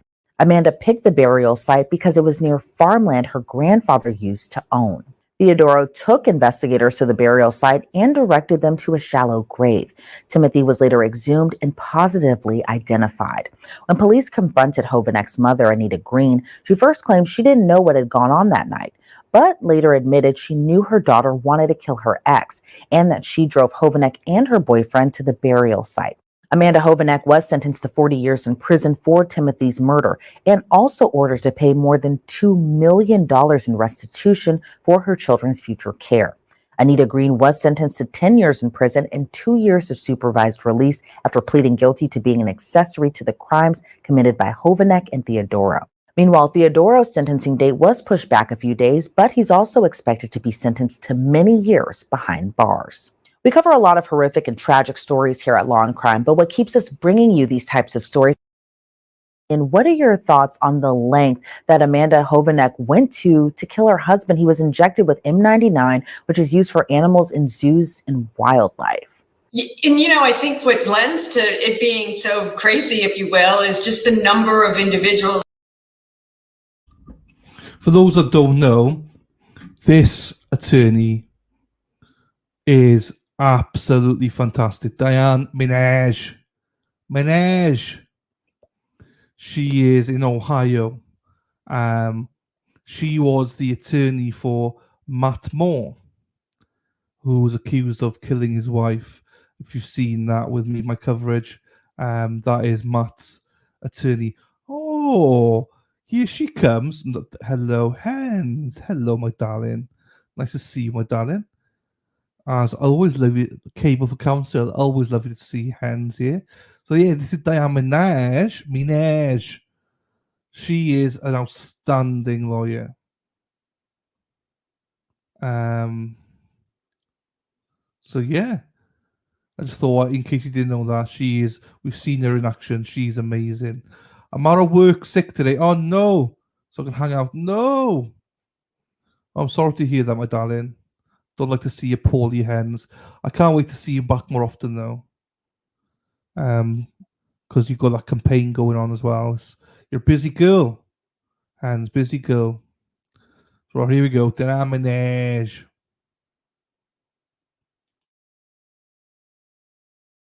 That were involved in this, right? And while they were family members, there was obviously her, significant other from South Africa that they're saying was the one that actually brought the drug over or obtained the drug for her. And then there was her mother, Anita Green, that helped her not only, take the children into the house when she, committed the crimes that she did, but then also helped her dispose of the body afterwards. So it certainly adds to the uniqueness of this fact pattern, let alone, as you just said, the drug that was used, the poison, if you will, is pretty rare, not something we often see in criminal cases. And given all these different layers to this case, are you surprised that she only got 40 years in prison? 40, she's 30-ish years. I think she's high 30s. And 40 years in federal prison, there is 85% good time credit, so she won't have to do the full 40. But that said, as I understand the facts of this case, and I've kind of tracked it since it first bore its head a few years ago, she came in early and often about her role. She accepted responsibility quickly, albeit, pretty gross and horrific conduct. So certainly on the federal side, that is taken into account. I also, as I see the plea, she didn't plead to a murder. She pled to a number of other offenses. So I think her guideline calculations probably put her around that 40. So it wasn't entirely surprised, though I think some on the outside might think that's not enough time for the facts of this case. But in the federal system, I do think it made sense when I saw that number yesterday. And to me, I always feel like poisoning cases are such a personal crime, but I always think there's also that little tidbit that I think sometimes when defendants do or allegedly do these poisoning cases, they kind of think in their mind they may get away with it. Do you think in Hovanek's mind she thought maybe she could get away with it and get off scot-free? Well, it sure seems that way. I mean, as the facts read, and as we can suppose from getting that drug over into the United States for her to use, this planning of the murder, the cooperators and she herself has admitted to, went on for a year's period of time. So one would think in that year's period of time, if you're still planning it, there must be a component where you think you are actually going to get away with it. I think the other thing that is just incredibly, why this case is made for TV, if you will, is but for the fact that his car had a dash cam, what really happened would literally never have been known. So that's just a fact that makes this case, utterly unique as well. And even though she pleaded out, how important was the evidence in this case, especially that video footage where the victim can be heard saying, "What the heck are you doing? Did you assault me? Get away from me?" How important was that video evidence and how crucial was it to the case? Well, I think particularly not just hearing on video him saying that, but also there is on video her actually pulling his shirt and swatting his cell phone away. So I think any argument that she could have potentially raised that she wasn't the one that actually injected the poisoning was certainly negated by that dash cam video when he's trying to call 911 for help, and she literally prevents him from doing so. So it seems to me that but for the dash cam video, it would have just been, her, she's the only person out there. So critical, to say the least. And what are your thoughts on the motive in this case? Do you think it was really just kind of over custody, or do you think it was just that added aspect? She wanted a divorce from the victim. What are your thoughts on just kind of the why in this case? It's hard to know because the why would presume that there's someone that's thinking rationally here. And I think, the facts of the case speak to the fact that she wasn't, thinking rationally. But it does seem like this is a custody situation. She had moved on, if you will. She had a new partner who's obviously also her co-defendant. But, the court had just ruled that her ex was to get a significant chunk of uninterrupted time with the children. And that seems to have been really the impetus for the situation that unfortunately unfolded here. And in your opinion, had this case gone to trial, what kind of avenues do you think that the criminal defense could have explored? And do you think it would have been difficult to defend her as a client? I mean, definitely difficult to defend her, sort of in any of these cases. We know that her mom got a sentence of 10 years. She was a cooperator, which helps to explain and give some color and context to that 10-year sentence, despite her involvement. So this is a case that would have had, co-cooperators, making statements against her. Also, again, the body cam is just so damaging. So certainly a difficult case to try. And fortunately, for her attorney, she accepted responsibility early and they didn't find themselves in trial. And also, given that, do you think had this case gone into trial and she was convicted by a jury, she would have gotten a longer sentence? Certainly. And the federal system, as you know, is different from the state system in terms of penalties, but you get credit for accepting responsibility when you take a plea in federal court. And by definition, when you go to trial, you don't get that credit. So just that alone would have made a difference of a number of years. Plus, I think she would have been convicted of other offenses, including the straight out murder. So she definitely saved some exposure, and with 40 years good time credit, although she's in her 30s, she could potentially live long enough to be released one day. And what about her lover, as we shall call him? What are your thoughts on kind of his role in this case as well, too? I'd be interested to know if it's still her lover, but to see if they've survived these rocky waters. But it's my understanding he's being sentenced today.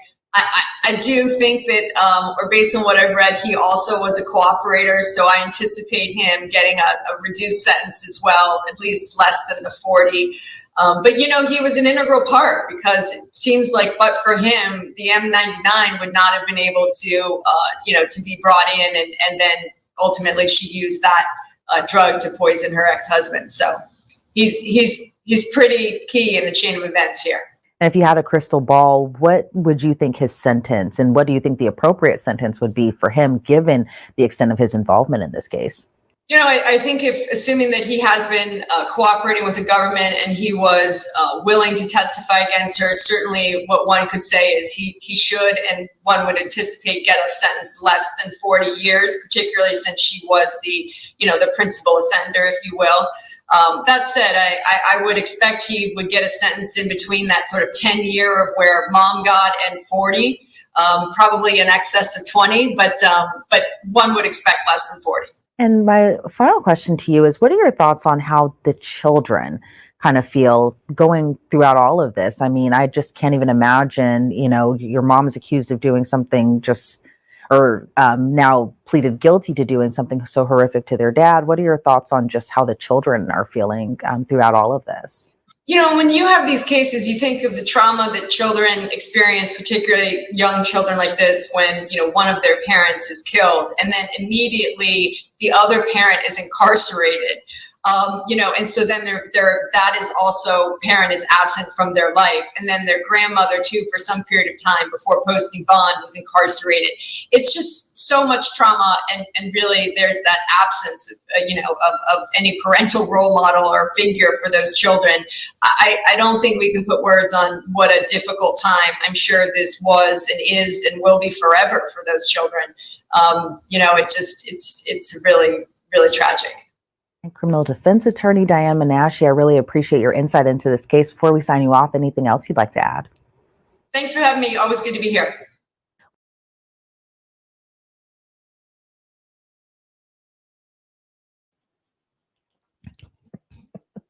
Right, that was that one. We've got a little bit more time to go. So let's watch one more until the trial begins. This is a body cam of a mother allegedly got high. When you got high before dropping a kid off at school. So here we go. Like, I shouldn't joke, when she go high, but what a mofo. Hey John, nice to see you, brother. Nice to see you, John. To see you, nice. John DSOTM. Hope you're well, my friend. Here we go, everyone. Then we'll watch the trial.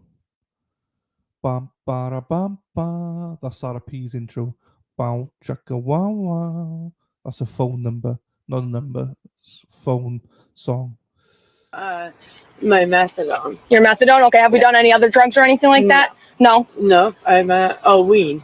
Weed? You smoked weed? Yes. I have medicine issues. I have balance. I'm on 0%. My blood levels are at 0, and it's supposed to be at 11, the minimum. Okay. I mean 5.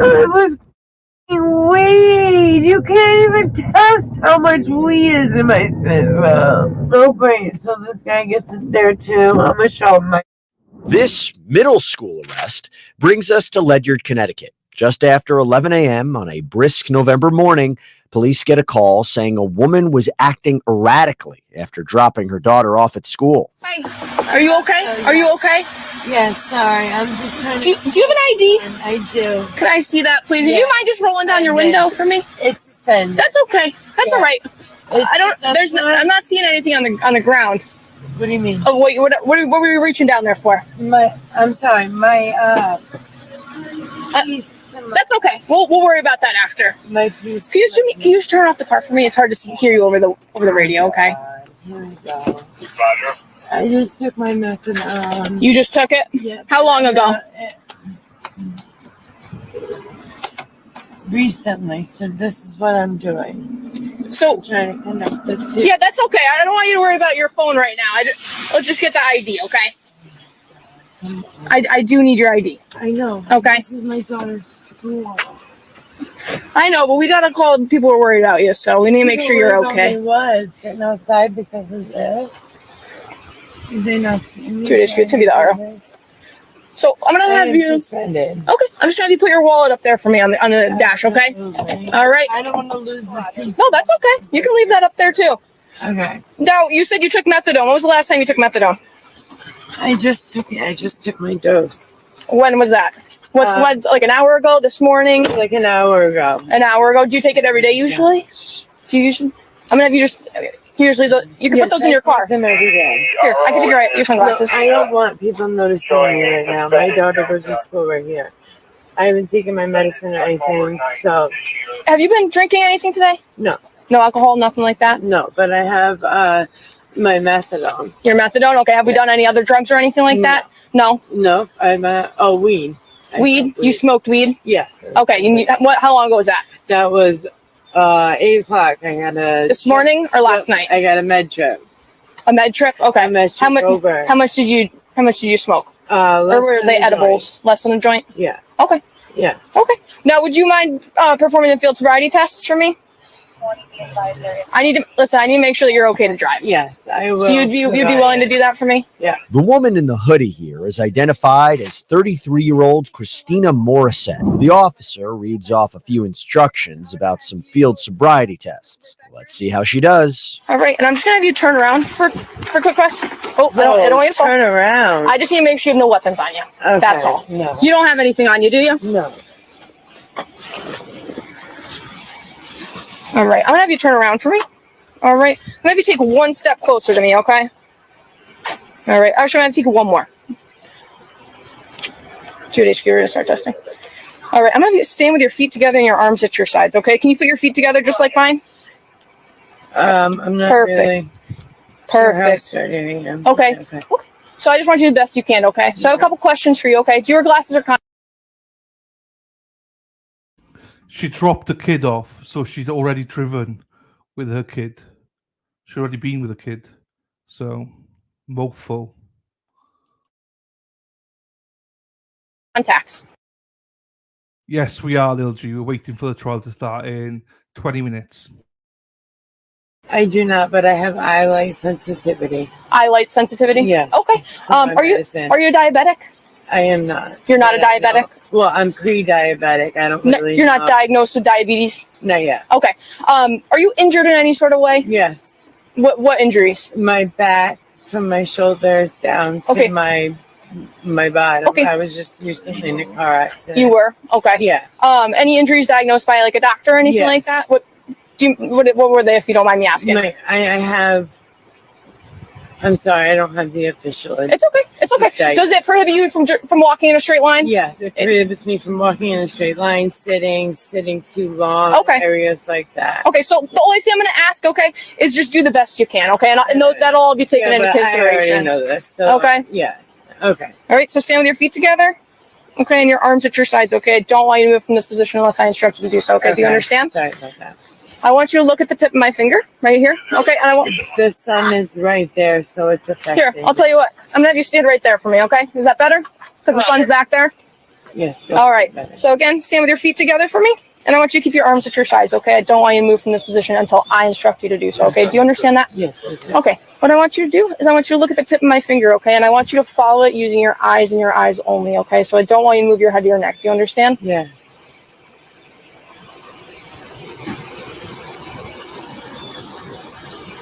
So keep following.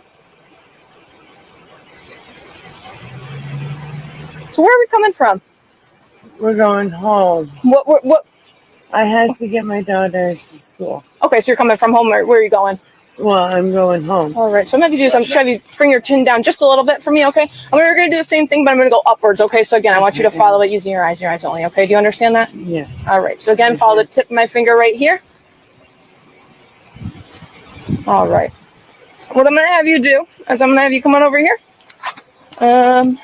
Maybe just stand right there for me, okay? Christina is asked to stand on a white line while another officer joins in on the investigation. You mind just standing there? I called my lawyer. There's no need to. I mean, you can eventually. Well, because I have medicine issues, I have balance. I'm on 0%. My blood levels are at 0, and it's supposed to be at 11, the minimum. Okay. I mean 5. I'm really overwhelmed. Why, you a diabetic? I don't know what I am at. We're Understood. figuring that out. Okay. And All right. I'm still trying. Sure, ma'am. Just come on over here and stand in this line for me, okay? You see this line right here? Yes. Okay. So what I want you to do is I want you to put your left foot on the line. Right in front of you? Yep. And I want you to place your right foot directly in front of your left foot. This is going to be impossible for me because of my coordination. Okay. Period. Okay. So I'm going to have you try just once or twice more, okay? Okay. Just to see if you can get in that position, okay? All right. So I just want you to put your right foot right in front of your left foot. All right. That's okay. That's okay. So what I'm going to have you do, I'm going to have you take a step towards me, okay? I'm going to have you stand with your feet together. Okay. I'm going to have you keep on the line. It's okay. The line doesn't matter for this one, okay? I'm gonna have you keep your arms at your sides, okay? And I don't want you to move from this position unless I instruct you to do so, okay? Do you understand? Yeah. All right. When I tell you to begin, you're gonna lift a foot of your choosing approximately 6 inches off the ground, okay? Okay. I want you to keep your arms at your sides. You're gonna keep the sole of your foot parallel with the ground, okay? So what that means is the bottom of your foot is to be flat with the ground. I don't want it pointed up or down or anything like that, okay? Okay. And that's So- the one that's lifted. Yep, the one that's lifted. Yep. Okay. So when you lift that foot up, I want you to look down at the toe of your lifted foot. Okay. So if you pick up your right foot, you're gonna look down at your right toe. Okay. Okay. Okay. And you're gonna count out loud 1001, 1002, 1003, and so on and so forth until I tell you to stop. Okay. Okay.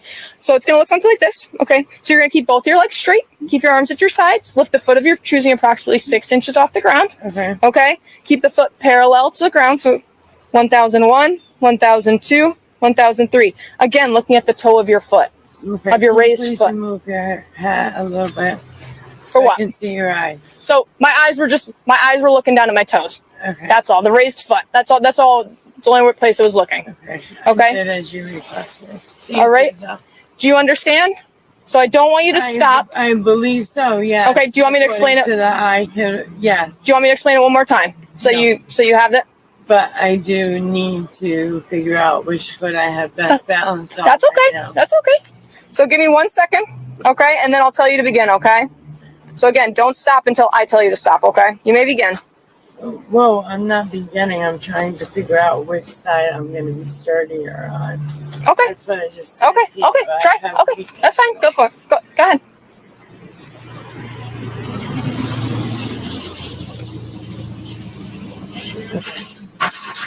All right. I'm just going to stand right there for 1 second. The main officer walks off to the side to clarify something with another officer. So her partner steps in to talk with Christina. Hey, everybody, we're going to get you right back to that body cam in just a minute. But here's a question for you. What a lot of the body...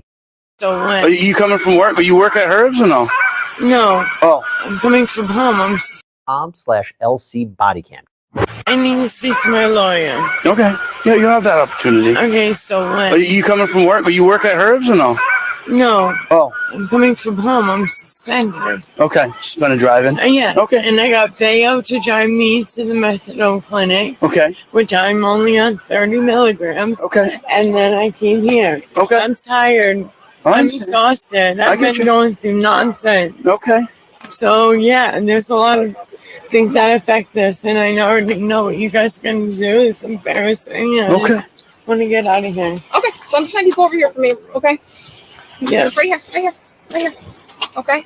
I'm going to have you just face that way. Face your You're car. gonna put me in the handcuff. I'm going to have you face your car. Okay. Face your car for me. We're going to roll up your sleeves, okay?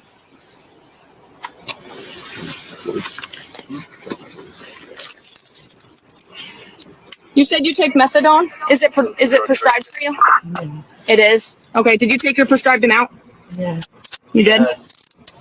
And you haven't drinking or anything else like that. You said you smoked some weed a little bit ago, though. Yeah. Okay. Where are the keys? I'm not sure exactly where they are. They might be. Is it okay if I look for them? Signs your We need them for the. Yeah. Christina is cuffed and eventually walked to a squad car where she has some help getting inside. We're going to come back to the other police car, yeah. Okay. Yeah, I got you. I got you. Wanna Yeah. avoid I got you. it? You're okay. Come on back. Other side. We're going to get right in the back. You're all right. Here you go. Have a seat. Watch your head when you sit down, though, okay? There you go. Okay?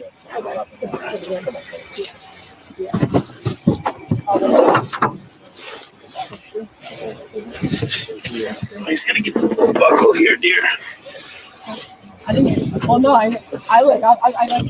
Meanwhile, the two other officers look for Christina's keys in her car. However, during their initial search, they find anything but. There's a couple of pill bottles Yeah, I got one of them. out of the center. Yeah. This isn't even hers. And there's one left. What is it? Meloxicam. I'm pretty sure these are dabs. Yeah, thank you. Oh, that's sweet. What? There's a mixture. If you didn't catch that, Christina is caught with prescription pills that aren't hers. Meloxicam is a pain reliever typically used to treat arthritis. Next, they find, well, listen for yourself. Oh, that's a grinder. That's a big grinder. Flip it the other way. Otherwise, it's all going to pour out. Yeah. Let's check in again with Christina, who's in the back of a squad car.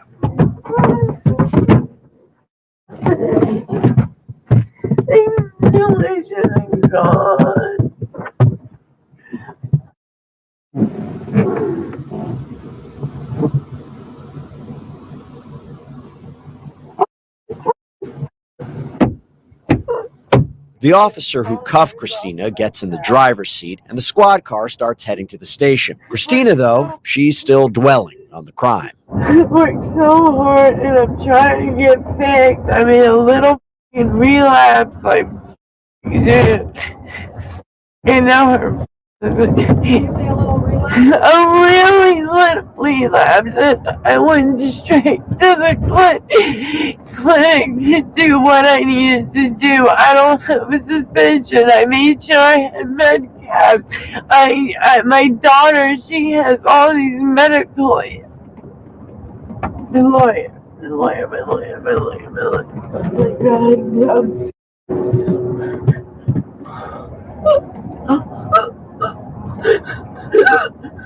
Are you okay? No. I'm just making sure that you're not like knocking. Yeah, I'm not sure. So I feel like I can't breathe. I've been on my clonopin in 4 days. What? Just leave me alone. Christina gets what she wants, and the officer leaves her alone. A few minutes go by, and the officer and Christina pull into the police station parking lot. Here's what Christina has to say about that. No brain, so this guy gets to stare too. I'm gonna show him my. Christina is brought inside the station, where she's about to be booked. All right, Christina. I'm just going to open it for you. You're fine. Take your time. Shake. Could you just grab that? Blue bag. I can carry the other stuff. Oh, you got it.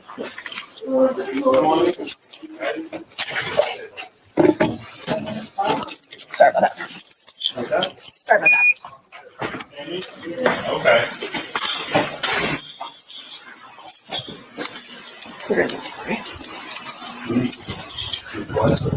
Not yet, but most likely. I want to pull my grandmother. Okay. Wait a few minutes, okay? While she gets there, I got some things to talk to you about, all right?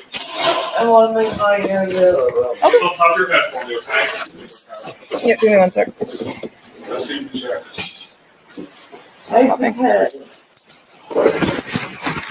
What do I do? You can put your hands down. You can put your hands down.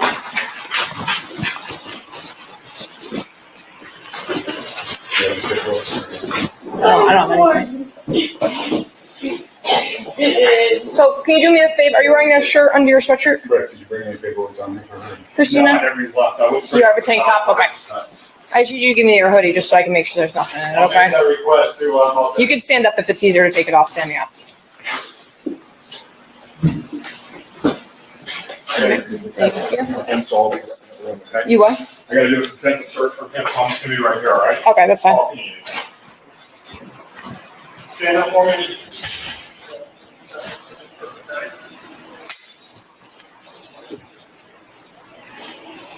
I want to looking at my lawyer's name. Okay, we can do that.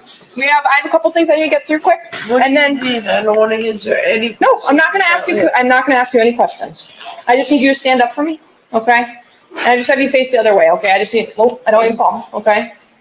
Are you okay? No, I do. I know you're upset, okay? I'm trying to work with you, okay? No, I know. Okay, take a deep breath. Yeah. Just take a deep breath. Okay, I know this isn't a spot where you want to be in, okay? But I don't want you to make anything worse either, okay? Okay. I know. I'm not saying you're violent at all, okay? You've like I said, you've been very kind with me, and I'm no problem being kind with you, okay? So I'm just gonna be face the other way, okay? I just need to make sure you have nothing on you, okay? So I'm just gonna put your hands. Actually, I'm gonna have you just put them right behind your back for me. All right. I'm just gonna hold your thumbs, okay?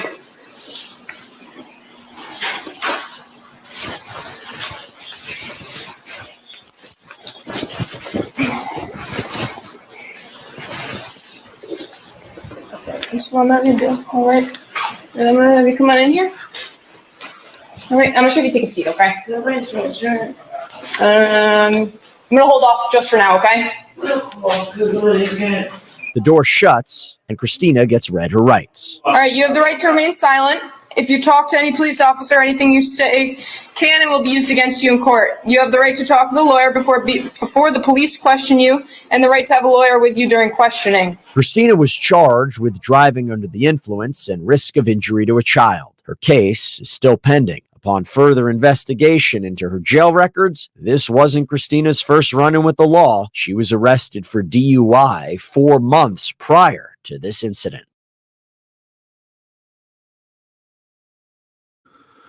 Oh, there's sad stories out there. Sad stories out there. Jeepers. Right. Let's get ready. Let's get ready to rumble. Here's the trial we start. Here's the trial we start. Psych. Right. She's there already. Right. We're 2 minutes behind, people. So all I'm going to do is zoom it. 1.5. And then we'll be ready to go.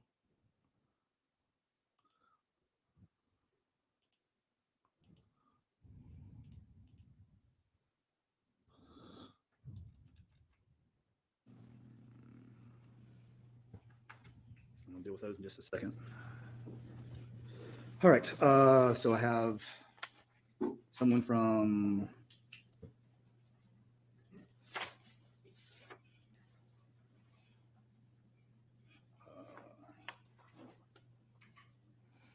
says Lacey in crime. I thought it was like live in crime. Law and crime. Okay, that's what I thought. All right. All right. And are you going to be using anything other than your phone, or do you have? So you're plugged into their feed, so you're good. Okay. So yeah, you can use their feed for whatever. I'm gonna give all y'all some other instructions. I anticipate as this case progresses, it's gonna get more attention, and so we're gonna have more folks join us, which is fine. But my goal will be to, if y'all have any questions or concerns or what y'all need to be doing, let me know. I talked to the Court TV folks and kind of gave them the outline of what I wanted last week. So I'm going to kind of go back over that with y'all. All right. So I have the Tribune. Who's from the Tribune? All right. And you're wanting to use your phone to record and then also take some photographs. All right. I'm going to give y'all some guide rules on photographs in just a second. And then this is something else from Court TV, but I thought I already signed there, so maybe I didn't. I thought I had someone from CBS or some other local. All right. All right. Just print it off and give it to Tracy. What are you going to be doing other than sitting in the room? Tap into their feed. All right. And all right. So here's what I told them about. They got everything set up in the courtroom. I'm not crazy about it. It's not the way I want to handle it. I'll probably do things differently next time, but we've gotten a new system since then that should be able to handle all this because we already have cameras in the courtroom, as y'all can see. But the feed is not set up the way that I think we could do it the way it needs to be handled, but maybe I can do it next time, and definitely going to do something different with the audio. But anyway, we'll deal with that next time y'all come in or want another courtroom. To the extent that anyone wants to take photographs, y'all can take photographs in the courtroom. If y'all want to take photographs of the defendant coming in or leaving, that's fine. Don't get anything with the jury. That's the biggest thing. We identified them when we gave them their number paddles, but after that, we've been referring to them by number. They don't want to be involved in this process and be publicly introduced to anyone. So keep them out of it. If you are going to want to do any kind of coverage outside the building or even in the hallways in the building, my goal is to be as cooperative with y'all as possible. All right. I just want to know where you're going to be and where you're going to be doing something. And I want you to check in with the court administrator's office. And I think Mandy Grizzle is going to be the one that would designate. And it's not really more of, I want to limit where you are. It's where the best place for you to be would be. So we have other court that's going to be going on. We have every conference room in this building is booked. There are people in them. The courthouse is completely filled. So if you're recording in front of Judge Baker's courtroom, it's likely there are going to be people coming in and out of there. So Mandy can probably guide you better where in the building the best place to be would be to set up if you want to have a live on scene reporter talk about whatever. If you're going to do that and bring in another camera crew for that purpose, I'm fine with that. Just let her know what you're doing and when you plan on doing it. I probably don't have a lot of control about what y'all do outside, except that the jurors are going to be parked outside. There's going to be a designated spot for the jurors for the rest of the week. So I want you to avoid that area. I think that's going to be inside underneath the parking deck. So y'all probably wouldn't want to do a shot under there because you're not going to have good light, etc. When I talked to the court TV folks about it last week, they said, well, we would probably rather do the front of the courthouse anyway. It's a better shot. But then someone set up this afternoon on top of the parking deck, which I don't really, and shot back toward the back entrance of the building, which I don't really care. Again, it's making sure you're out of sight of the jurors. I also have security concerns. And so if you're filming around the building and the building is going to be in the shot, I would prefer that you check in with security and let them know what you're doing. They are not going to tell you that you cannot film. They may have a preference as to what your sight lines are. And that's because of security concerns. It's not that I think y'all are going to do anything else. I'm afraid of the guy who's going to show up next week with a camera and start taking pictures of the courthouse and video and everything, and then saying he's with the media and no one pay him any mind, and then him come back in a few weeks and do something else. Okay, so again, I'm not going to tell y'all can't do something, but security may say, can you shoot from this angle? And you can do that because we have cameras and things around the building. Okay, so if anybody has any questions or concerns about any of that, just when we're at a break or the end of the day or beginning of the day, give me a shout. And then, like I said, if you're doing something inside the building, check in with Mandy. She may want a deputy around y'all as well, just to make sure everyone leaves y'all alone. But the jurors are going to be in the back, and I'm going to have a bailiff with them when they come and go. Did I ask if anybody? I don't think I asked if we had any smokers in the group. I'll ask them that when I do my charge, my opening. All right, so I've signed everybody's Rule 22s that I have. Tracy will print out yours, and we'll take care of that. All right, anything else we need to take up before we get started with the jury? Judge, the only thing is that after we do our openings, We will take a short break. The camera crew wants to do a short break so they can reset that camera so it's out of the way of everything too. They're there for openings, and they're going to move it back here for. They're going to move it a lot, but they're going to move it closer to the speaker than where it is currently.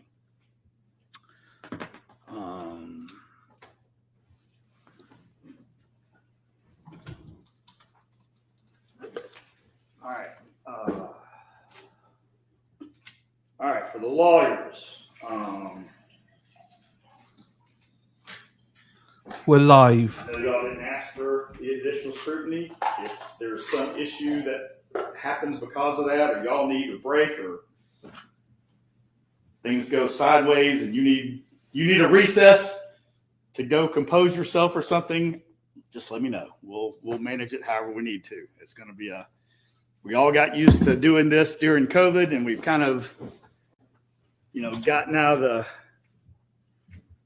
habit of doing it regularly. Maybe something I decided to start doing more often next year. We'll kind of see. Hey, Di. How you doing, Di? All right. No Scotty today. I'm going to talk to them. There are a few things I want to talk to them about, but I may wait and save some of that for the end of the day and do my normal opening stuff. We'll just kind of see how I go with it. The judge will give notepads.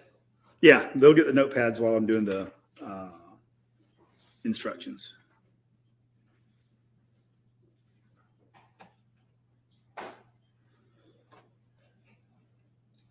All right, go ahead and bring them in.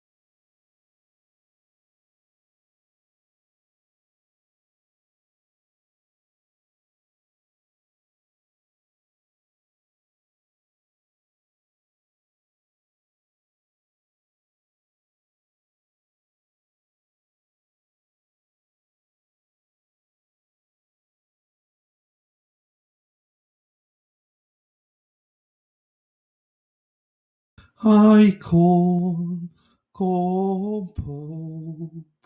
How are you doing today? I know you hate my voice and my songs, so I made this just for you. What number? There's a piece of tape with a number on the Better known Compo. It's 2. Okay.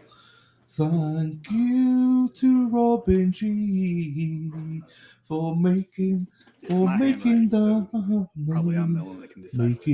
name called Paul. We're not going to be using the second one probably, so it may not matter. But during the other trial, I had the other one muted. All right, your first inside information about court is y'all do not have to remain standing. Everyone else is standing in deference to you because ultimately they want you to decide the case in their favor. And so y'all, it's going to be tight. They're going to give you instructions on how to do the chairs. Pull that other one back. And they're going to move that camera after opening statements, so it'll be a little bit easier after we get started.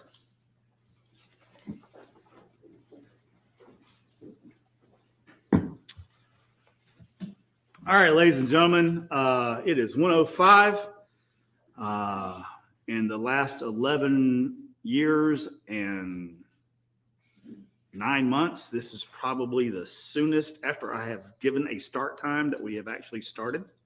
And this may be the best we do going forward, depending on how this case goes. But it'll be my goal to do my best to efficiently utilize your time. That is my first priority, is to give Ms. Farris a fair trial. My second priority is to use your time as best that we can when y'all are here, since y'all are giving up 3 to 4 weeks of your time. So our goal is to start. I've talked with the attorneys. I'm kind of just giving you some rambling stuff to start with, but we're going to start as close. I want y'all here at 8:45 every day. We're going to start as close to 9 o'clock as we can. And we'll go till 5:15, 5:30, depending on where we are with the witness. We're not going to get in a hurry if it's going to take 3 to 4 weeks. We're also not going to drag it out so that it goes past 3 to 4 weeks. And I'll talk to you some more about that as we go. All right, ladies and gentlemen, as we get started, I'm going to go over some basic principles of criminal law. I'm also going to explain your role, my role, and the attorney's roles as it comes to a trial. Finally, I'll tell you how a trial will proceed. Many of you may not have served on a trial as a juror before, so this will help your understanding as to what the trial process works and what will be expected of you. You've been selected and sworn to try the criminal case of the state of Georgia versus Melody Walker Farris. The Cherokee County Grand Jury has indicted the defendant. I read the indictment to you last week. The lawyers may refer to the indictment during their opening statements. I'm just going to go over what the charges are. Count 1 is malice murder. Count 2 is felony murder. Count 3 is aggravated assault. Count 4 is concealing the death of another. And count 5 is making a false statement. The defendant has pled not guilty to this indictment, and she denies every charge in it. The indictment and the defendant's plea of not guilty present the issues that you have been selected and sworn to decide. I do need to swear them in, so I'll do that in a second. The indictment is the way in which the defendant is charged with committing crimes that violate the laws of Georgia. The charges in the indictment and the plea of not guilty are not evidence of guilt. You may not conclude that the defendant is guilty based upon the charges or the not guilty plea. The defendant is presumed to be innocent until she is proven guilty. A defendant begins a trial with a presumption of innocence in her favor, and this presumption stays with her until it is overcome by the state with evidence that convinces you beyond a reasonable doubt that the defendant is guilty of the crimes charged. You may not convict the defendant of any crime unless each element of the crime is proven beyond a reasonable doubt. The burden of proof is on the state to prove every essential element of the crime charged in the indictment beyond a reasonable doubt. The defendant has no burden of proof at all, and the burden never shifts to a defendant to prove her innocence. However, The state is not required to prove the guilt of the defendant beyond all doubt or to a mathematical certainty. A reasonable doubt means just what it says, is a doubt of a fair-minded, impartial juror who is honestly seeking the truth. It is a doubt based upon common sense and reason. It does not mean a vague or arbitrary doubt, but is a doubt for which you can give a reason based upon a consideration of the evidence or lack of evidence or conflict in the evidence or any combination of these.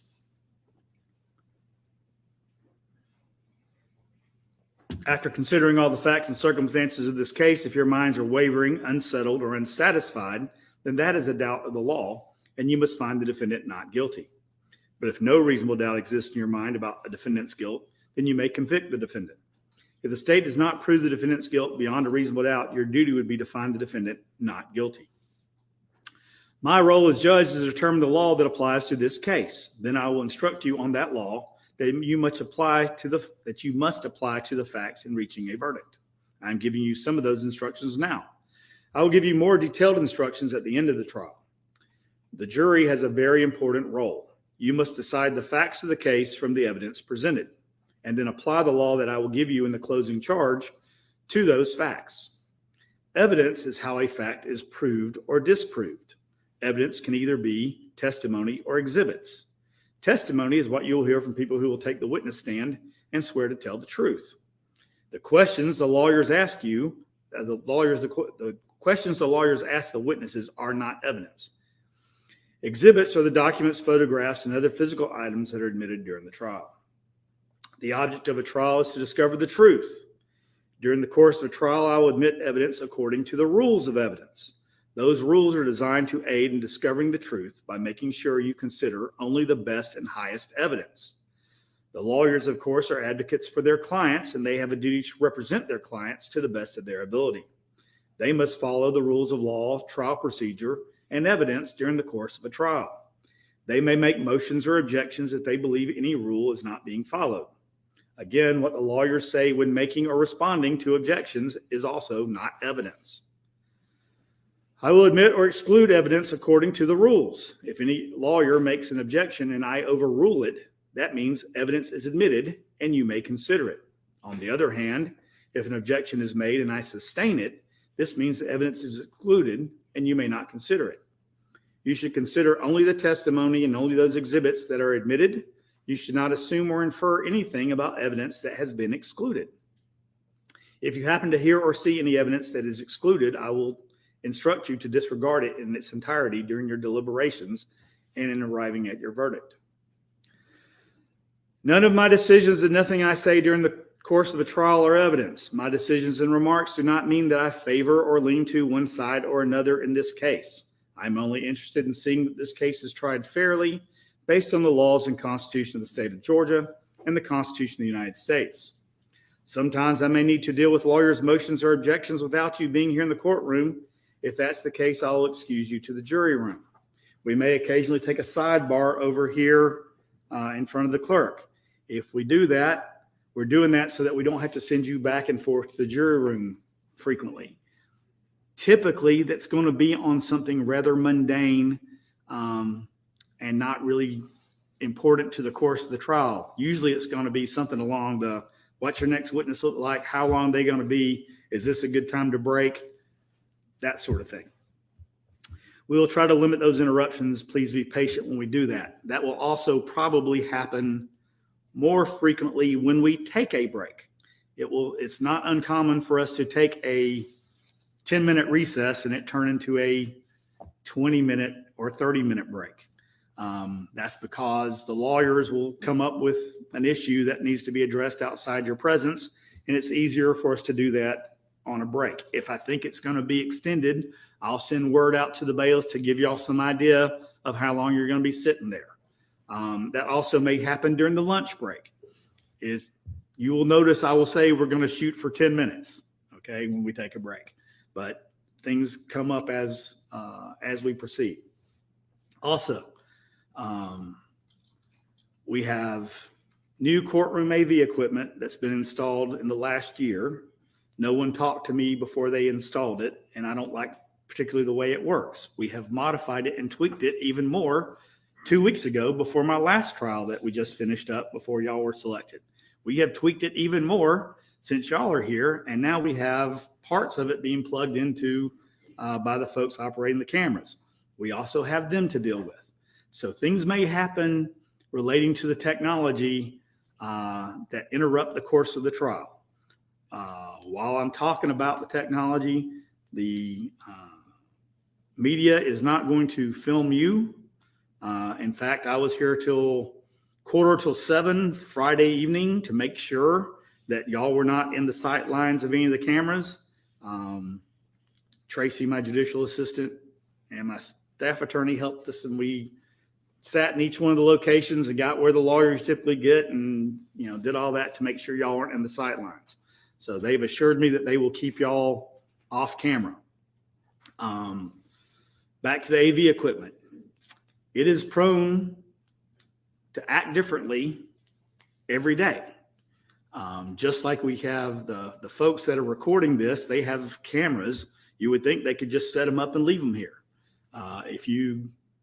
The example I typically give is the commissioners meeting. They stream the commissioners meeting out every month. Whenever they have those, they have people on site to make sure that the information that's being presented to the commissioners and streamed to the public is given to the people who need the information. They have someone there in case there's a problem with it. We do not have anyone in here in this building that is in control of the AV equipment for the 10 courtrooms that we have equipped with the equipment. And it acts different every time we use it.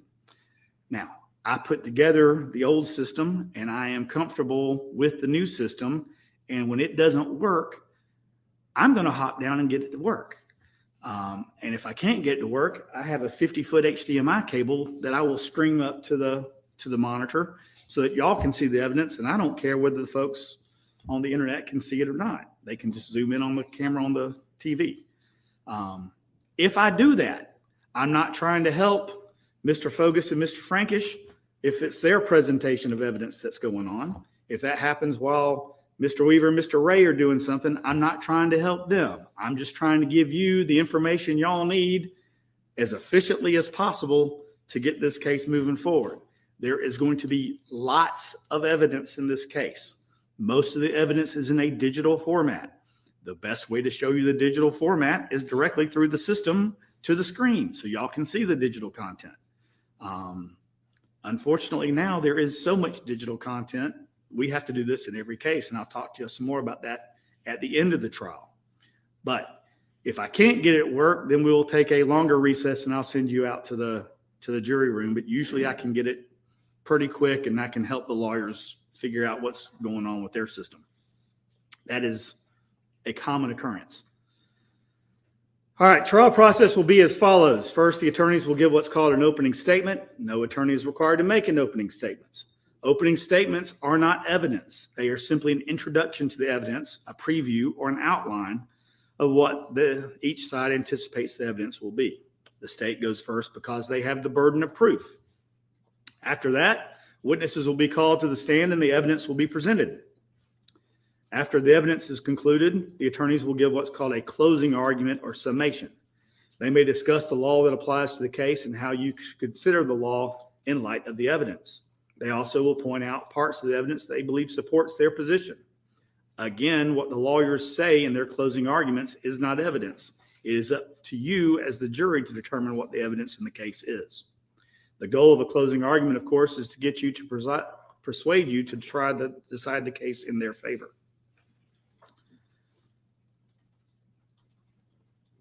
After that, I will explain to you the specific law that applies to this case. That will be the jury instruction, or as I refer to it, as a jury charge.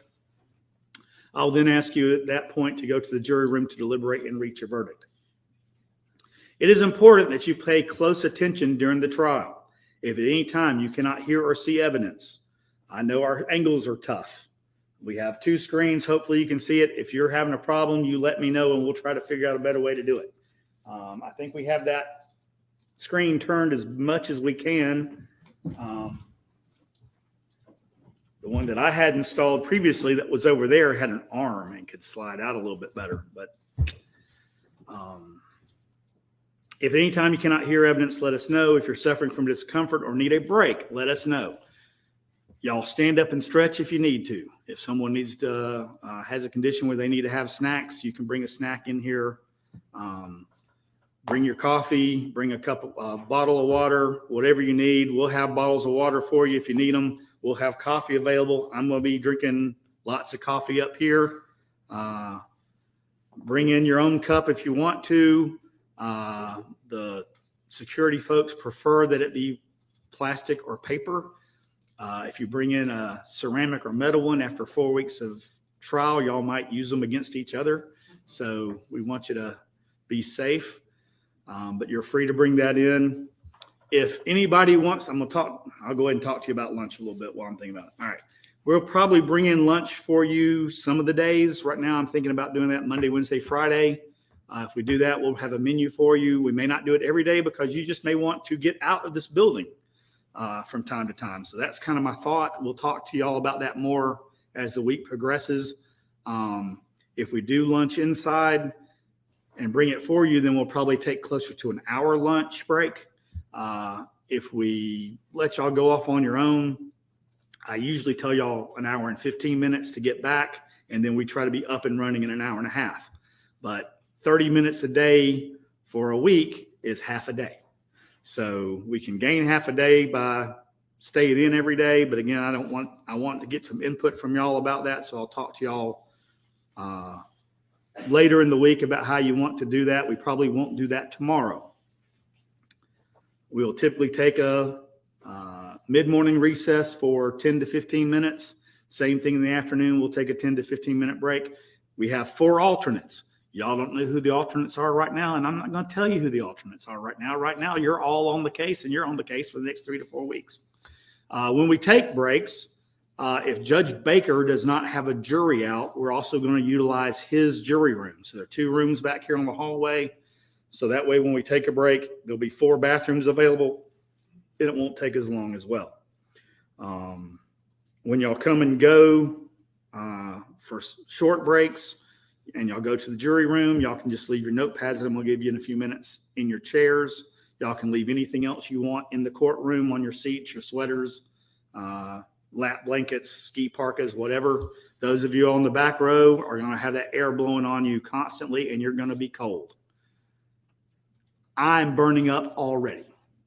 I know y'all find that hard to believe, but it's the case. I have a fan right here blowing on me right now. There are no vents up here. It's 3 feet above where y'all are, so it's warmer up here naturally. There's no airflow. And I also have multiple devices and computers and screens and stuff up here. And so it's about 10 degrees warmer up here than it is down there. And I want the courtroom to be the temperature of Rocky's meat locker. All right. Again, if you need anything, you let us know. We'll try to help you. If the media needs something, I will try to accommodate them as best they can. But I'm not going to let that get in the way of us trying the case. All right. You should consider the evidence with an open mind. You should not reach any final conclusions until the trial is over. Do not jump to conclusions before all the evidence is presented. All right, this is critically important. To maintain the integrity of the jury system, I remind you that you must decide this case based only upon the evidence admitted during the course of the trial and the law that I explained to you. You may not conduct any research on your own about this case or about any people, places, or events mentioned during the course of the trial. You may not visit any places mentioned in the evidence. You may not refer to any books or documents that were not admitted during the trial. You may not use dictionaries or other reference materials. You may not use Google or otherwise search the internet, websites, or blogs. You may not conduct any research nor use any electronic media to get information about this case. You should not use any of these sources to get information about legal terms or the law. Finally, you may not read or listen to any accounts of this trial that might appear in the news media, whether online, in print, or on the radio. I've already told you all about that a little bit when we were downstairs last week. Do not look up anything about this case. Do not talk to anyone about this case. If you've told people that you're having jury duty after a few weeks and they know that you're still, or after the end of this week and they know you're still on jury duty next week, it's going to be real easy for them to figure out what case you're on if they're paying attention. I anticipate this case will have more media coverage than any other case that we've tried up here in a long time. I expect the folks that are covering this case will increase, and there'll be more coverage of it as the case goes on. If you watch the 6 o'clock news or 11 o'clock news every night, and that's your normal habit and routine, I'm not going to tell you you can't do that.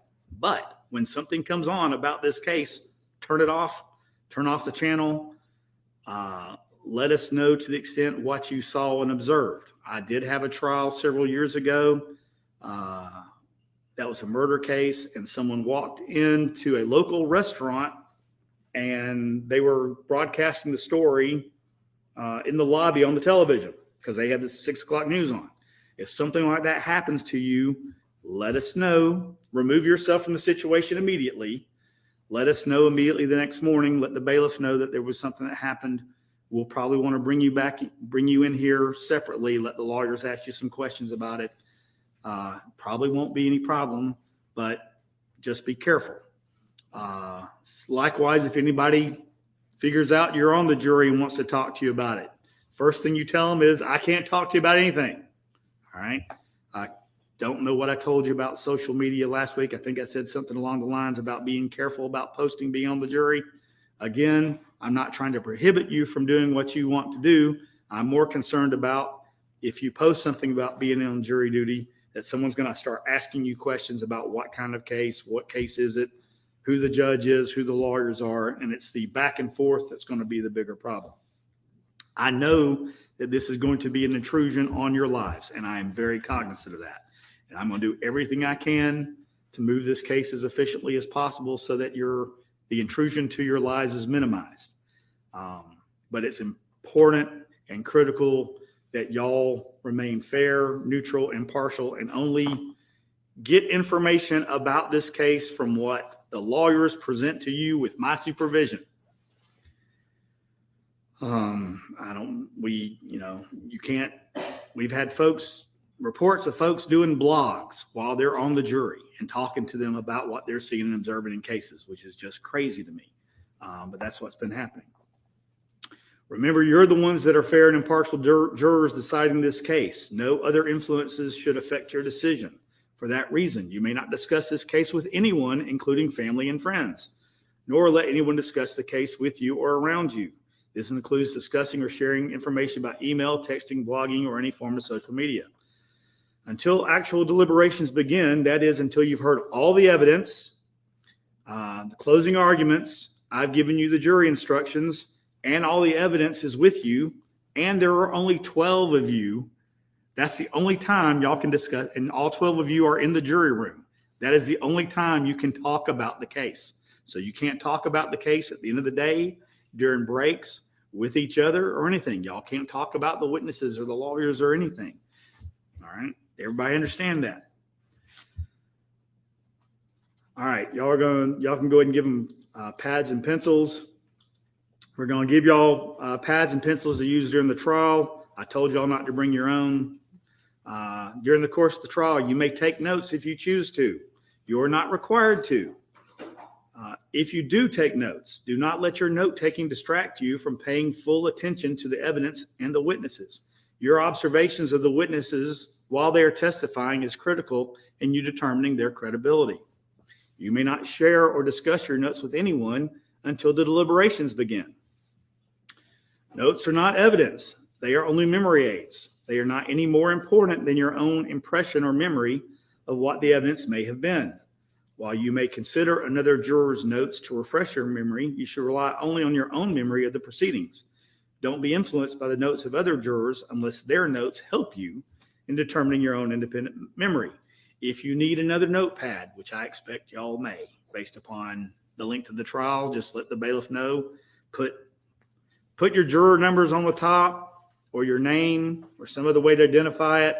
If you go to a second pad, put one of two on the top. Again, During breaks, so just leave your notepads.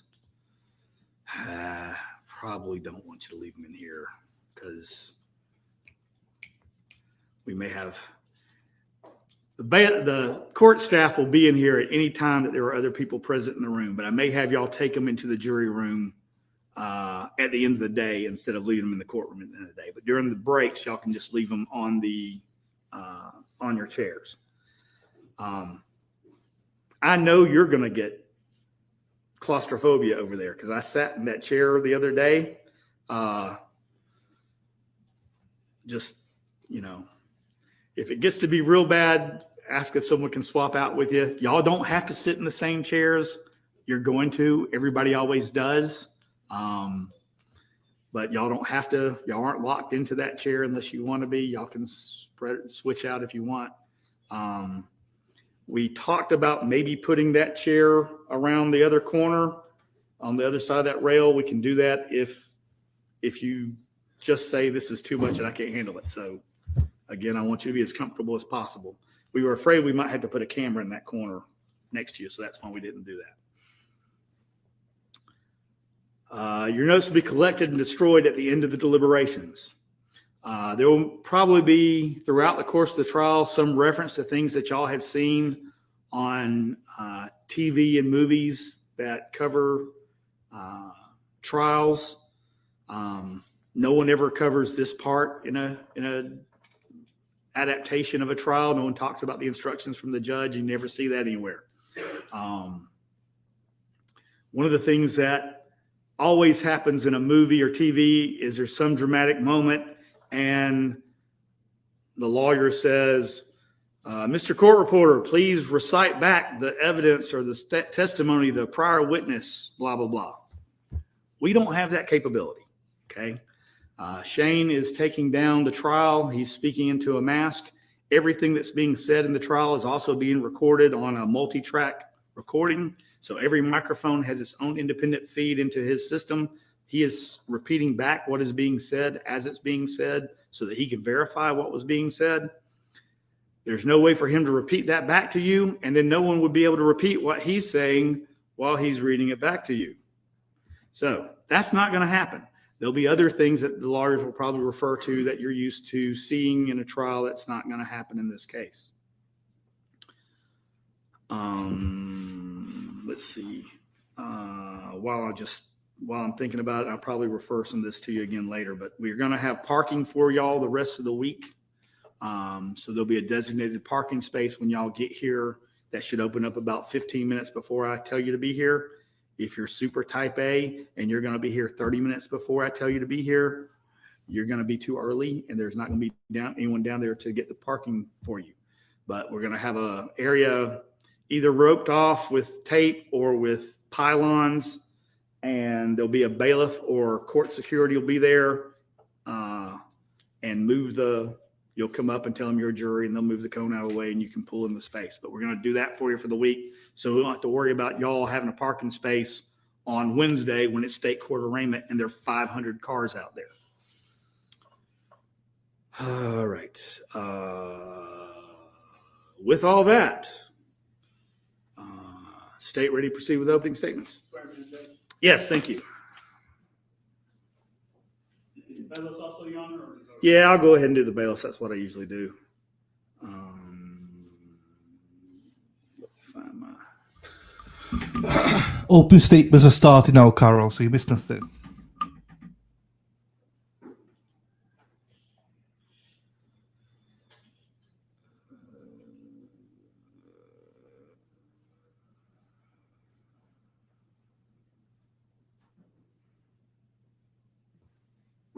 Of course, I can't find it what I want.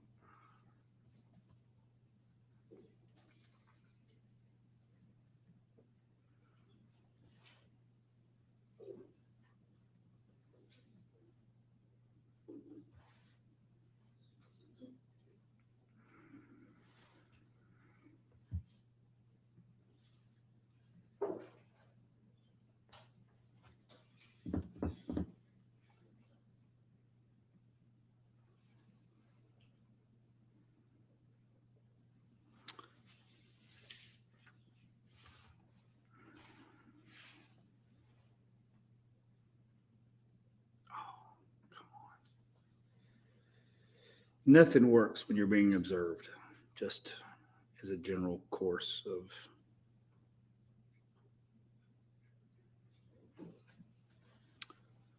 All right, ladies and gentlemen, if you'll stand up.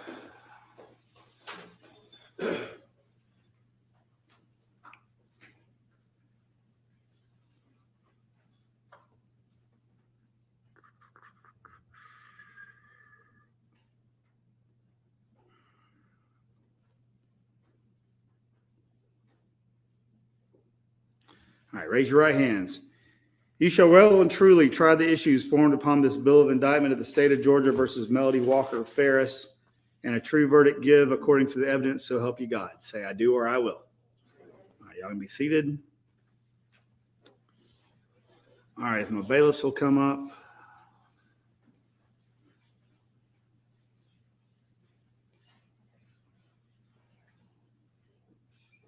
All right, this is something that I've been doing for almost every trial that I give. We swear our bailiffs in for the term. A term in Cherokee County is 4 months, but I swear them in for a particular trial every time, just because it lets y'all know that just as y'all have taken an oath and the attorneys have taken oaths to practice law as officers of the court, the bailiffs also take an oath. It also has some really nice archaic language that talks about how we can abuse you as jurors that I find interesting. All right, you'll raise your right hands. You shall take all juries committed to your charge to the jury room or some other private or convenient place designated by the court, and you shall not allow the jurors to receive any books, papers, nourishment, or hydration other than water, or use any electronic communication device except as directed and approved by the court. You shall make no communication with the jurors, nor permit anyone to communicate with the jurors except as specifically authorized by the court. You shall discharge all other duties which may devolve upon you as bailiff to the best of your skill and power. So help you God. All right, thank you. All right, now, if you notice, there's that language I was talking about, but everything says except as approved or directed by the court. So I will allow y'all to bring in coffee or Powerade or whatever you need to get through the trial within reason. And I will give them direction on how to handle y'all now.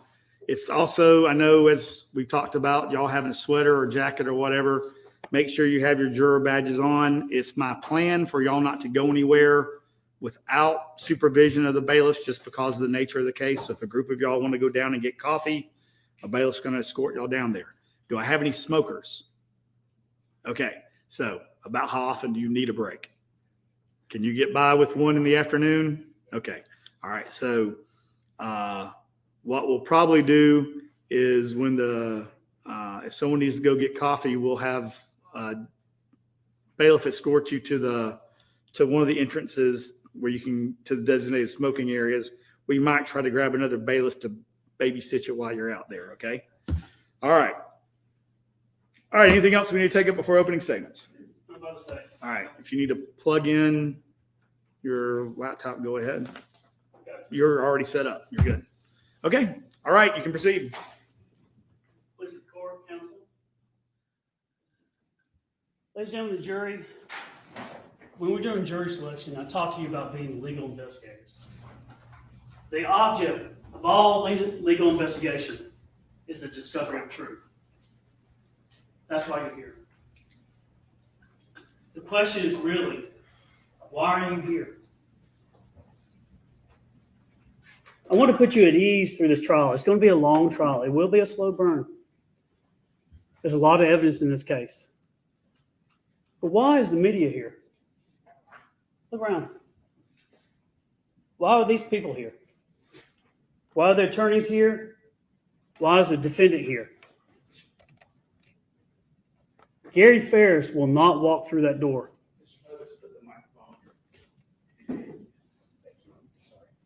No problem, Judge. Gary will not walk through that door. In this trial, what you have to do is ask yourself, what is the truth? You have to ask yourself certain questions. You do not have to ask yourself, was Gary murdered? He was. The evidence is going to show that. You do not have to ask yourself, was Gary Farris burned on a burn pile? He was. The question you have to ask is, who did this? Who did it? This is a murder. This is a heinous murder. He was shot, killed, put on a burn pile, and burned. The question you have to ask, what the evidence demands an answer of, is who murdered Gary? And these people that are here to see the trial, what I want you to do is they're going to follow the evidence too. I want you to look at me. Don't worry about that. Follow the evidence. The evidence demands an answer, and the answer is close. It's at hand. It's close to me. It's close to you. It was close to Gary.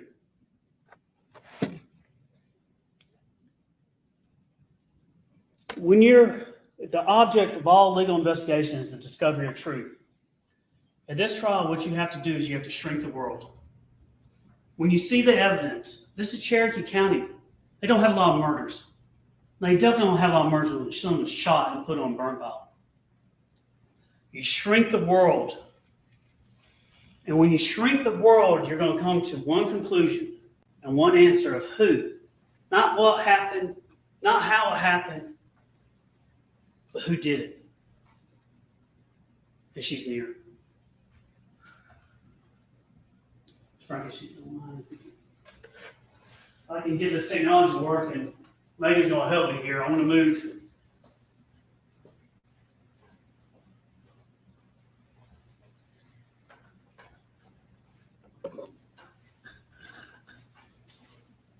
I want to talk loudly so everybody can hear me, but what I want to do is, as we go through this, be comfortable, be at peace as you go through this evidence.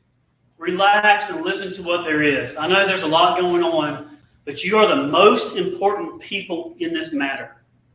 It does not matter what I say. It does not matter what the defense says. It matters what does the evidence say? What does it speak? Let me introduce you to the Farris family. You'll see in front of you there's the family line, the lineage. You'll see on the screen here there's a photograph. You see Gary. Thank you. You see Gary is in this picture, and this is a happy time. This is Emily, the bride in the middle, a daughter. This is a wedding, I think, about 2 years before the murder, 2016. You see Gary, he's in this picture. He's standing there with his wife, the defendant. Now, there are 4 children. And as you go through this, you're going to probably take notes because you hear the same names over and over again. You're going to hear about the Farris. You're going to hear about the Farris will. Unfortunately for this family is they have drama. They are not a perfect family. My family is imperfect. Everybody's family is. They didn't ask for their life experiences and the good and the bad and ugly to come in. But that's what the evidence is going to show. And I have to present it. I have great sympathy. Everybody does for families like this. But the evidence is going to show what was going on in their family. It's going to be the good, the bad, and ugly, just like anything else. Most families, however, don't consist of murder. Now, in this family, you're going to see Chris. On the right side of the screen, you see Gary and Melody. To the right, as we look at, is Chris. He's the oldest, probably about 37. On the other side is Scott. Scott's about 35. Chris was living, in many ways, his own life. He was married, had his own kids. You hear about the kids. They're going to be here. You're going to hear about Ella and Addison, the grandkids. Scott was in the military over Iraq. He came back for a while, lived on the property, worked the property, had kind of an agreement with his dad that he would work the land and he would get paid. He didn't have a job really after he came back, and then he ended up with the family. But that was his agreement with his dad.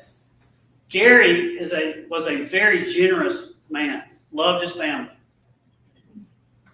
So you had the 2 guys, the 2 sons, Chris and Scott. Then you had the 2 girls, Emily in the middle, and Amanda beside her. Amanda was the youngest, the baby, if you would. They were probably around 30, 28, around those age. Gary and Melody Got married at a young age. I think it was around 20. 38 years, almost 39. They were married for a long time. They were together, Alabama, small family. Gary worked hard. You're going to learn a lot about Gary. You're going to learn a lot about Melody. And what you're going to learn is the evidence is going to show that they're both, I dare say, brilliant. He practiced law, corporate law. He went to the University of Alabama. I think he graduated first in his class. Extremely smart, introverted. The defendant, she liked the life of being married to a rich lawyer. Gary did so well when he was in Alabama. The firm he worked for, corporate law, real estate law, things like that, very successful. They sent him to the Atlanta area here to open up an office for the firm. Did very good. Very smart, worked his way up. I think he ended up being a senior partner. Very smart, loved his job. One thing with lawyers, the longer they do it, the longer they get better at it, the more they get better at it, and they stay at it. But sometimes what they do is they don't interact with, because they interact with people all day long. Oftentimes when they get home, they get close, they get small. And Gary's like that. In their wedding, their marriage, they had some issues that we're going to talk about. And it looks like they were happy here. This is about 2016, but there was a lot going on behind the scenes.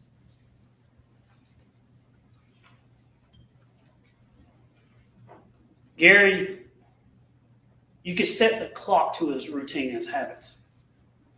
He's one of those guys.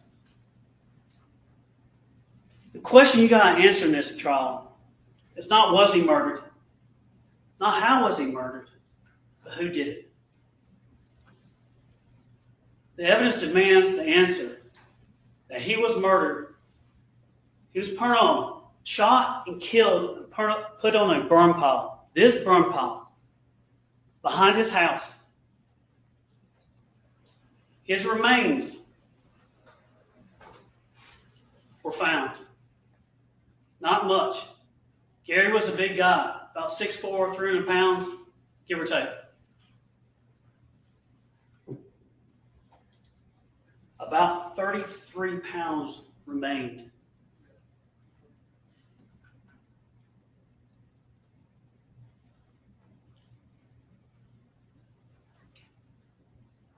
When you shrink the world, no robbery, no home invasions, no enemies, no road rage, nothing like that. When you shrink the world, in a case like this, husband and wife, wife kills husband, husband dies. The answer to the question, who did it, sits right there. Melody Walker Farris.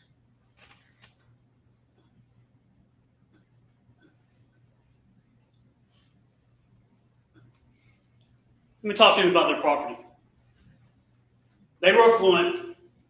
When I grew up in South Carolina, we'd say they're rich. They were rich. He made a lot of money. He would make probably hundreds and hundreds of thousands of dollars a year. Sometimes his paychecks, even after you take all the taxes out, $20,000. They'd have profit sharing and things like that. He made a lot of money. This property that they lived on in Purcell, 2511 Purcell Lane, Cherokee County. It's a hobby farm. If you see, there's actually a road coming down Purcell Lane, and you see that white area, that's dirt. They had horses. If you go up the driveway, it's along the trees at the bottom, and then there's a driveway in the middle of this photograph. That's to the barn where Scott stayed. Now, the family had trouble. Chris had some issues with drinking. He got in an argument with his mom about a year for this. She says that he said something along the lines that Chris was going to beat her to a pulp, put her in a pine box or something along those lines. That's what she says. No, he says. But they had a problem. Scott got back from the military, was living there, getting money from his dad. Emily was married. She had a husband Melody didn't like. He got in some financial troubles, some legal troubles, criminal troubles. Amanda was young. And they all took money from their dad. Not in the bad sense, but he had money. He was willing to do with it. And he'd give him a hard time. When are you going to get a job? When are you going to pay this back? Those type of things. But he could afford it. House I believe it's worth the property more than $1 million. Now, when you go through your notes, you think about this. We know this case, and sometimes we have to slow down because you don't know the places where this occurred. And the murder occurred in this house. The shooting occurred in the house, in the kitchen, down to the basement. Now, as you look at this house, it's kind of unique in the sense that it's 2 or 3 car garage right here. But as you look at this photograph, you'll see the front. If you go to where that pine tree is, go right behind that pine tree, that's the front. This is looking, if you were kind of looking, if the pond was behind you, you're looking up at what I would call the front, but it's not, it's really the side. I think it's kind of like the east side. But it's got a deck there, and it's a circular deck. And under that deck was where Gary stayed. The basement or the ground level was Gary's domain. That house was the defendant's. She had everything she wanted. It's immaculate. She liked to live the lifestyle. Furs, coats, jewelry, nice paintings, nice furniture, things like that. That was her domain. She was a go-getter. She was tough. She got after it. She cleaned, almost OCD to the point that she cleaned. Her house was beautiful. Gary lived in the bottom. He had a bedroom down there. He had a CPAP. He slept with that CPAP every night. We're going to talk about that. But he stayed down in the bottom. If you kind of walk out, you see where that it starts to go on the right side. There's an oval where it juts out. Below that is 2 doors. You'll hear me talk about it. You probably hear me chuckle at some point. There's doors that slide open like this to where he would have his couch and his TV and things like that. I call them American doors because right to the right are French doors. Just how I remember. And you could walk out that American doors, and when you come out there, if you turn left, that's where the burn pile is. This is over by the barn looking back towards the house. They had horses. This is nice property. This is the barn. This is where Scott stayed. Scott stayed on the top, basically being an employee of his dad. Scott wanted the property, loved the property, liked the property, loved the horses. He was invested in it. He was thinking to move on one day and get another job, but he was locked in this property. And he and his mom worked. They may bicker and things like that, but they worked the property. They did a lot of work.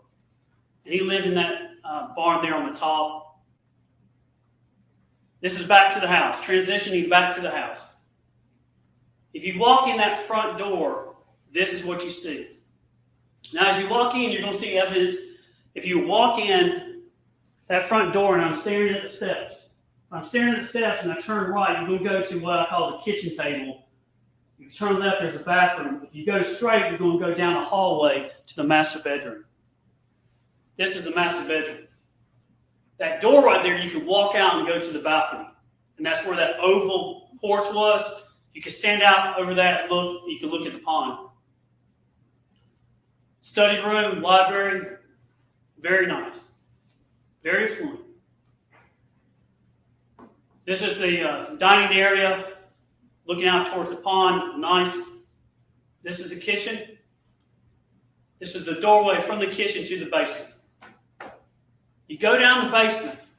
To the left here, if you look at the picture, there's that light switch and whatnot, then there's that cabinet. Right around the corner is the steps you come down. It's 12 steps down, a landing, 4 steps down. You come down that landing, you stand right there. If you're standing off the steps, you get off the steps, you look straight forward, you're going to look at that bar. This is looking back from the, kind of to the side of the American doors, looking back towards the bar. As you look at this picture, to the right is a hallway. You go down that hallway was Gary's office, where he'd hang out and do stuff, work. He liked to get up in the morning. Because he was a partner, because he'd been doing it so long, because he had those routines, he would get up and go check email. To say that Gary Farris was a workaholic is an understatement. The man's like a lot of attorneys. Check the emails at night, vacation, it doesn't matter. He's working, he's checking the email, he's busy. He has such patterns and routines you can set your clock by. So as you look here, you go to Wright's office. To the left, if you go to the left, there's a hallway that goes to his bedroom. Now, you may want to write these dates down. In July of 2018, we're going to focus on 3 main dates. July 3rd, July 4th, and July 5th. You're going to hear us talk about Tuesday, Wednesday, Thursday. Y'all, when I do trials, I am not perfect. I'll mess up names and dates and times, but this is what we're talking about. I'll catch myself and say, I didn't mean 2020, I meant 2018. What we want to do, again, this trial is not about being perfect. It's about the truth, to be authentic. When we did jury selection, you heard me say to be authentic. These are the dates we're going to focus on. July 3rd, 4th, and 5th. And I just want to kind of give an overview of some of the evidence. This is not all the evidence. You're going to hear a lot of evidence, including evidence that we're not going to present. But this is Tuesday, July 3rd. We don't know exactly when Gary was killed, and we don't have to prove that. The evidence does not require us to prove you the exact time that Gary was shot and killed. But we have a very good idea. Tuesday night around 10 p.m. most likely. Last time he used that CPAP was Tuesday morning. A little after midnight, he got on it. He got up that morning and turned it off. And that machine, when they did a search warrant, shows the times. He's not going to bed without that CPAP. He never used it again. We have no reading that was used again. Now, on Tuesday around lunchtime, Gary had an interesting relationship with his family. And they had some good times, but it was also different. I don't know about y'all, but if I go to a restaurant and I see a friend or a family, I'm going to go up and say, hey, Tom, we're going to hang out, we're going to do stuff. Especially if it's my dad. Well, on Tuesday, Scott and the defendant were working, and they decided to go to lunch. They went to Cherokee Ranch restaurant, a local restaurant. While they were there, Gary was already there. He pays his bill, and he leaves and doesn't say a word to him. And that's not uncommon. Because their relationship is not a touchy-feely type of relationship in this family. That's not this family. They communicate a lot by text messages, emails, instead of just calling and talking. That afternoon, Scott went to a lake house. He was there that afternoon and evening. There's a text asking about sleeping over for Aston, which is Chris's daughter, the grandchild. There's a text from her, from the defendant saying, what about tomorrow night, not tonight? And that was going to show that the defendant loved her grandchildren. If they were close or she could get to them, she would get to them, but not this night. There was a visit Big Daddy and Grandma. That's what they called Gary Meldy. Big Daddy, Grandma. Chris and Aston came over that night. Gary was getting the burn pile ready to go. He liked to burn things. He liked to do it. They were there talking to him, see what he's doing, and they left that night because couldn't stay, so they went back. About 10:52 p.m., there's a phone call between the defendant and Scott, and it was basically the defendant saying the horses are out, when are you coming home? Scott's with his friends. He's down at the lake or whatnot. She's calling, when are you coming home? The horses are out. He gets home, Scott does, about 11:30. Sees the burn pile's burning. I think he says something along, I see Dad's burning the burn pile, or he's burning the burn pile, something like that. Wednesday morning, Scott gets a debit card from his mom because he can go play golf. He has this thing on 4th of July that he would play golf, he and his buddies. You're going to hear about his buddies, Philip and Ted. That's just what he did. So about 6:15, I think he goes to the door. I think he calls or texts his mom, the defendant, says, needs the card. She comes out and gives him the card. He goes to the ATM real quickly, right down the road, gets some money, and comes back to go play golf. He's playing golf with his friends, Chris and family. They go to the Peachtree Road Race. Chris and Aston, they then go to the Cracker Barrel, I believe, that morning. Scott goes to the lake on a pool party. He's there in the afternoon and evening. The defendant actually leaves for Lake Lanier to go be with Amanda and Chad Bruce. And you're going to see some things here. You're going to see it's kind of this way. Chad Bruce was the fiance, now husband to Amanda. Amanda Bruce was Amanda Farris. And they go there and hang out, and you're going to hear about that. And at some point, they come back from the lake. Chris drops Aston off at the house on Wednesday night because they want to see and hang out. Now, these times, they change. I may get them wrong, but you're going to hear the times as we go through. Wednesday night, July 4th, kids around 11 or 12. They come in, they live out of state, they come in, they want to see everybody, they want to see Big Daddy, they want to ride some of the stuff on the property, they want to do things. It's 4th of July, and the defendant wants the kids to go to bed early.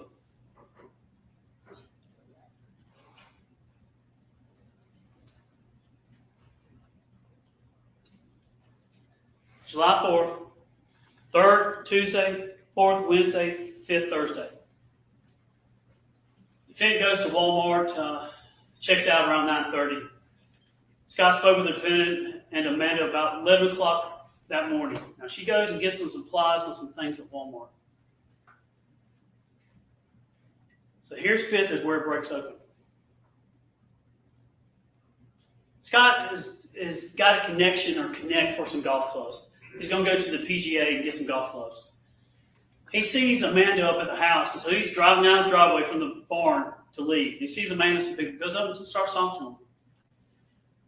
And the defendant is asking, have you seen your dad?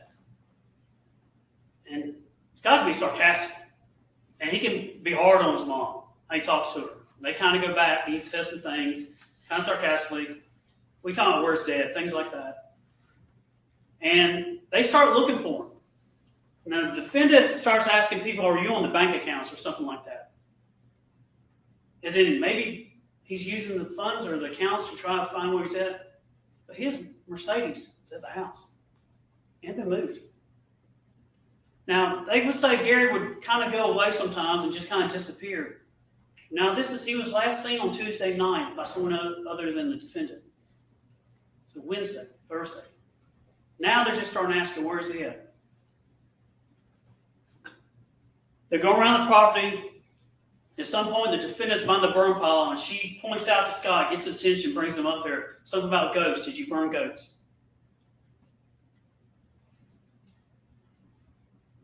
Scott gets to that burn pile. He was in the military. He's proud he was in the military. He tries to take a leadership role when things break bad, and he finds his own father's remains. He calls 911. You're going to hear it. During this time that's going on, a couple of weeks before this, while the cable guy or something was over at the house, Scott saw a .38 pistol. It was in a leather holster of some sort. And he thinks something's afoot. Foul play. Something's not right. He's suspicious of his mom. You're going to hear how he is. And he starts talking about this missing gun. And people are like, what gun? What are you talking about? He starts talking about this missing gun that was downstairs in the basement. 38. But nobody knows anything about 38 or anything like that. But Scott has a suspicion that something's up. He actually says a statement to the effect that, did my mom finally do something? When he talks to a friend. Now, the defense is going to point at Scott or other people. But the evidence is going to show it's Melody. No one else. It's her.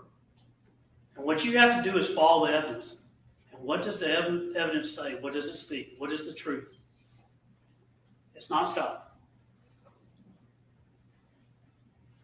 Law enforcement gets there. They start talking to people. And when they get there, what you're going to see is they get a call to someone in need, emergency services. So they bring the big long back thing you carry people on like a stretcher. They bring all this defibrillator, things like that. They get there. They don't know. They think they're going to find a person back there who had a heart attack or stroke or heat exhaustion or something and pass out. And they get back there and they find nothing but remains. Law enforcement still doesn't really know what's going on in the beginning. They think it was just an emergency. They don't think anything about crime. They start talking to people, and then they realize the conditions of the remains had to burn for a long time. The CSI people at the sheriff's office, they're like, all right, we have to call in an expert, forensic anthropologist, Dr. Gooden, comes in, and you're going to see what she does. They interview the defendant, they interview Scott, they ask him what's going on. And in the beginning, the defendant, she starts right off the bat talking about, well, Gary had these medical conditions. And then she says his family's got some mental issues. He was suicidal. And she starts laying that foundation of these other things. Any enemies? No. Will the kids do this? No. Anything else? No. Anything missing? No. She's laying the foundation. These are the pictures when law enforcement gets there. Dr. Gooding gets involved. They start marking it. And then things change. When they get the remains of Gary, we're stipulated that these remains are Gary. He's actually identified dental records. He's burned up so bad. When they get there, they find in his rib a 38. They think it's a 380 in the beginning, but it's a 38 special bullet projectile. It's in his left ribs. It's front to back, anterior to posterior. It's in his ribs. So now they think he's medical condition, but he's burned up too bad. Then when they're doing it, that's a bullet. Changes everything. There's no gun. We do not know where the gun is. We look for the gun. The missing gun is evidence of consciousness of guilt. Because if it was a suicide, the gun would be right there. If it's murder, you can't get rid of the evidence. Burn the body, get rid of the gun. Things change now. It's a homicide investigation. Now, this family had problems, and they had disagreements. You're going to hear about dishes being broken. There's several incidents of dishes being broken. One time, when she's talking about dishes, you're going to hear the defendant talking about, I had some dishes on top of the car, and they fell off onto the ground and broke. Scott's going to talk about an incident where his mom said some very terrible things about his dad, wishing terrible things upon him when she broke some dishes because she was mad when she went down to the basement where he lived and got the dishes. He spilled Mountain Dew or something like that. The man loved his Mountain Dew. Loved it. Cigarettes and Mountain Dew. She got so mad that she broke the dishes. Slammed them. Found it in his trash can. A set of dishes. When she's talking, the defendant is kind of all things to all people. That's what the evidence is going to show you. It's going to pivot. It's going to pivot. You're going to hear about two people in this case that pivot. She pivots. She's talked to, she's smart, she knows what's going on, they're asking questions. She says, at one point, their marriage is not good. They live in the same household, but they're not living really as husband and wife. There are some good times. They try to do some stuff. They're living in separate rooms, separate floors. But at one point, she comes across and they ask, you've been married to him for 38 years, and if it's that bad, and you'll hear about how she describes the marriage and things, why did you stay with him? I took a vow to him. I took a vow. The evidence is going to show in this case that the defendant is loyal to two people. Very loyal. She's loyal to a man. There's something called prior difficulties. About 10 years before the murder, the defendant had an affair, we believe, with a guy named Ted Wiley. Ted was in a relationship with Gary's sister. They met, they hung out, and they started doing stuff, and the family knew what was going on. They separated, we believe because of this. Gary considered divorce, didn't do it. They reconciled, but they lost trust. And this is where things change. The whole relationship changed because of this. Now, Gary worked with a lady, probably had a fling or something with her, not to the same degree, years ago. So they both had their issues. But the degree and the extent and the blatantness of this changed everything. And Gary started controlling finances.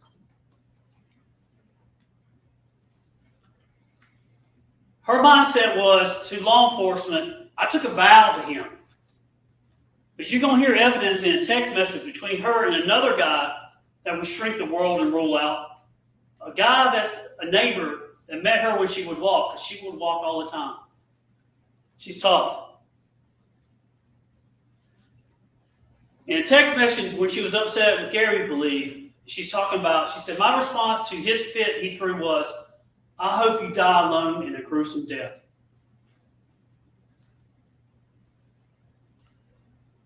She's asked by law enforcement, she didn't say anything about hoping he died or anything like that. Terry responds and says, there you go. He's going to push you over the edge. I know, and that scares me. Told him 5 weeks ago where could not even see or hear him. It would be in his best interest. you're going to see some text messages, things in this. She portrays this, pivots. But an ever constant in their marriage, tension, an ever constant tension is money. She did not like that Gary would use his money the way he did. It's referred to sometimes by people as the Farris wheel because there was drama. And there was definitely drama. Chris had his issues. Melody didn't really like Chris. Chris would use checking account numbers and credit card numbers and things like that. And he had paid for, coming up to this point, he had paid for a beach vacation. I think rent a condo or something like that. And Melody was furious.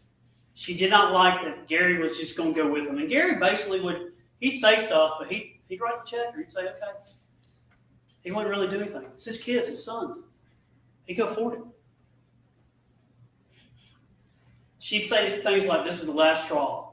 I've had it. I'm taking measures. It shows that her mindset is this money, this money, this money. And that leads to this. Bullet in his ribs. They go in the house and look at the house. These are steps going down to the basement. There's blood. There's going to be evidence of blood and cleanup in the kitchen. Her domain. Down the steps. When you get off those steps, if you take off those steps, you can see it. Scott saw some blood on the floor down there. Law enforcement saw it. They go back and spray Blue Star. This chemical stuff that lights up, and you'll see it. You see those 4, 3, 2, 1 placards there? It's a trail of blood. I've circled this so you can see. Down there is a sofa. There's an ottoman, I believe is the term. And as you get closer, law enforcement found another bullet. We do not know how many times Gary was shot. We know he was shot and killed. We know there are at least 2. The blood trail from the kitchen up there, we believe the evidence is they had an argument. She shot him. He goes downstairs trying to get away. She shoots him again. Whether he was able on his own to get out those doors or she got him out herself. Top and bottom. No home invasion. No robbery. Nothing. That brings us to what we call means, motive, and opportunity. How do you get away with a murder if there's no confession? How do you get away with a murder if there's no video of it? How do you get away with a murder if you try to burn and destroy all the evidence? You don't. When you use your common sense and all the evidence to put it together to shrink the world, and the only reasonable answer is she did it. For example, if they say Scott did it, Scott's not going to shoot us dead when he's paying all the bills. It's a gravy train. That's just not going to happen. Let's first talk about opportunity.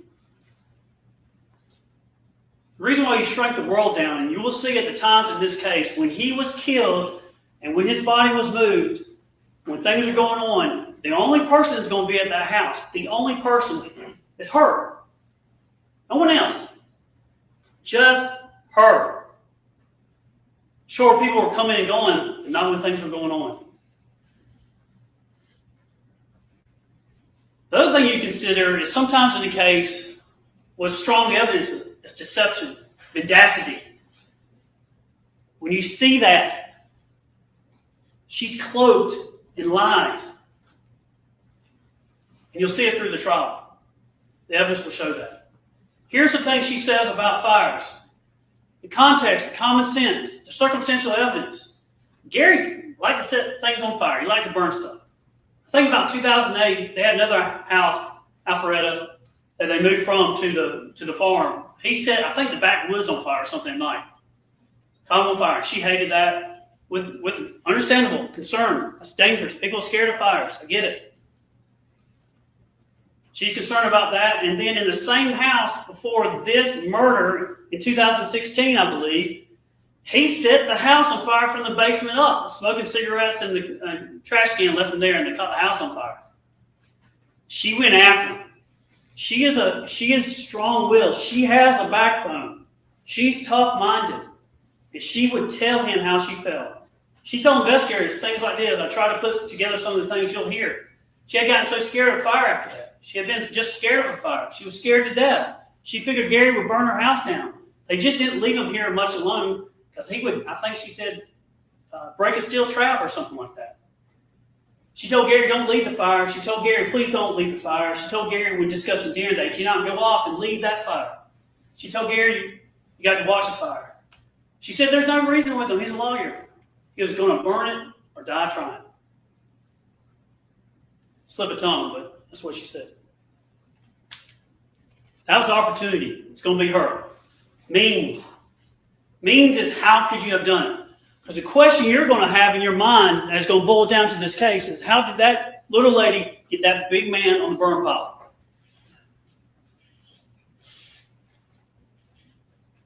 She's a cowgirl, farm girl.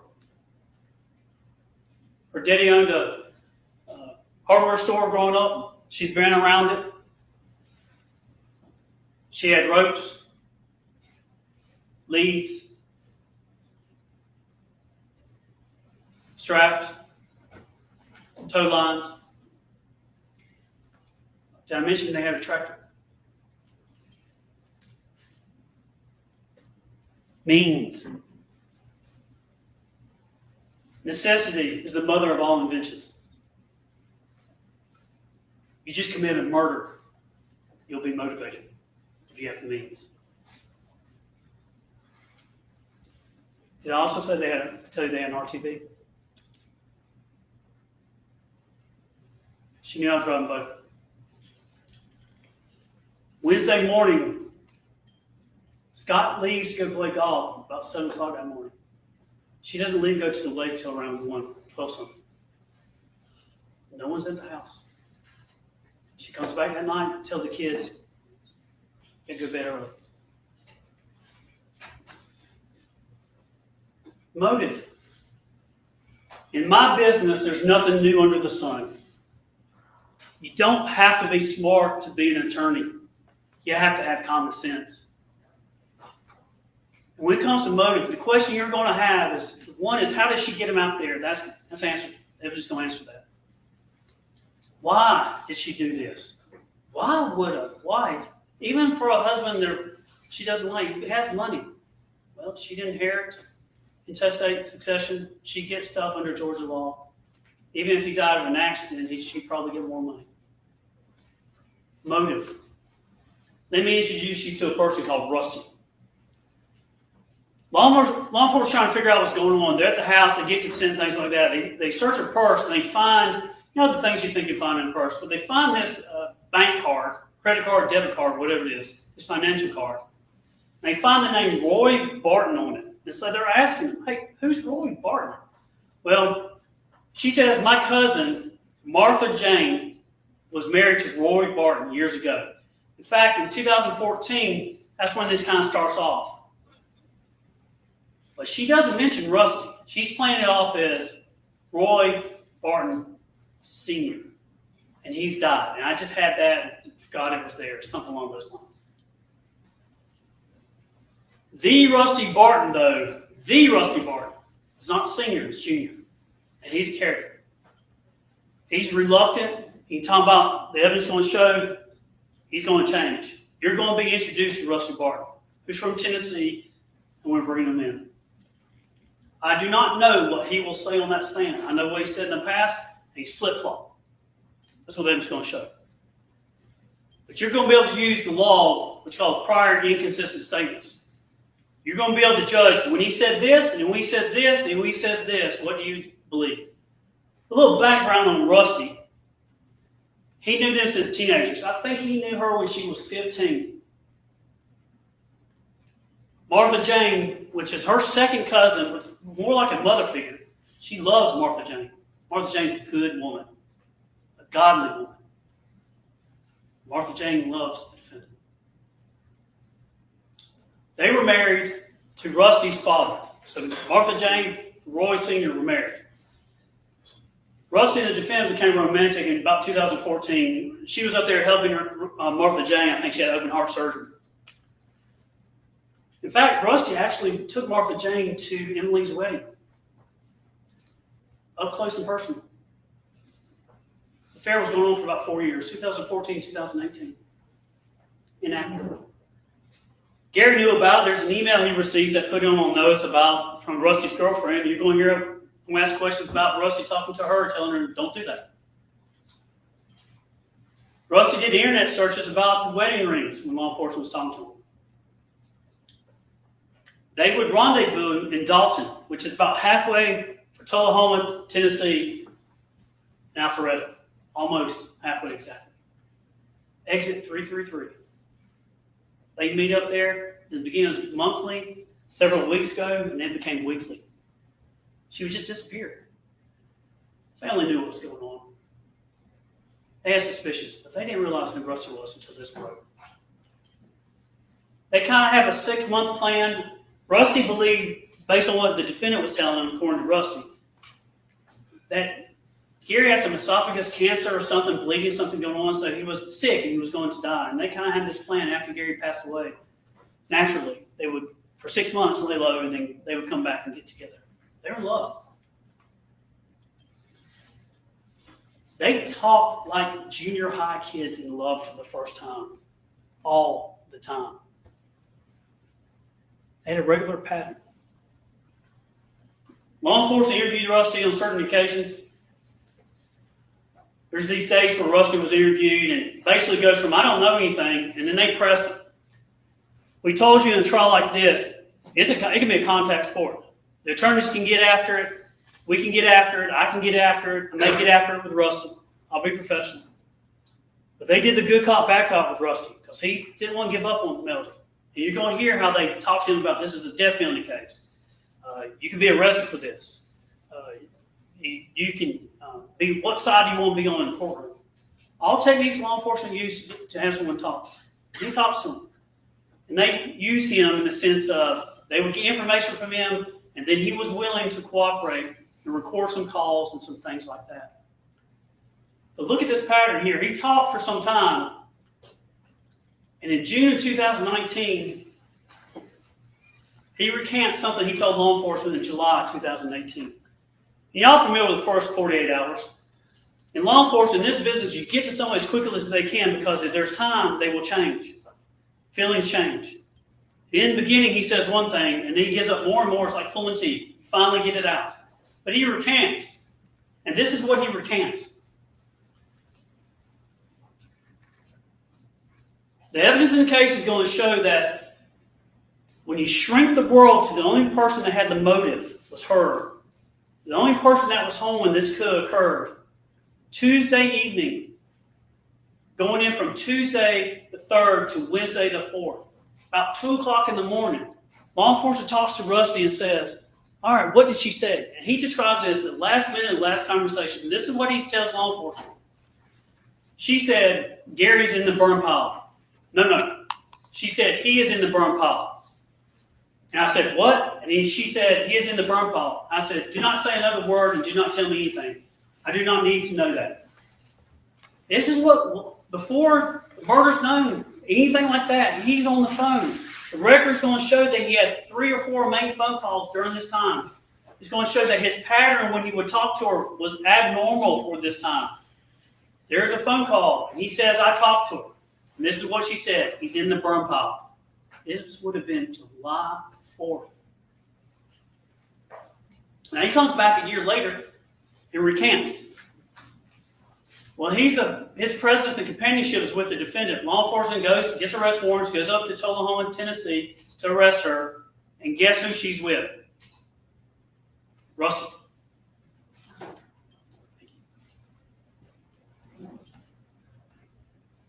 After she's arrested, she's in jail before she bonds out. There's actually jail calls. And you're going to hear some of those. And we told you there's going to be calls and things like that. And you're going to have to be patient with us. It's going to be a lot of information. It's just a piece of this puzzle. But at the end of the day, it's going to show the defendant. So it's past, being arrested. He recants to law enforcement. Oh, I didn't say, she didn't say that. I was pressured. I was under duress. I was taking sleeping pills. I was under alcohol. And then she's talking to him on a phone call, and this is just a part. Now you're going to hear the whole thing later on. But this is what we call consciousness of guilt. The evidence is going to show that she says this, and this is not what an innocent person would say to her loved one. No. Well, like a long time ago, I just stopped talking. Right. I haven't done anything. I know that, darling. Just because what you keep talking about, you're going to single-handedly hang me.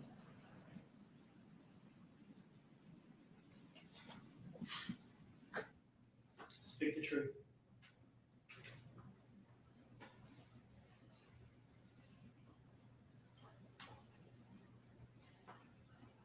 This is what charges: malice murder, felony murder, aggravated assault, concealing death, and other, making false statements.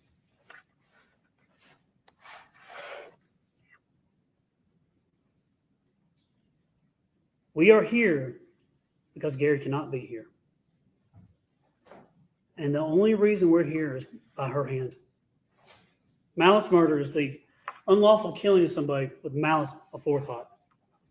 It doesn't mean someone's wicked in that sense, or malice in the sense that is hatred or things like that. It is the unlawful intent to kill. And the judge is going to charge on that. One shot could be felony murder if they're fighting and she just reacts. 2 shots and burning.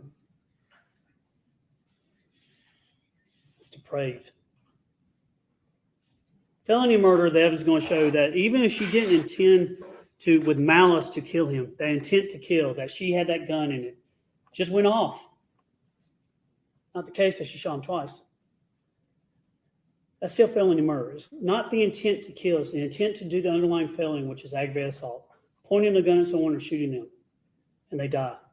Even if you didn't mean for them to die, it's still felony murder. There's no malice involved. There's no intent to kill. Aggravated assault is just the shooting. Concealing death of another. The law is designed to prevent certain conduct, and the case that you have before you shows what it's designed to prevent. Not only was Gary Farris murdered, and he has friends and family that watch this, that are here, but they were deprived of him.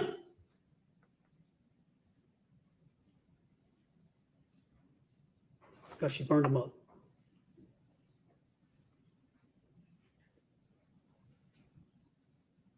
False statements because she lied to law enforcement about Russell.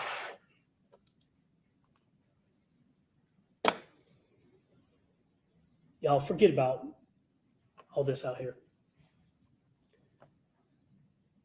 My job, representing the district attorney, is to present this case to you without fear, favor, or affection.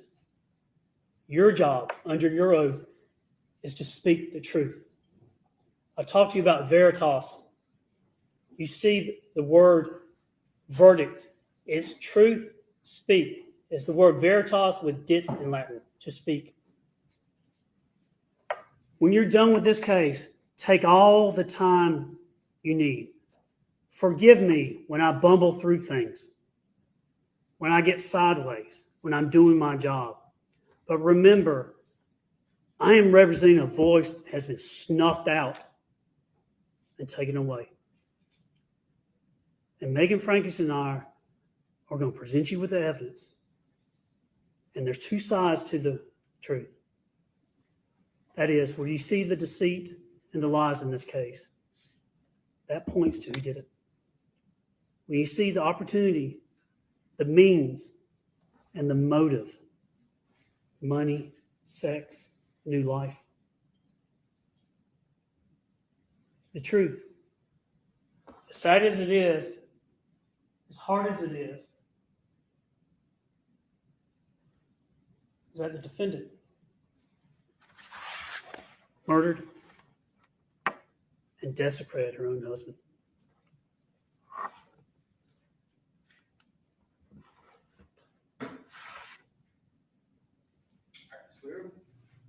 That's right. Would this be a good time for a break or? I'm gonna let y'all go and then we'll break after that. Reset. Anybody need a break? All right. I got one taker. All right. We'll go ahead and take a break. It'll be, if one of you are going to, then all the dominoes will fall. So it'll be 10 minutes. So we'll go ahead and take a break. That's fine. All right. They started it a little earlier. Okay. Right. Can someone give me a synopsis? What did he say? I'm joking. All together now. Oh, she pulled her gum out. She likes to smile a little bit, doesn't she? She wants to be a little bit careful there. She hasn't got much lips though, has she? All together now. All together now. Okay, so for those of you that may have missed it earlier on, just remember that Sarah Boone will be starting next week, next Monday. The trial itself will probably start on Wednesday, probably opening in the afternoon. That's what they're aiming for, I think. But yeah, so we got that. We got this now, which I did not know was going to be 3 to 4 weeks. I did not know. Usually, like, they take about a week, seven days or so. So I did not expect this to take that long. It's quite I'm surprised it's going to be so long. To be quite honest with you, but there's probably more info, more witnesses than we need, or they feel that they need to be effective. So it's their case; they can do whatever they want.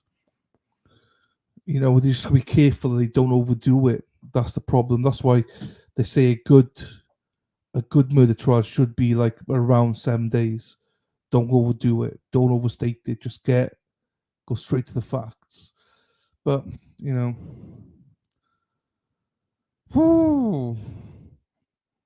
it just seems that there doesn't seem to be any so this might be another one. I'm not sure if Georgia is like this. Actually, Florida is like this in some of the trials, and there's no time limits. So maybe this is the same. Oh, fuck it now. If there's no time limits, fuck. But what can we do? What can we do with Dana? He's a drunken sailor. What can we do with a drunken Dana? What can we do with a drunken Dana? What can we do with a drunken Dana early in the morning? Right. So I think a lot of people have said that this could be a good trial. I think it is going to be a good trial, people. The only problem I got now is I did not expect it to be so long. That's what she said. And it's like Boone is supposed to be 3 weeks as well. This is 100% going to be a better trial than Boone. I'm going to have to figure it all out now. Because we'll be a week and a half into this by the time Boone starts. One of them will be Zoom Zoom. Well, probably going to be this one, isn't it? Zoom Zoom. Probably going to be this one, but I'm not sure how I'm going to do it all. I might have to start streaming on some Saturdays as well. So Saturday mornings for you guys. Just to get it in. I think Larry said that. I spoke to Larry the day he can't wait to come on. I tried to get him on last week, but he wasn't feeling the best. So that's why we got Bill. Bill's been popping in and out. I'm not sure what Bill is. He's been quite quiet lately, but that's not a bad thing for Bill. He has already said he's already announced that she's not guilty. So well done, Bill. At least he started the trial on the right way. I'm not sure. I think there's only a couple of us streaming today, this trial. I think everybody is waiting for Boone to start. That's the only thing with the Boone trial is everyone's doing it. That's the only thing, everyone's doing it. That's why I'm like, should I just do Boone Zoom Zoom? Because it's like everyone's fucking doing it. So if you're that desperate to watch it, you probably just watch it with another streamer. I don't know. We'll have to see how good this goes. We'll just have to see how good this goes. Hang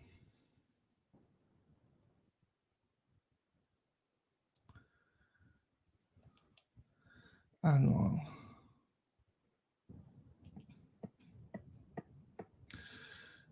Let's see who else is streaming this one then.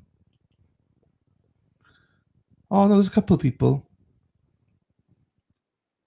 Oh, they're behind though. Aha, they're behind. They've only just realised it's on.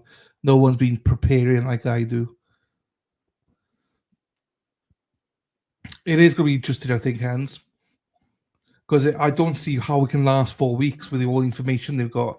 So I think it's either going to be overbearing or it's going to be a good trial. Whatever happens, I'm covering this and Boone. I'm covering both, so it makes no real difference. But like that opening did not help because that was shit.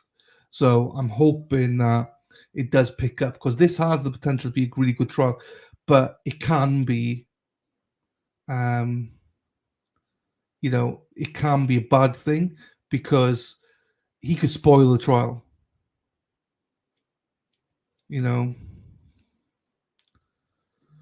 That's the only problem.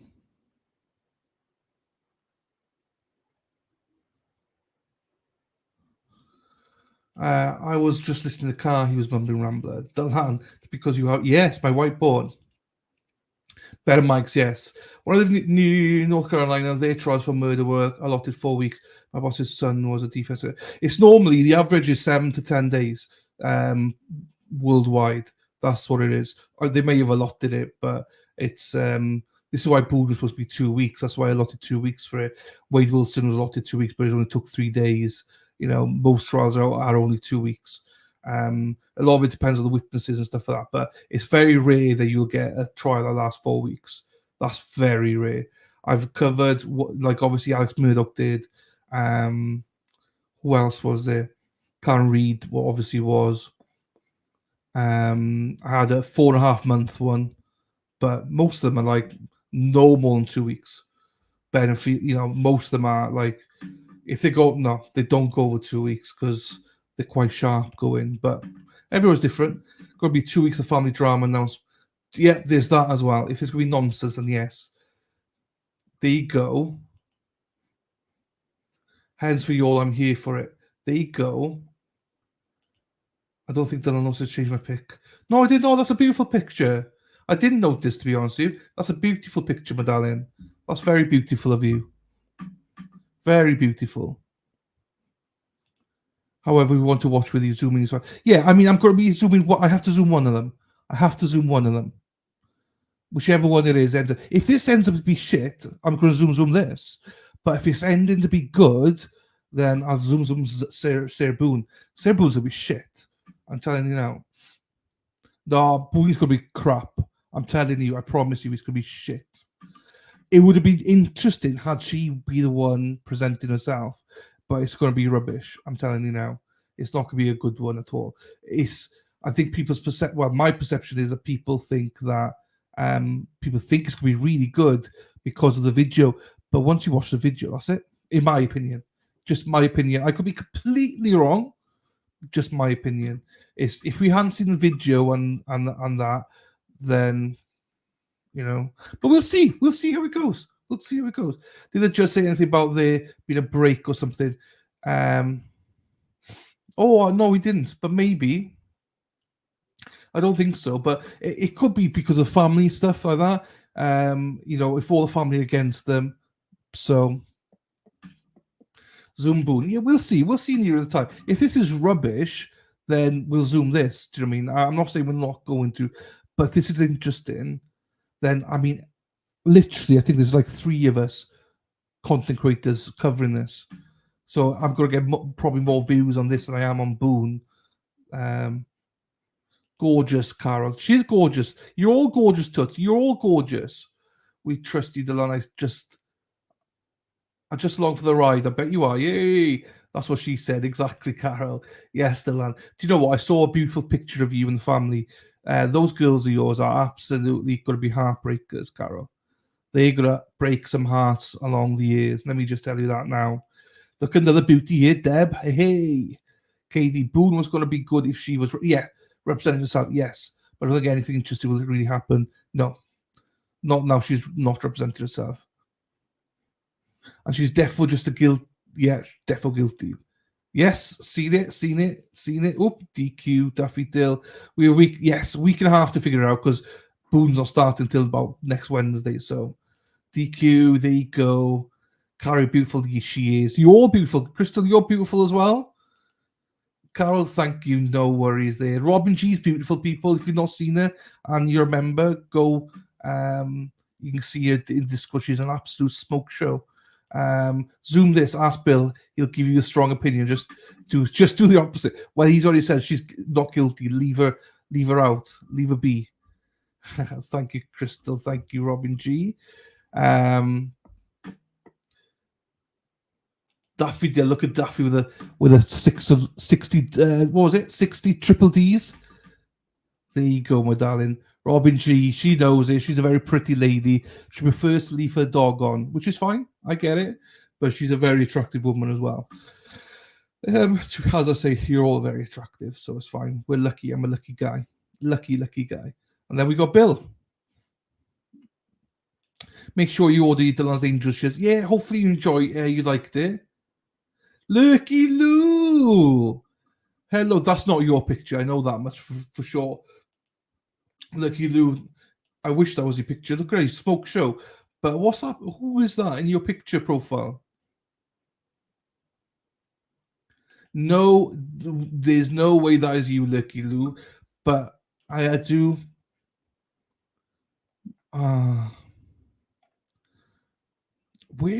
Where I don't know when you were. Oh, you were here.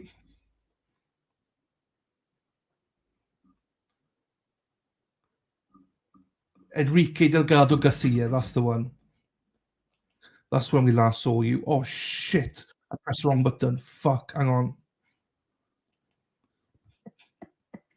Karaoke. I know though. 60 double D's. Wowzers. I know. She's like, I'm gonna stuff him in your face. She told me. I'm like, fucking hell. I won't be able to breathe. Lurky, dancing queen, Carol's been, has been, Sasma's been. That's still, I'm putting a few pounds since that picture, though. I hate taking a few pounds. Robin, don't you worry. You always look beautiful. Don't worry.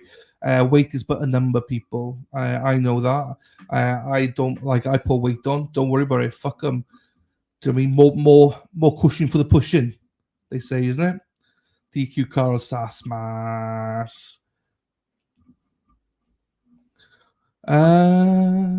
Whoa. Karaoke time. Let's break it out, people. Hey, let me do the announcements. Oh, hang on. Shit, where's it gone? Oh, fuck it, I won't do that. Right, let me get Shopify open then to show you the Dylan's Angels. Hang on. Hey, Sarah P as well. Sarah P. Sarah P is in my bad books.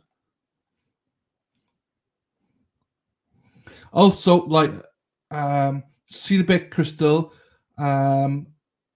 Sugar Spice. We know that. You love the handlebars, Deb, yeah? The handlebars. So, you didn't do nothing. You're good. I was just teasing you. Right. Unfortunately, Sarah P can't have one of these because she's not an angel. She is not an angel. So, here it is. Merry Christmas, everybody's having fun. Oh, to the future now, it's only just begun. There you go, American customers, Dylan's Angels t-shirt. All prices, I think it's $31, right? But that is included everything. That's your shipping, that's your taxes, that's your VAT if you're in the UK, whatever that is. There's absolutely everything is in that price. Because people are like, oh, $31, and then there's no $31. That's including your shipping, included your taxes, everything. There's no extra. What you see is what you get. What you see is what you pay. Because people complain about I put all the transport in there. So 20 in the UK, £22.99 for that one. Can I just? There you go. You can. That's a little bit now. You can see it there. Dylan's Angels, the alternate chord of Dylan's Angels. So Devil's Tea. No, I got to keep it of this. There you go, Debbie. You got your Boston one. Happy days. Yeah, some of the ladies wanted a Dylan's Angels one, so I made it. There's no need for anyone. And if you see special touch there, when you get them, you'll see it. Once you see it, it's right there. That is the Boston logo when it's there, so you'll see it. Yeah, a few. I think 4 of you ordered. I think 4 of you ordered it. I think so far. It's only one color, but also I understand that some people can't afford it as well. I know some people have bought the Boston one, which is absolutely fine. That'll be it's the same color, so just wear that one. So there you go, everybody. I got plenty pink ones there. Yeah, I'm not sure who ordered Hippie Chick, to be honest. I don't remember who ordered them. I just know about 4 people have ordered them, but I don't remember who. Who? I think, yeah, Carol, Toots. If you was you, Hippie Chick, and I think our lovely Lisa Reed, I think, is another one. I believe so, anyway. Da, da, da, da, da, da. Carol, Lisa Reed, Toots, and Shannon. There you go. Those are the ones.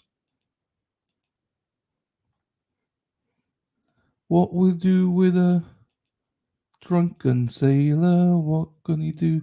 I can't find it. Oh, here it is. Thank God for that. Yeah, I did. There you go. I could have checked for you.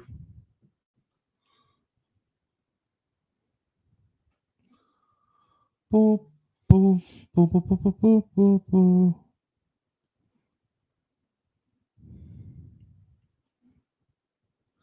Lil Viv wanted one, but it's not very, I've not done Australia because no one sold any in Australia.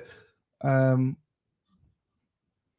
if somebody wants one in Australia, I can do one in Australia. It's just I've done merch for Australia. No one's bought any. That's why I didn't do it for Australia. So if she wants one, I can definitely look at it, but I just need to look at the prices, see if it's worth it for her and stuff like that. So we'll see. Yeah, thanks, Lil G. No worries. Oh, no shooting. That was no shoot. That was not me shooting. Trust me. If that was me shooting, you'd know it. It wasn't. I was just explaining why I've not done more merch in Australia. That's all. But no problem. Thank you, Lil G. She was on a period, so not guilty. Can we move on? We got a month this, Bill. We got a month, 3-4 weeks of this. Do you know, I have got an issue of pausing, haven't I? No, I've not paused.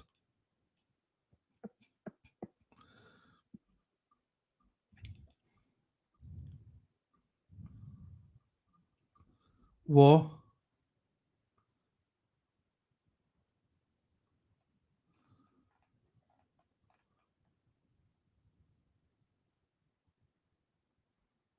He was shot as well. Yes, he was shot. He was shot. They found a bullet inside one of the ribs, between the ribs or something. Hey, Bill, this woman needs fixing. I think, Bill, you'd like this woman, though. What can we do with a drunken bear? Hey, Lou! Lou, yes. So Boone is being delayed till next Monday because the hurricane. It's been delayed till next Monday for jury selection. They did start today, but they ended it very quickly. Oh, they didn't start. They brought people in, but then they didn't start. So they're taking a week off and coming back in next Monday to start the process all over again. So basically, we're a week behind now. But the hurricane's so bad there, Cat 5 in some places now, that they just said, do you know what? We're not going to carry on with this. So they're done. They're done, Lou. I think there will be some spice between the lawyers in Boone. I like good lawyering there, been butting heads pre-trial. Yes. So maybe there will be like that lawyering. Yes. Maybe there will be, Lurky Lou. You might be right. Where are you from, Lurky Lou? Because that looks like, I don't know. Bill, if you have a question, just ask Little G. She knows everything. Oh, Bill, Amy got her t-shirt, hoodie today, and Di got it. So I think everyone, Daffy Dill's the only one who hasn't had a hoodie yet. So she still hasn't received it, I don't believe. But everyone else has received it, Bill.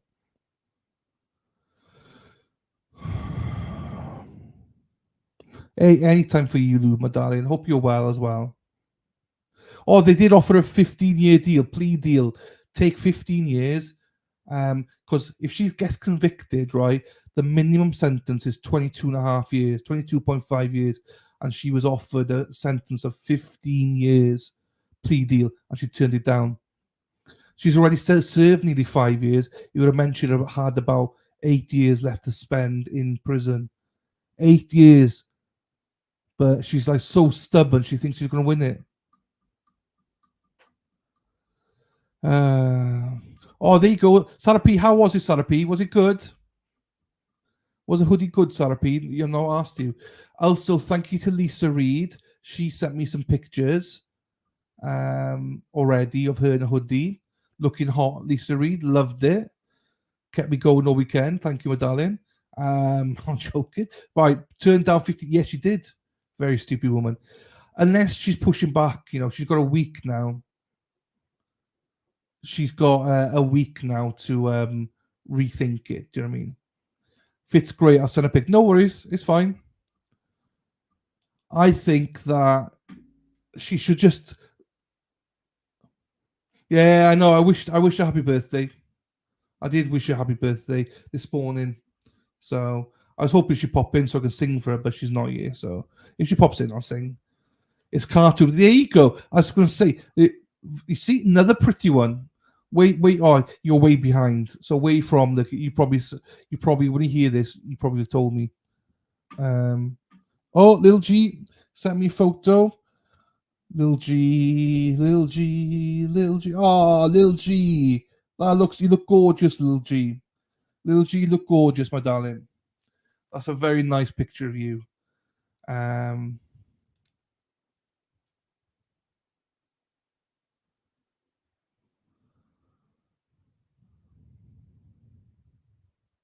Yes. Do you know what would be good, Carol? If we have one with you with the girls.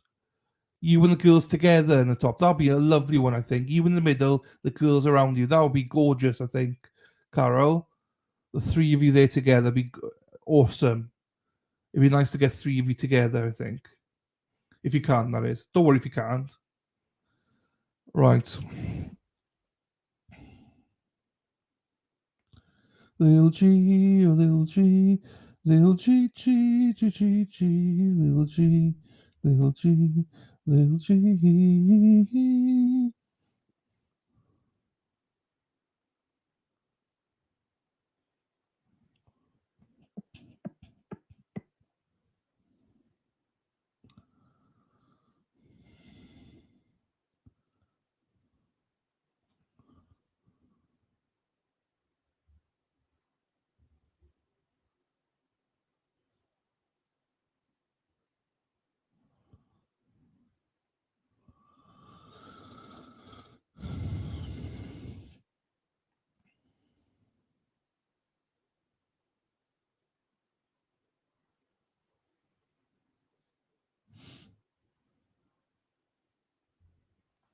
Okay.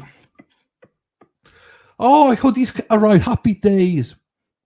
I hope you like them. I'm recovering from company and look.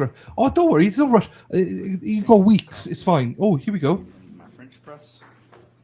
You've got weeks, people. It's fine. I'm just going to do or Dana's going to do. Oh, look. All right, you ready to get started? Bill. Or continue?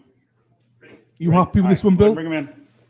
So I went ahead and sent them down to get coffee and told our smoker she'd go take a break. So. Judge, we got to sort this out, though, Judge. We can't have breaks like this. Judge. We can't. please. Happy days. There you go.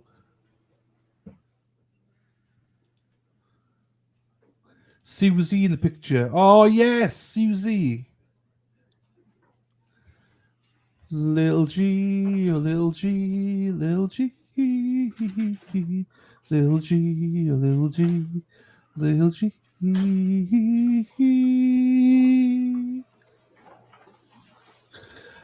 Week and a half. About a week and a half, Daffodil.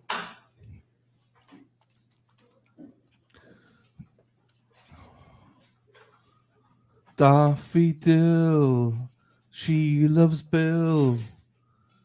Daffodil cheats on me with Will and Bill. Oh.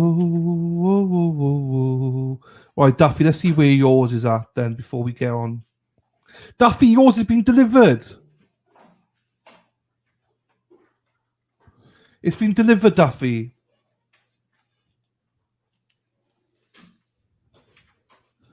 Delivered today at 1 o'clock.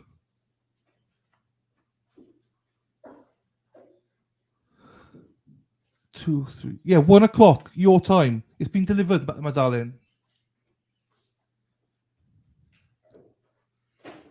So, All right, Mr. Ray, you ready to proceed? Ready. All right, go ahead.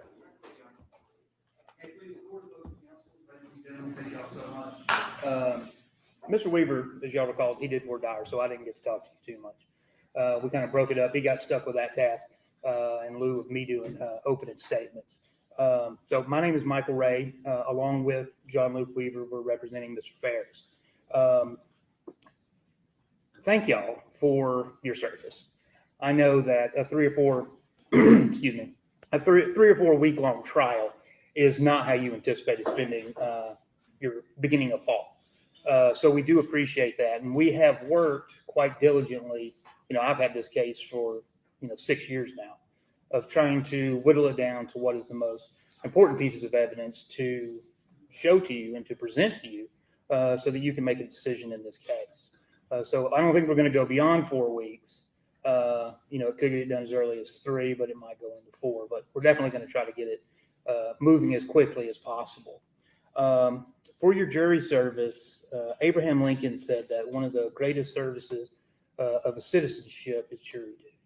And I think that's very true. It's the equivalent, in my opinion, of voting, because without you, 16 people we have, or if it was in state court, the 6 people we would have, without you, we couldn't do this. We couldn't do our job. Justice couldn't be done. Justice couldn't be done for Melody without you. So thank you for serving. When you act as a juror, or when you're sitting as a juror, in this particular case, and in all cases, you are essentially the conscience of the community, because you're going to hear this evidence, then you're going to apply it to the law that the judge is going to give you, and you're going to render a decision. Because if you recall, when Judge Cannon was going over the oath with you that he read to you last thing, I know you've taken a lot of it. You took one downstairs when there was 120 of you, and then you took another one when you came in your jury bill, and then you came in with the 16 of you, and you took another oath. But in that oath that you took an oath to give a truth verdict according to the evidence. And that's what we're asking you to do. And you heard the judge say that it's your duty to render a truth verdict based on the evidence. And that's exactly what we'll be asking you to do. Now, Mr. Focus, he did a good job in his opening statement. So some of the things are duplicated because obviously when he came in, he didn't know what I was going to say. And when I came in, I didn't know what he was going to say. But I don't want to sit there and regurgitate the same things. But we got to talk about a few things. That one being the indictment. Mr. Focus did a great job going through explaining it. So just kind of to recap what Ms. Farris is charged with. 1, malice murder. That is essentially, to keep it simple, and we'll go over it much deeper at the end when the judge actually gives you the charge. And then we get to argue. What malice murder is, somebody's alive, I don't want them alive. And they're dead. That's malice murder. Felony murder, I commit a felony act, and it causes that person's death. Like trying to rob somebody, you accidentally shoot them, felony murder. That's what it is. In this case, the felony is the aggravated assault. The state alleges that Miss Farris shot her husband, Gary Farris, and that was an aggravated assault. And as a result of that assault, he died. So that's how felony, murder, and aggravated assault are linked together. Concealing the death of another is pretty obvious. There's a little more depth to it when you actually look at the actual elements of the offense, but you can imagine what that is. Somebody has passed away and you have concealed it. Making false statements, that's lying to the police. We always say defense attorneys can lie to you, but you cannot lie to the police. It's actually a crime. So, this case, and you've heard a little bit of it from Mr. Fogus, but you've probably seen on your crime show, because I know from Bordier, a lot of you watch the podcast, the crime shows, the true crime and all that. And you always see defense attorneys talking a lot of time about there's been a rush to judgment in this case. You know, rush to prosecute the first person that you can get your hands on. But that wasn't this case. Melody was under investigation in this case for over almost a year, between the 911 call that you're going to hear shortly and her arrest on June 18th of 2019. So there wasn't a rush to judgment, but what we had in this case was different. It was called confirmation bias. And we'll talk more about this in close, but what a confirmation bias is you got a belief and you've got facts. And that belief and those facts merge together. And that's what you believe.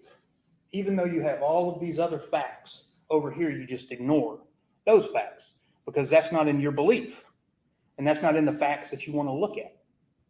And that is a confirmation bias. You're going to see from the evidence in this case, from day one, the investigation by Detective Hayes and all the other officers in Cherokee County Sheriff's Office, even the Tennessee Bureau of Investigation, the GBI, everything that was done in this case was tailored specifically to attempt to convict Melody of the death of Gary Farris. One big thing you're going to hear, and you're going to hear it a lot, is Scott Farris.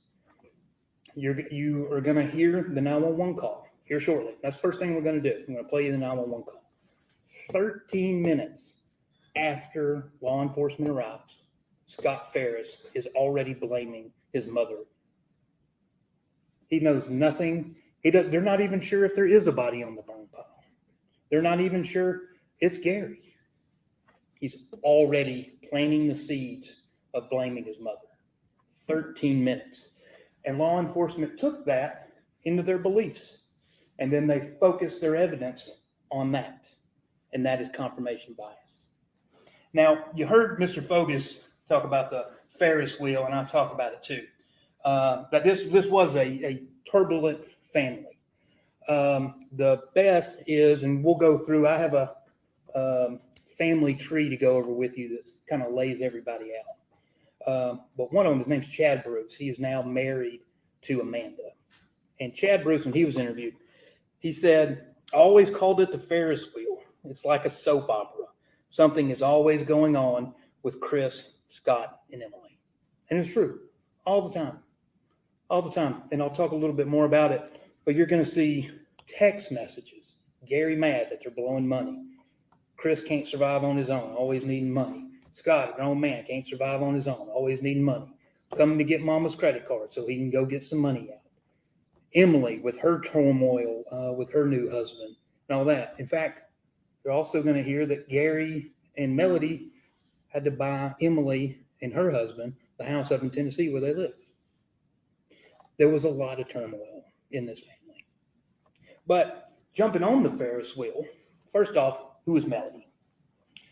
Melody was born in 1960. And she was born in Smyrna, Tennessee. And she had a somewhat unusual upbringing, especially for that point in time. Melody was very little, and they moved from Smyrna and moved to Tullahoma. You already heard a little bit about Tullahoma. It's actually where Melody was arrested. That's where Martha Jane lives. That's where Rusty lives. And I'll talk a little bit more about all those people. They moved to Tullahoma, and Melody and her mother, Kay, lived with Melody's grandparents. And that went on for a few years, and eventually Kay Walker met a man named Carl Walker, and they got married. And then they continued, once they were married, they bounced around a little bit. They went from Tullahoma to Nashville, Nashville to Florence, Florence back to Nashville, just kind of bouncing around this North Alabama, Central Tennessee and back down area, just moving around. Then when Melody was a teenager, they finally settled in Florence, Alabama. It's in the north. You've probably heard of Muscle Shoals. It's right there. And that's where eventually Melody started going to high school, was in that area. And so now you're like in the mid-70s, and that's actually when Melody meets Gary Farris. They met when they were 16 years old. They didn't go to the same high school. They actually met through mutual friends at the same church, and they began dating. And they dated through high school. And then in 1970, they got married. So if 1960, I think it was 79, they got married. Because I think Melody was 19 years old. Now, they get married, right out of high school, and they both go to the University of North Alabama. Melody's there for about a year, and then she drops out. Gary stays on. So Melody leaves. They're still together. They're still married. And she's working at General Electric Credit and Ace Hardware. Her Kay Walker, her mother, Carl Walker, opened up a Ace Hardware in Florence, Alabama. And that's where Melody worked. And you'll hear a lot about Ace Hardware. She worked there for many, many, many years, helping them out with their business. So in 1980, while Gary's still in school, Chris Farris is born. Now, Melody is working full-time at this point at the hardware store. Gary's full-time college student. 1983 rolls around. Scott Farris is born. Melody's still working at the hardware store. Gary's still going to school. Now, you fast forward a little bit. Gary's graduated. And in 1988, they have Emily. And at this point, they've moved to Tuscaloosa to the University of Alabama. And that's where Gary goes to law school. So they're living there with the 3 kids while Gary's in law school. And then in 1989, Amanda Farris, who's now Amanda Bruce, she's born. Excuse me. In 1989, the following year, Gary graduates law school, and the family moves to Birmingham, where he works for Burr & Foreman, the same firm that he was at when he passed away. Now, in 1995, the law firm sent Gary to Atlanta. They were trying to expand, have a different office in Atlanta, and Gary was going to be a major part of that. I think when he actually first got there in 95, there was there's only him and another person there. It wasn't, this huge law firm, at least here in Atlanta at that point in time. So 95, you got 4 kids, really ranging from kindergarten to Chris at that point in time being about 15 years old. Melody's a stay-at-home mom. She's going back and forth to Florence to help her parents with the hardware store and just living. And an interesting point then comes later in 1997 to Melody is Carl Walker, who she thought was her father, passed away. And while she was at the funeral, a relative came up to her and told her that, just so you know, Carl Walker's not your father. And so then that leads on to her trying to figure out who her actual father is. And she does. But Carl raised her. It's just an odd thing, to kind of come out of the blue in 1997 at his funeral. Now, in 2013, it's kind of the next major event. That is when Gary and Melody buy the Purcell Lane house, where you saw the photos in Mr. Fogus's opening of the house. That's when that was purchased, 2013. They move in there, and when they get there, shortly thereafter, Scott moves in to the apartment that is above the barn. Now, all the kids, they also have kids and wives that are relevant to this case. And Scott was married to Jenna, and her name was Jenna Farris. Since Gary's death, my understanding is they have divorced. She has changed her name. I'm not going to try to pronounce it. I haven't talked to her to figure out how she pronounces But that is Jenna Farris was her name. Chris also has other children by another woman, and that is Ella Farris and Addison Farris. Ella, at the time in July, the 3rd, 4th, 5th of 2018, she was over at her friend Emma's house. And Addison was over at Melanie and Gary's house on the 4th. She came over after the lake. And I'll go through the timeline. Emily, this is Chris Payne, with the prior difficulties of the family. Chris Payne was a little bit of that. And Amanda is married to Chad. Chad's the one I was telling you about. He's the one who talked about the Ferris wheel and about how there's always something going on. And basically this family is like a soap opera. That is Chad. And Chad also has a daughter by another woman, and her name is Cameron Bruce. Cameron is who was there with Addison on the 4th.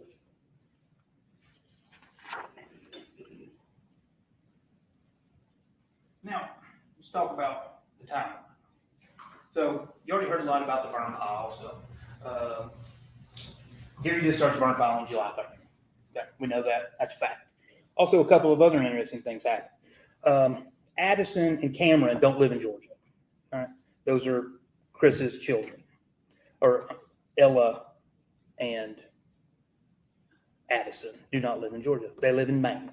On July 3rd, they flew in to Hartsfield-Jackson. Chris went and picked them up, and they drove up. They came to Melody and Gary's house. Ella had already been dropped off at Emma's house, and Addison came with Chris to see Melody and Gary, and they see both Melody and Gary. Now it is, and I'll go into it more here in a moment, there is some contention about what Addison says, how the house was on the 4th, but we'll talk about that here in a minute. Now on the 4th, that is when Melody goes to Lake Lanier. You'll see, and the evidence will show that we've got a parking receipt. I actually got two things. We've got a parking receipt from Lake Lanier that shows the time that she went in. There's also a ATM slip that was in her car that we got photographs of, show that her withdrawing money, and that was on the 3rd. And we'll talk about those here more in a minute. July 4th, that is when Addison and Cameron spend the night at the house. Now, Cameron and Addison, they have two different versions of events about how it was. Addison's more, it was kind of weird. Melody didn't want us to go outside. She made us go to bed early. Cameron will testify that they did go outside. They went and saw the horses. Nothing was weird. We actually snuck out of the house at 10 o'clock, went to the hot tub, were in the hot tub for a while, came back in, went to bed. Nothing really out of the normal. The reason, and you'll also see that some evidence from Addison. There's a text message to Melody from Addison that says, hey, can we spend the night tonight on July the 3rd? And Melody responds, says, no, not tonight. And we'll have to uncover the reason for that, do the evidence. I don't want to speculate here as to what that was. But we do know that that is true. She said, no, not tonight. And she spent the night the following night after they got back from Lake Lanier. On July 5th, that is where things with this case get interesting. The remains are found on the burn pile. Now, that day started, Melody grocery shopping, the kids are there. But to sum it up, what it's really going to show is the girls wanted to ride the RTV. Melody says, go downstairs and ask your grandpa. They called him Big Daddy. Go downstairs and ask him. He's not there. I don't know where he is. So they start looking for him. Eventually, Amanda comes over because what originally the plan was is Melody, Amanda, Addison, and Cameron, they were going to have a day together. They were probably going to go eat lunch. They had talked about potentially going to get their nails done, basically just having a girls' day together. Now, when Amanda got there, they all began looking around the house. Can't find it. Gary's nowhere to be found. His car's still there. But none of this is super out of normal. Gary was a workaholic. Sometimes he would take Uber so he didn't have to drive. he essentially would be gone, for days. He may come home, he may not. We'll get into their relationship here in a minute. So no alarms were really raised at this point. Now, Scott comes over, and that's where things do get interesting. When Scott gets there, he comes in the house and immediately goes downstairs. After proclaiming to the family something along the lines of, "Where's the gun?"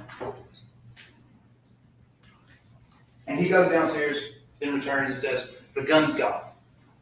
Now let's talk about this gun.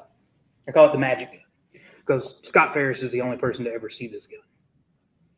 There's nobody else, only him. You'll hear evidence that he found it in the drawer while he was looking for a remote to help the DirecTV man. And then he found the gun. He gives a very detailed description of it. And that's it. Nothing else. And this was a few months before July when he had the DirecTV. Actually, I think it was the beginning of June. So about a month before is when Scott sees this gun. And he claims he has no idea. He's never seen this gun before. It's very strange. This gun is here. And he didn't know anything about it. But he also didn't do anything about it. Now, 6 years later, this is where Jenna Farris kind of comes in and is interesting. 6 years later, she gives an interview to the district attorney's office claiming she also saw a gun in the basement that you saw in Mr. Focus's opening, where Gary was. However, this gun looked completely different than the one Scott described and is in a completely different location than where Scott said it was. So these are the only two people that have seen this gun, and the guns they described don't even match each other, and one of them talked about it 6 years later. Now, after Gary's remains were found, he was taken down to Georgia Bureau of Investigation Forensics Department to the crime lab, and that's where an autopsy was performed. But after July 5th, 2018, 348 days go by. Melody's not arrested at this point. She's interviewed several times. I believe the evidence will show that, or I believe that the state will be playing those interviews for you, so you'll actually see Melody testifying and answering law enforcement questions. But 348 days pass. And in that 348 days, you'll see evidence they were doing audio testing. What that was is they put a ballistics dummy in the living room of the house, and they shot it with a revolver. And they had members of the Cherokee Marshal's office, as well as some sheriff's office, out there with decibel readers at different points. They were out at the barn, they were out by the road, and they were also in the house, measuring what the decibel was for firing this revolver into this ballistic dummy. And then they moved the dummy downstairs, and they shot it a bunch of times downstairs. And you're going to see all this. They're going to play all the videos of them doing the shooting and recording the sounds and all that. Diving in the lake, you're going to see they brought out the Cherokee Sheriff's Department to dive into the lake to see about where the gun was. Didn't find anything. Recording Melody's phone calls. And we'll talk more about this momentarily. Rusty, because you already heard about him, agreed with Detective Hayes that he would put some kind of app on his phone and record all their phone calls. And he did for months. You're going to hear a lot of those. Also, during that 348-day time, Scott and Chris are interviewed several times. Sometimes Scott and Chris are interviewed together, at least on one occasion, and several times Scott is interviewed alone. And then, on June 12th, over 11 months later, the crime lab issues the autopsy report, saying that Gary was the manner of death and the cause of death. Well, the cause of death was gunshot.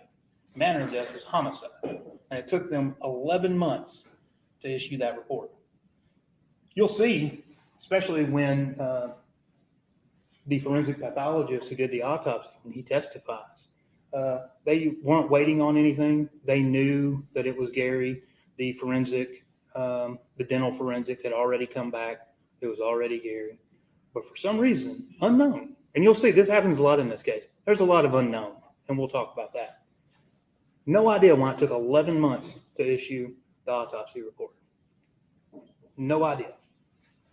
But 6 days later, Melody gets arrested. And Mr. Focus is right. She wasn't in Tullahoma, Tennessee. She was up there with Martha Jane. They called her and said, hey, we got an arrest warrant for you. And she came and turned herself in. Nothing to hide. Now, John Luke and I came up with this. Actually, well, we didn't come up with it. He had gone. We were been a long day already, so he was done for the day, so he left. And he went up to the drugstore, and there was a girl in there. And the drugstore, I don't know if your office is in downtown Jasper. There's a Jasper drugstore. It's right on the corner on Main Street in Jasper. It's being sold, and they're doing renovations. And he went in there and asked them a question about something, and they didn't know. And they go, sometimes the greatest questions go unanswered. And he was like, oh, perfect. Brought me out of my slump. Now I know what I'm dealing with. So that's kind of what we've been talking about the whole time with this case, because so many things you're going to be asking yourself so many times in this case. How did this happen? How did this happen? How did this happen? And nobody knows. You can guess. Nobody's going to know. So let's talk about some evidence and questions without answers. So evidence, Melody and Gary. It is no fact, I think also, Melody and Gary affairs. It is common knowledge that they had affairs. People knew. You can even, the grandkids, the evidence will show that even they had their suspicions and pretty well knew that, there was, affairs happening. Melody did. She was having an affair with Rusty. Gary did. He brought, when they moved here in 1995, Angela Phillips was his secretary. He brought her with him from Birmingham to Atlanta. And she was his secretary for 28 years.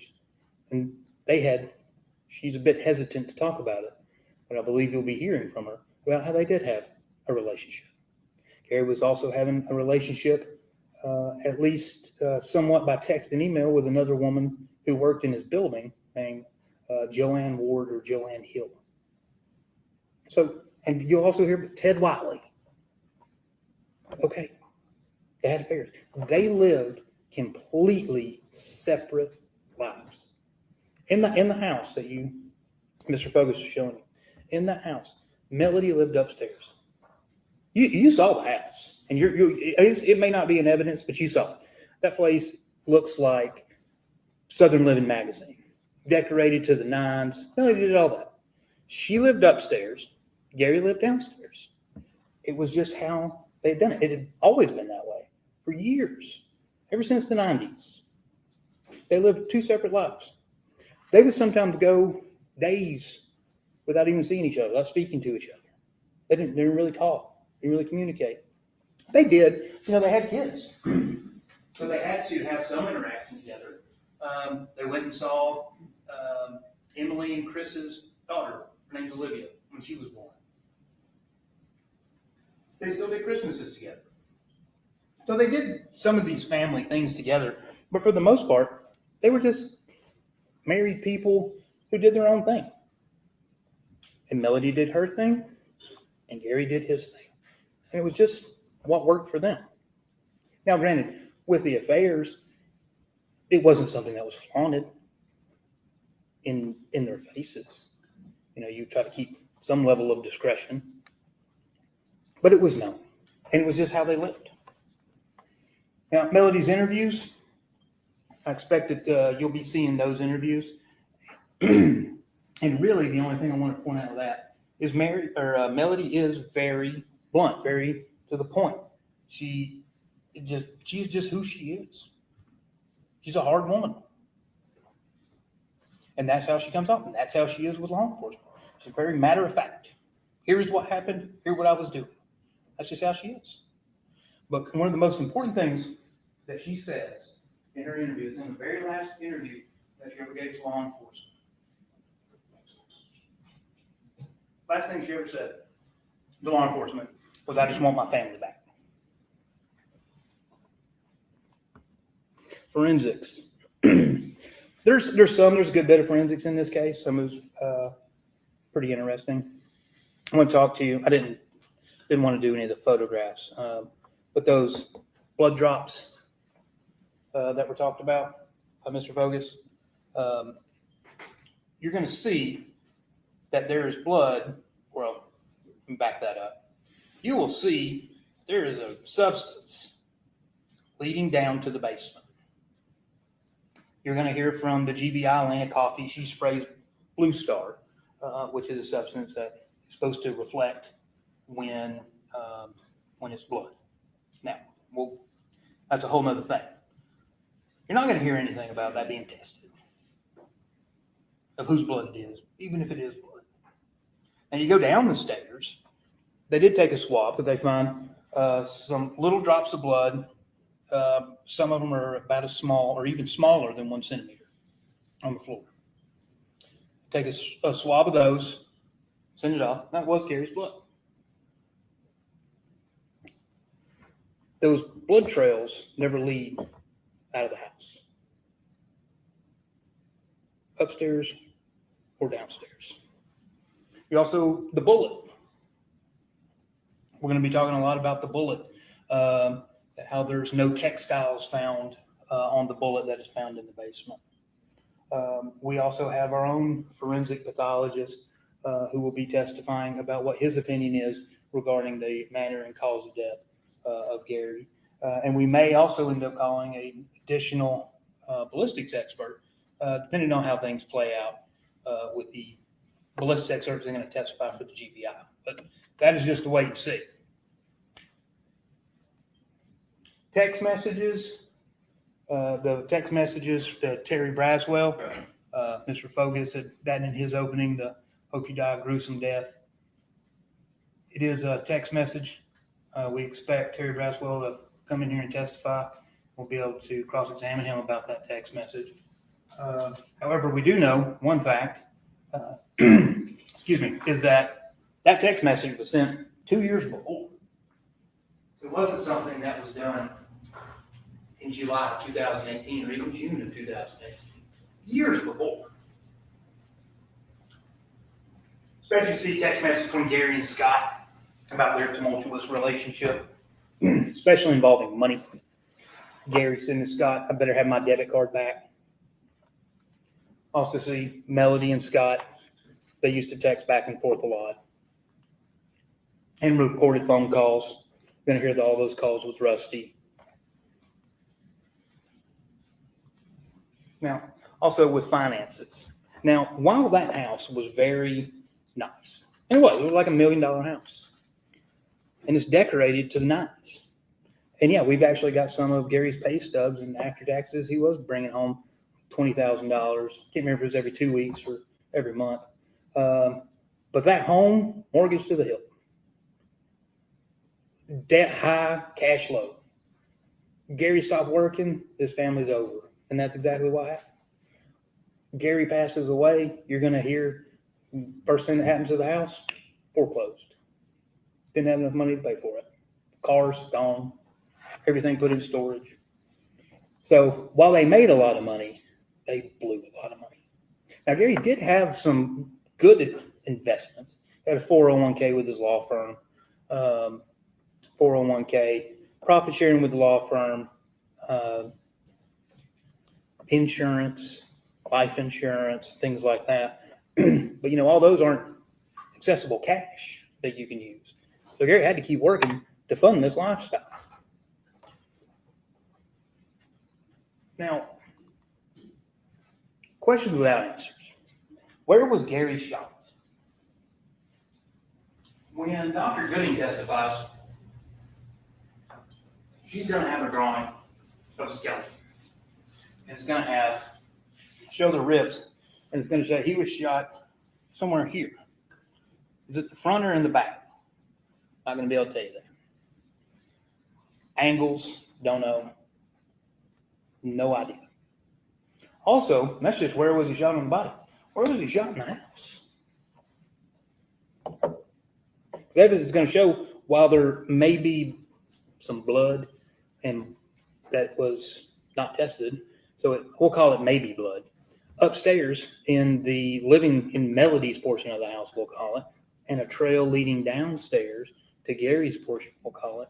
You're also going to get evidence from, most likely from Amanda, how a few days before July the 3rd, 4th, 5th, that Gary, excuse me, that Gary had been bitten by one of Melody's dogs on the ankle and was bleeding as he walked down the stairs down to his room so that he could stop the bleeding in his ankle. And that's where the blood came from. But where was he shot? No idea. How was he put on the burn pile? You're not going to hear about that either. You're going to see photographs of tractors. You're going to see photographs of RTVs.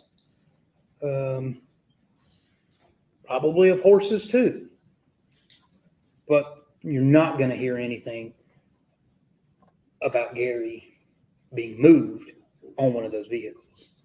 You will hear, though, that there was one drop of blood that was Gary's on the step getting up into the tractor.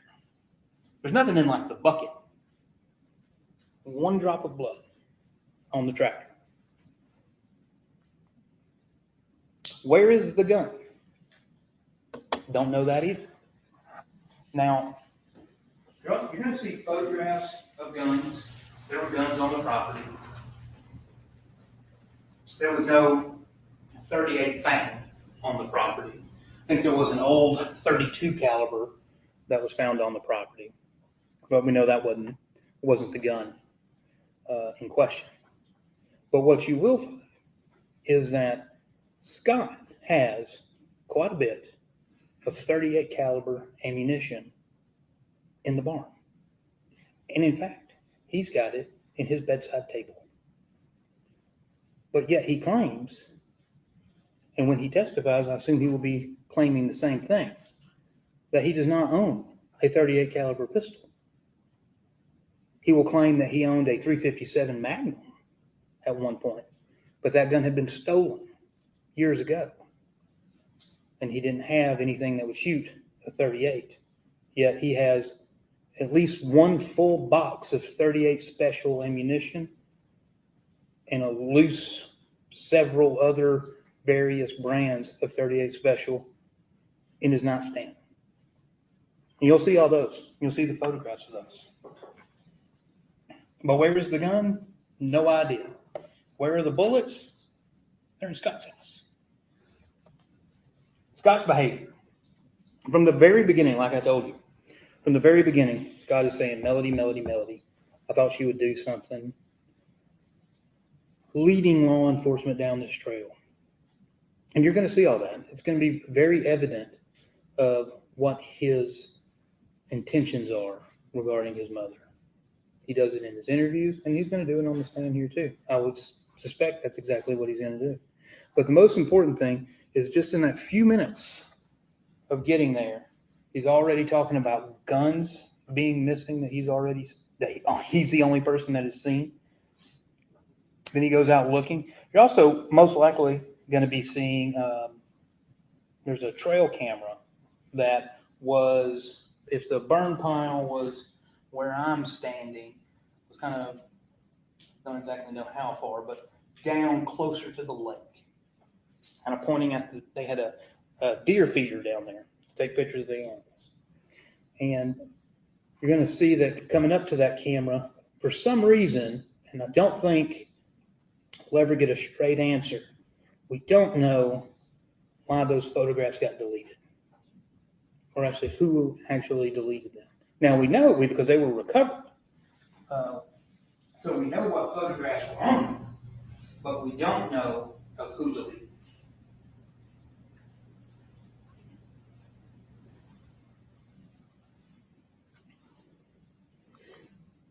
Now, you heard the judge talking about, before you took your oath, about what reasonable doubt was. And he said that reasonable doubt was a doubt of a fair-minded and impartial juror honestly seeking the truth. And he also went on for a little bit and talked about if your minds are unwavering, unsettled, or unsatisfied, that is a doubt to the law. And with that, you should acquit the defendant.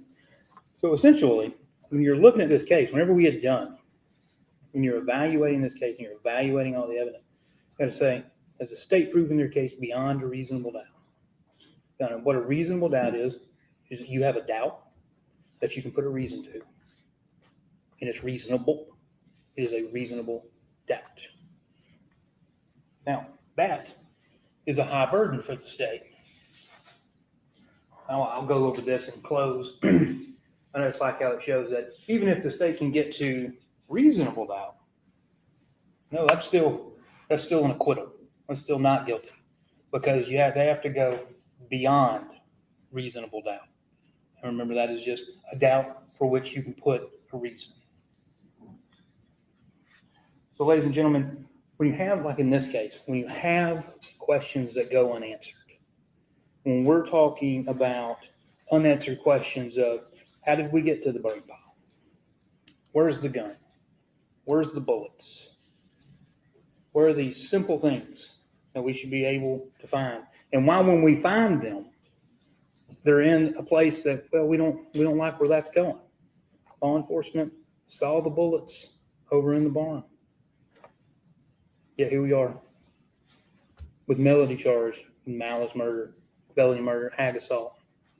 Nobody heard anything. You're not going to hear anything about this case that Melody heard, or that anybody heard Melody shoot him, or that she admitted to somebody that she shot him. You did hear from, and you'll hear from him again, from Mr. Barton, from Rusty, that he said, Melody said he's on the burn pile. And what Mr. Barton changed, and he'll be under direct and cross-examination in this case, is what he changed. He didn't change what she said. He changed when she said it.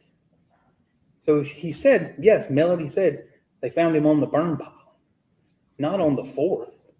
It was on either the 5th or the 6th when she was talking to him saying, hey, they found Gary dead on the burn pile. Rusty didn't change what he said. He told him when he said it. He got it wrong, and he corrected himself. So, ladies and gentlemen, when you have unanswered questions in a case like this, really the only answer is not guilty. Thank you. All right, Mr. Fogus, you got witnesses ready? Please, the first one is by the previous stipulation. All right, go ahead.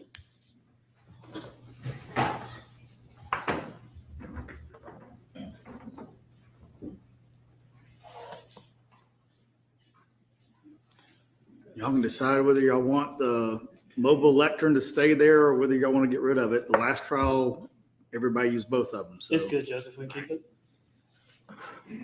The first exhibit is going to be, it's labeled 911-1 for 911 call, and it is July 5th, 2018 at 12:47 p.m. July 5th, 2018 at 12:47 p.m. It's about 2 minutes and 21 seconds, and it's Scott Farris. And Judge, I tune that into evidence this time by stipulation. All right. May I publish it? It's 911 and then 1 in parenthetical. Okay. Sure would be offered about it. I'm not. Just kidding. Go ahead. Go ahead. Y'all agree to the foundation and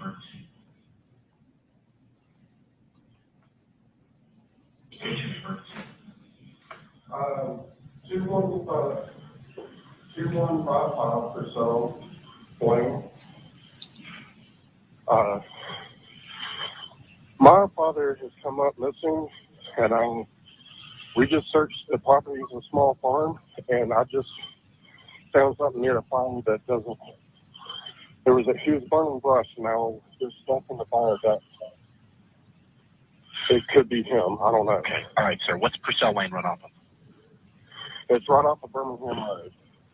You said 2155 Purcell Lane, that's correct? Yes, sir. Okay, what is your name? Scott Farris, Farris. What's a good callback number for you, Scott? 404-861-2667. How old is you said your father? Yes, sir. How old is he just turned on the 68, yeah. 68, okay.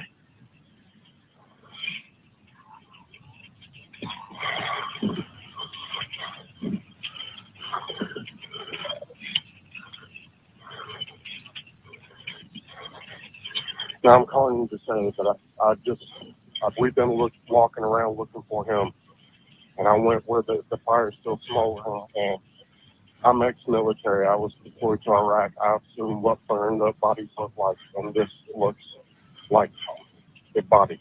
Okay.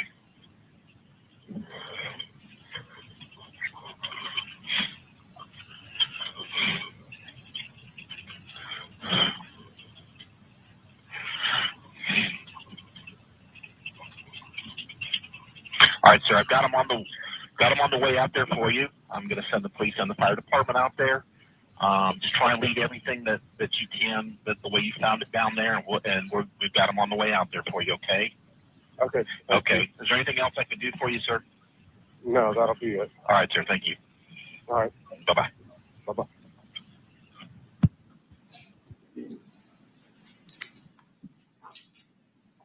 Say, oh, Sarah Love. Sarah Love.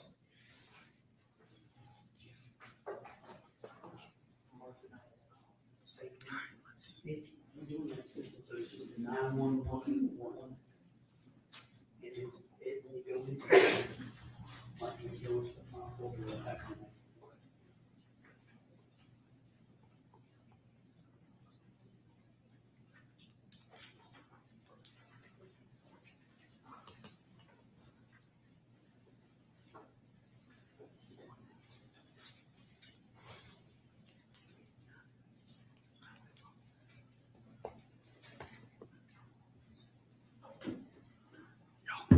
Stand up and stretch. Nice to see you right there, Captain.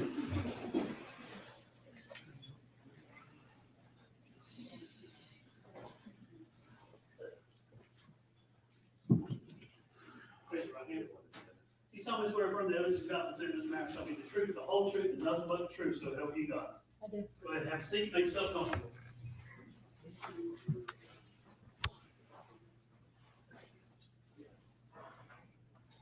Say your full name for the record. Sarah Jane Love. And where do you work and what do you do? I'm a firefighter paramedic with Cherokee County Fire and Emergency Services. What's your rank there? Captain. Tell the jury how long you've been doing what you do. Well, I've been a paramedic for 28 years and I've been with the fire department for almost 22. And what is I know there's paramedics, EMTs, and firefighters. What are they all and how are they different? So there's an EMTI, which is like a basic, the lowest level you can work on an ambulance, and then an advanced, and then a paramedic. And do you have a certain area that you work in the county, or is it just, how does that work? You're typically assigned to a station. You ever had to testify before at a trial? I'm sorry? You ever had to testify before at a trial? Yes. And you know why you're here today? Yes. I want to turn your attention now back to July 5th of 2018. It was a Thursday. I think y'all responded around right around 12:59 p.m. to the residents in this case. Is that right?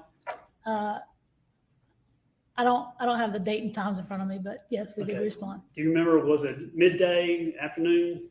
Afternoon, I believe. Okay. If I told you around 1 o'clock, any reason to disagree with me on that? No. Right.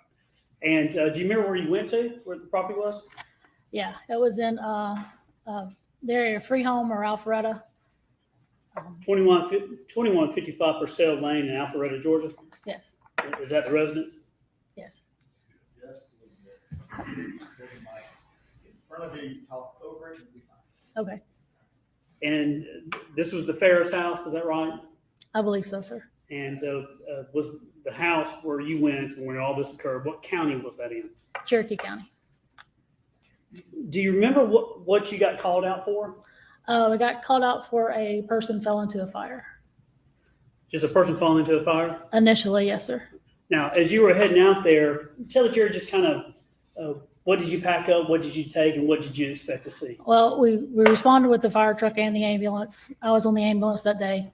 We were originally dispatched to a person falling in the fire, and then it became a person down call, which means that they need resuscitation. Means what? I'm sorry. They need to be resuscitated. They don't have a pulse or not breathing. As you were going there and going to the scene, what did you think you were going to find? We were going to find a patient that needed to be resuscitated. Like a person? Yes. Maybe just falling out or something? Yeah, we Just from the information, he fell in the fire. When you got there, do you remember seeing anybody from the family, a son or not? Yes, somebody met us at the end of the driveway. The driveway was pretty long, so the guys on the fire truck were getting onto the ambulance with us to ride in, and there was a gentleman there at the end of the driveway so that he would show us where the body was at. Were y'all there first before law enforcement, the sheriff's department? I believe so, but they wasn't far behind us. How long did it take you to get there from the call? The call came out about 12:47. Did it take you very long? I don't believe so. I don't have my reports. I don't know exactly how long. Was it a short drive? Fairly short, yeah.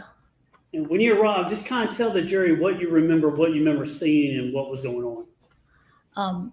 So initially we stopped at the driveway, picked up the, what we found out later was the gentleman's son.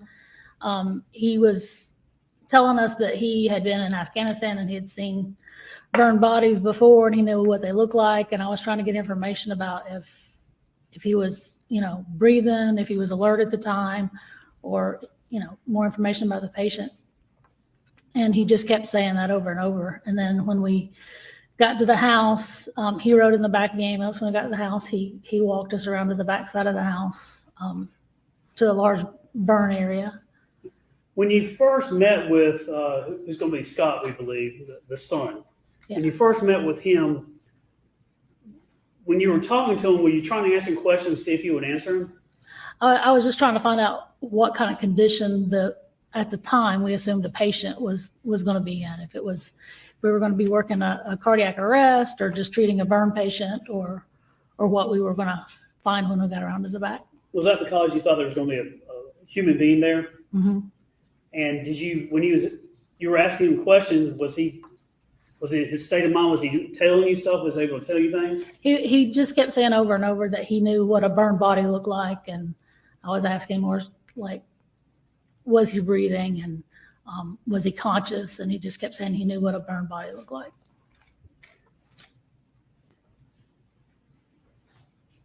You're not supposed to witness. Go ahead. I don't have to ask. Yes, Your Honor. Thank you. Now, we've marked exhibits a little differently in this case. Instead of 1 through whatever it is, we've met and marked them by numbers. Go ahead and take those if you have them. Look at those. You had an opportunity to look at photographs before trial, I believe, haven't you? Yes, sir. Go ahead and look at those and see if those. Now, it's going to be labeled aerial as in aerial photographs. Go ahead and look at 1 through 14.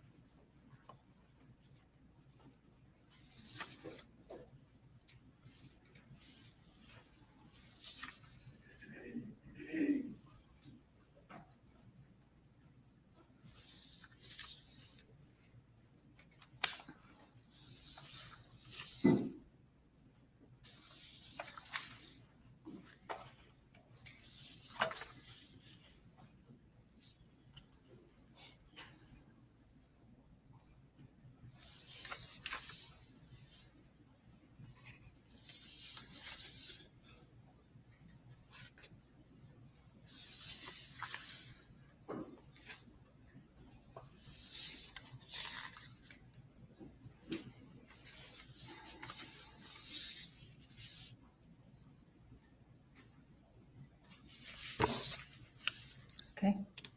Are those photographs aerial 1 through 14? Do they fairly accurately represent the area that we're talking about? Yes, sir. Just this time I turn to evidence aerial 1 through aerial 14.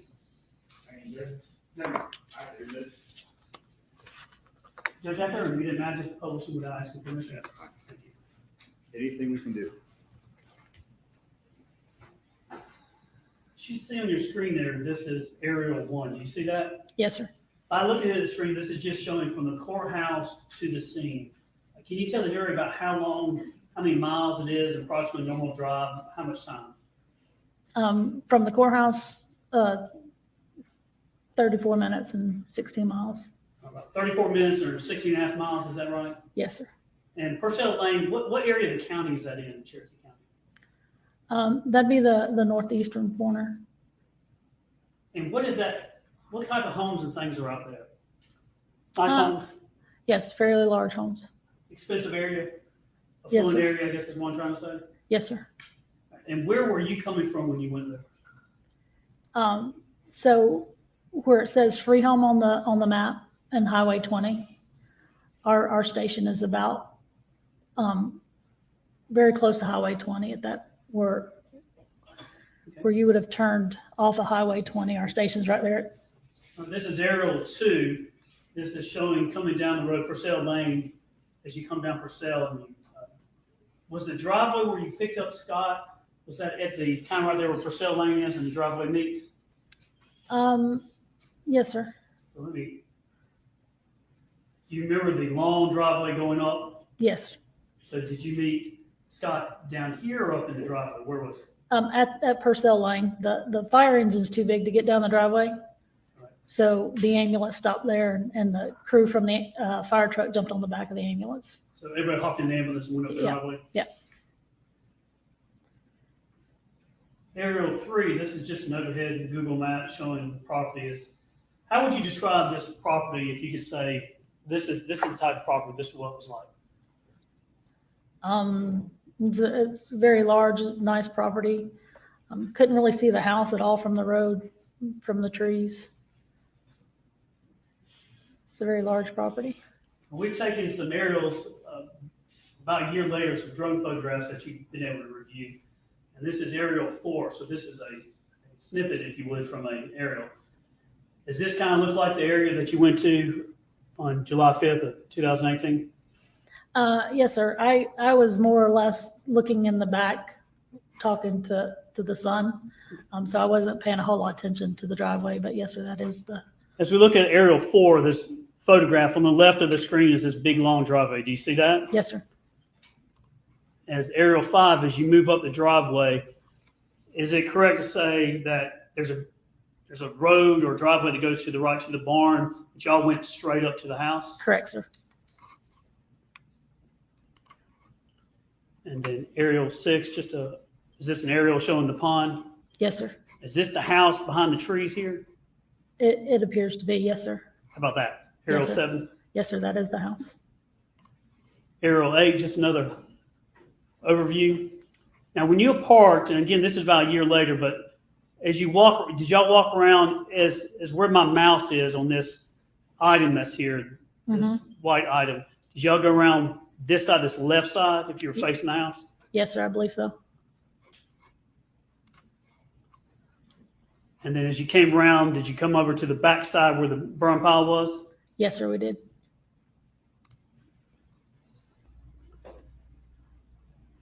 Tell the jury, when you arrived expecting to see a person, when did things change for you? What did you see and what changed? As we're walking up to the burn pit, you could see some long bones.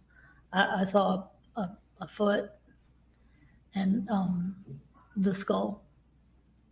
And when you saw that, what in your mind was going on? What were you saying to yourself? It's trying to make sense of it. It's not something you would typically see. So I was like like the skull, I thought maybe it was a rock. So I kind of moved it a little bit and put it back the way I found it.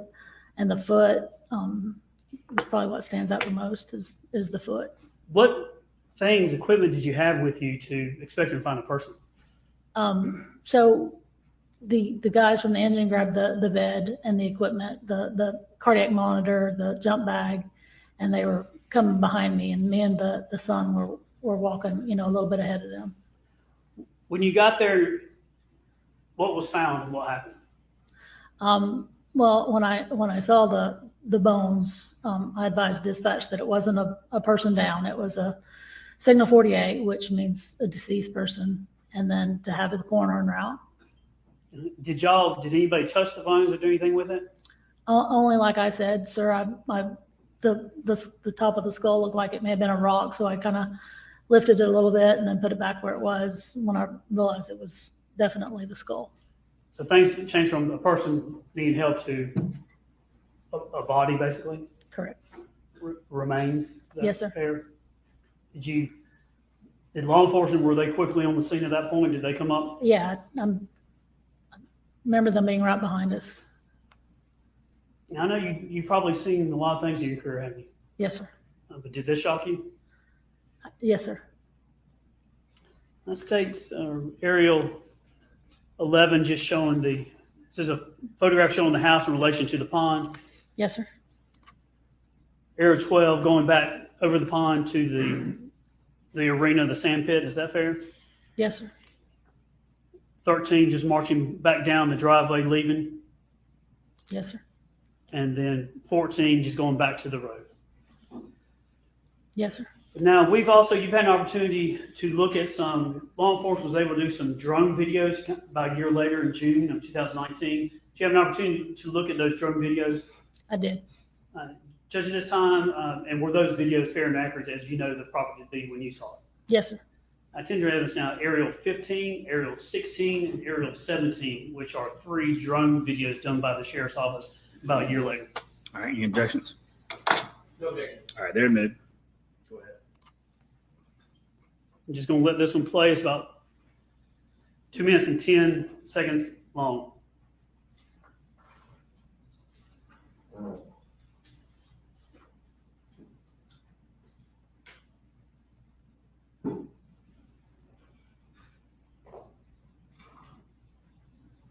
Just may we dim the lights or it's not?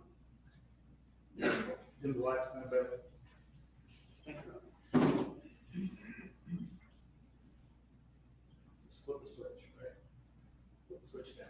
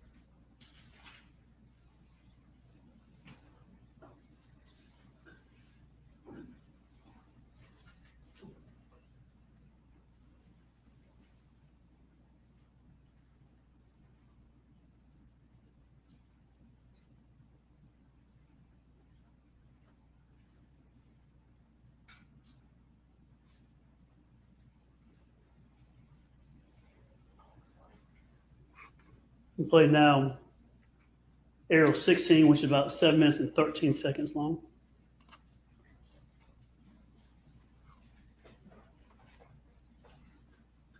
Captain Love, while that's going on, you went around this as the drone is going. This left side is kind of how y'all approach the burn pile. Yes, sir.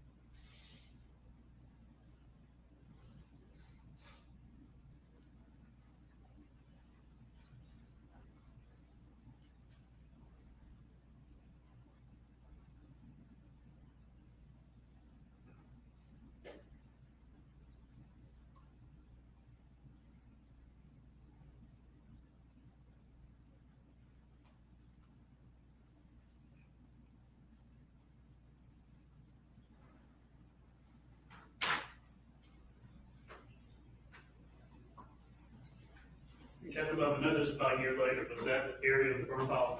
Yes, sir.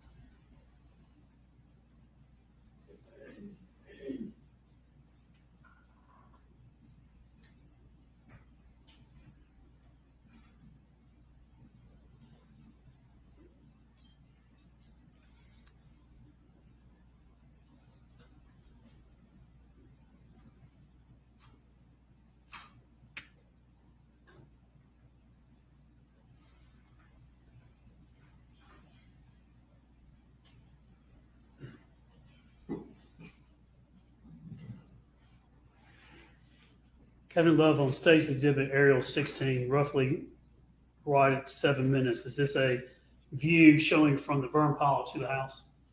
Yes, sir.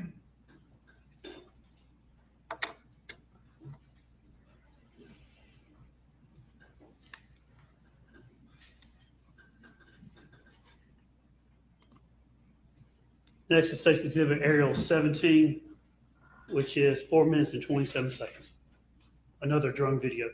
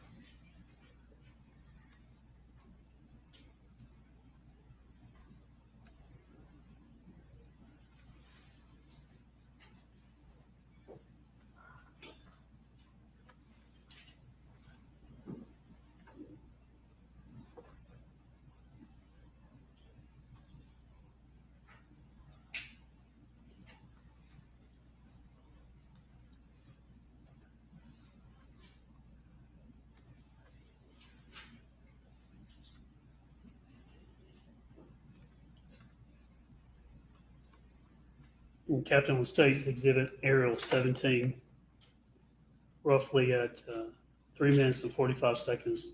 Is it showing 2 doors on that side of the house on the basement level? Yes, sir.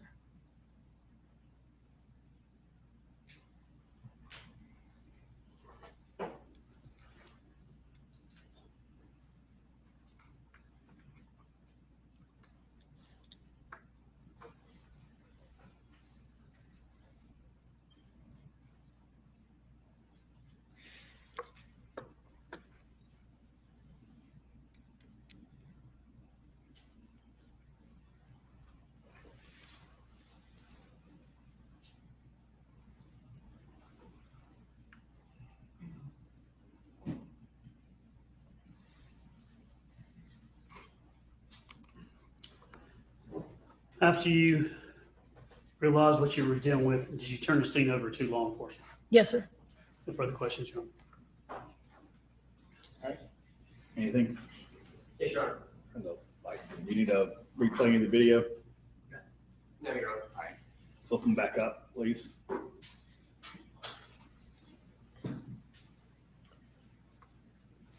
Good afternoon, Captain Love. My name is John Luke Weaver, and I represent Melody Farris in this matter. And it is Captain, correct? Correct. Okay. So on that day, you responded with who? Me and my partner, Kenny Holland, were on the ambulance. On the fire truck was Jacob Kinney and Megan Hamilton. Okay. So you got off of the ambulance. Yes. And you get, again, the fire truck could not make it up the driveway. Correct. Why was that? Because the weight of the fire truck, we don't typically drive the fire truck on driveways. If it's a long driveway, they'll either have to walk or they'll jump in the back of the ambulance with us. And on that call, they jumped in the back of the ambulance. So you get out, you've got your pack, you don't really know what you have at the time, as you testified to earlier, but you walked up the driveway and you encountered, who did you encounter? So at the end of the driveway, when we stopped and the crew from the fire truck was getting on, there was a gentleman at the end of the driveway telling us that he could show us where at the time we thought a patient was. Okay. Now, you stated earlier that he kept saying to you he knew what a burned body looked like. Correct. And that's something that's resonated in your memory 6.5 years later. Yes, sir. All right. That was Scott Farris, correct? Yes, sir. All right. What was his demeanor? He was, I guess the best word is just panicked. Okay. Do you remember anything else? Did he say anything else to you about where the location of this was? That he would show us. He said it was a pretty good walk. He would show us where it was. Now, were there any other family members close by as this was happening? I did not see anyone else. Did you speak to any of the other family members on the property? No, sir.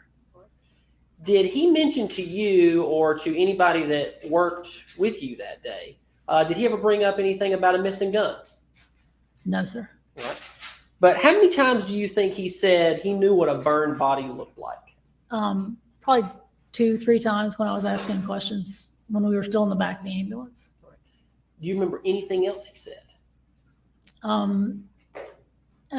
don't remember when he said it, but he said his dad had been missing for a couple of days and they'd been looking for him, but that wasn't unusual for him to be missing, I guess. He said that to you? Yes. And that's when he walked you back there himself? Yes. And that was just as we saw in the video, back down the house, from behind the house. What would you say the grade on that piece of property was? It was a little bit of an incline, but not too steep. All right.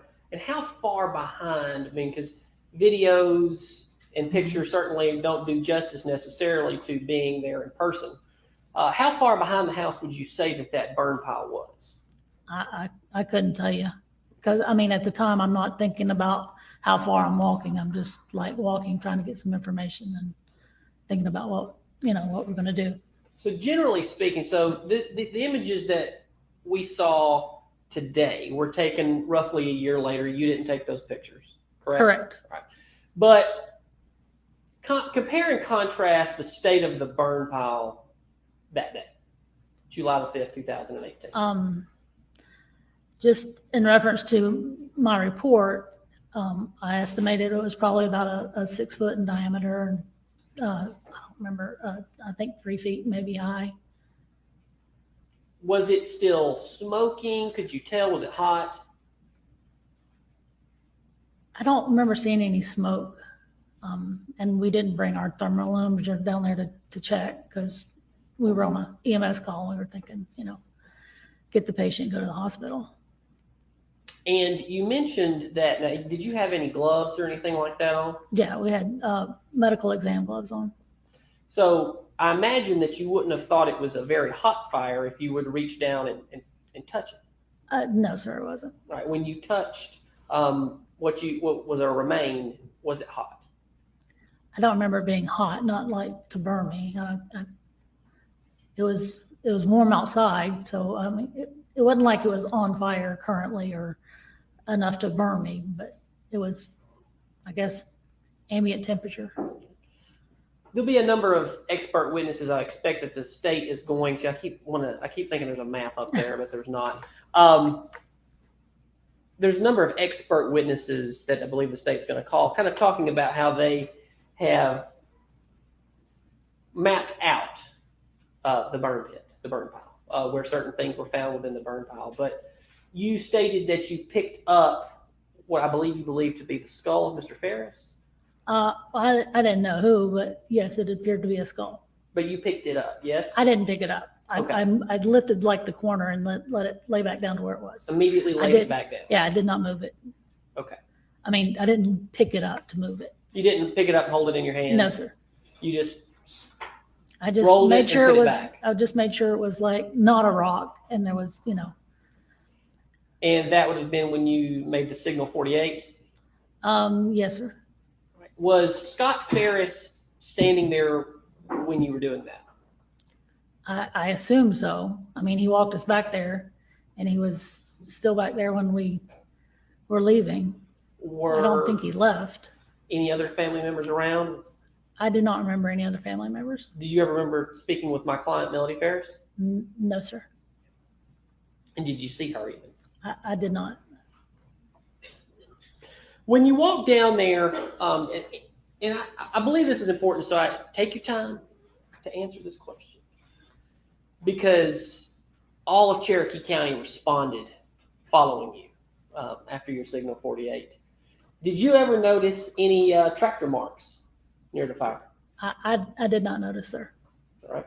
Did you notice any RTV tire treads? Like a tire tread, a car tread, any kind of a tire? I did not notice. How about, could you see where horse hoof marks would be somewhere around the fire? Could you see any of that? I didn't notice anything like that. All right. Any tools or implements for the fire? I didn't notice. I wasn't looking for stuff like that either. Yes, ma'am. But I did not notice. Okay. Anything else you would remember about that day? No, sir. How long did you leave after the signal 48? Pretty quickly after I called and told them that it was a signal 48 and law enforcement was there, we turned the scene over quickly as possible, especially for the ambulance to get back in service for, the next emergency call. So we left pretty quickly. I may have one brief second, Your Honor. That's all I have, Judge. Thank you. You redirect? No, Your Honor. All right, you can sit down. Thank you, ma'am. Yes, you may call. All right. That's fine. All right, call your next witness. This is time to take off Robert Raleigh. Robert Raleigh.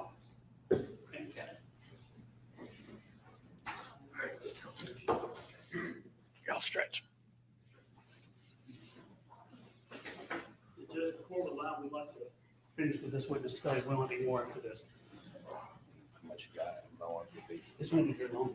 You got another one you can call? Yeah. The Next one's gonna be long. Are they here? We'll do the preliminary stuff.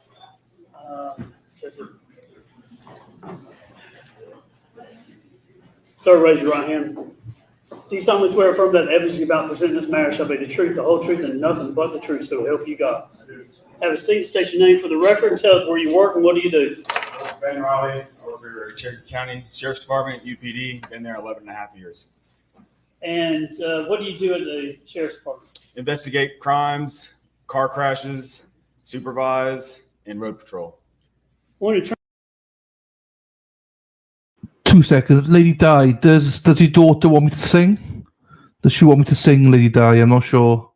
I'm joking. Turn your attention now to Thursday, July 5th, 2018, right around 1 p.m. Did you respond to 2155 Purcell Lane in Alpharetta, Cherokee County, Georgia? I did. Tell the jury what you responded for. I responded for a person down. Essentially, I guess the son of the mother called and said he'd been to Iraq, seen a person burning before. He knows what it looks like, and I responded as the supervisor. Where'd you come from? That precinct. How long did it take you to get there? It took me quite a while. And when you respond, what do you remember seeing there?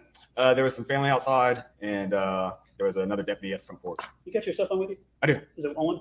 It's, yeah. Do me a favor, the Judge Loud. Can you Google what day of the week is July 5th, 2018? Judge, you okay? I've got a calendar.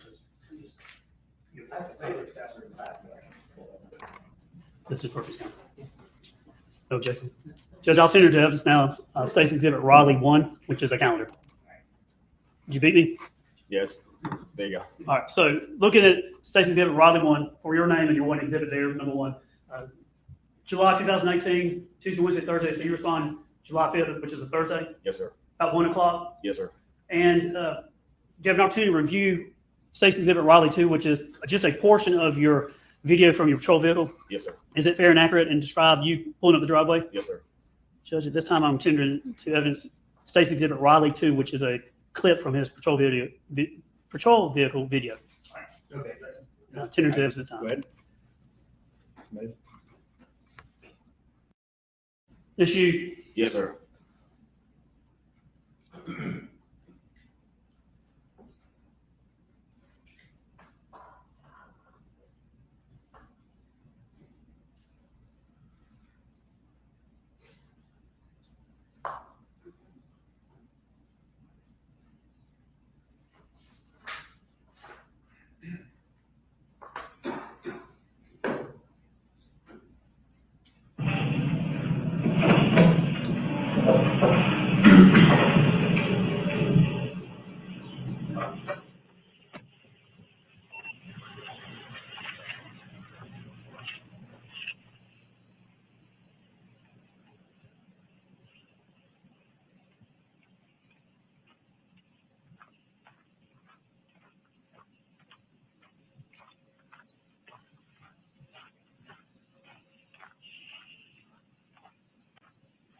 Left of the screen, you'll see yourself walking up there.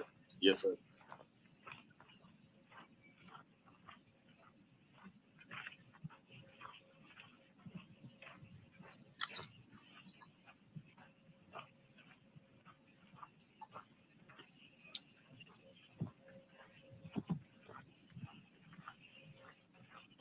Hey, I have no idea. It looks like one of ours.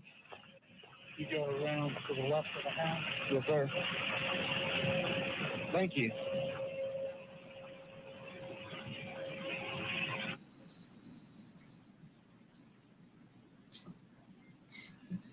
When you arrived, where did you go?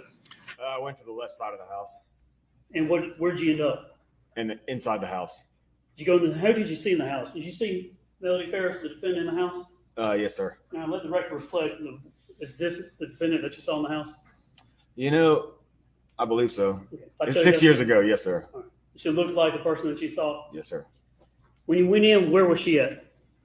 She was on the outside, and then she came on inside. Did you clear the house? I did. Tell the jury what clearing the house is. So clearing the house is anytime you go on scene, you need to make sure that nothing else is inside the house. And that's just standard operating procedure, what we do. When you walked in, did the defendant go and get anything from the house? Yes, sir. And what was that? She asked if she could enter the house. She forgot to get 2 rings that were inside a drawer, and I allowed her to do so. And we went inside the house. She went into a junk drawer and pulled out 2 rings and put them on a ring finger.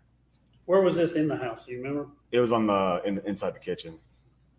Kitchen area. Yes, sir. And then after that, what happened? And then she left. She went back outside. At any point while you were out there, were you, I guess, tasked with doing security or making sure nothing was getting moved, things like that? Yes, sir. And did you ever smell anything? Yes, sir. Tell the jury what you smelled. Just like cleaning solution, like bleach. It was a very faint odor. Remember anything about a candle? Yes. The candle was reflected in my report. I can't remember exactly the candle. It was 6 years ago. But there was a candle burning in the house? Yes, sir. Nothing further, Judge. All right, Mr. Weaver. Did I hear you say, are you corporal? Yes, sir. Corporal, I'm John Luke Weaver, and I represent Melody Farris.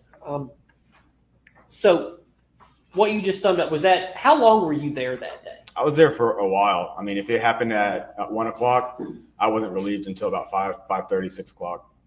Right, so you were there 4 or 5 hours. Sure. All right. And you were the first one to respond, the Cherokee County Sheriff's Office? Incorrect. Okay. Who was? I believe it was be on CAD, but I know that I relieved Deputy Moss at the time. All right. So there had already been a number of people there by the time you got there. Sure. All right. And you walk in, were you the first person to talk to Miss Farris that you know of? I don't know. Had anybody else, so you walked in the house immediately once you got there? I don't remember. All right. And you walked in the house and you immediately smelled, what did you say you smelled? The odor like a cleaning solution, like bleach. All right. Did you walk into a laundry room? Did you notice there was a laundry room close by when you walked in the house? I don't remember. Okay, you don't remember. And a candle, what did you say you smelled a candle burning? I believe there was it reflected in my report that there was a candle. I don't recall. But you don't recall the candle? Correct. Then why would you write in a report that this candle was important to you, but you don't remember what it was? Because that's 6 years ago. Okay. Is it unusual for people to have a candle burning in their house? Sure. Is it unusual? Yes. Is it unusual? Or is it usual? Yeah.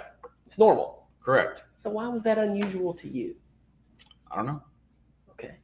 And is it unusual for people to clean their houses? Yeah, that's standard. It's standard. And when you walk into a house, some of them smell clean, correct? Sure. All right. And would this have been any more different than if you walked into anybody's clean house? Yours, for example? No. Go ahead, Judge. Okay, hold on. One more.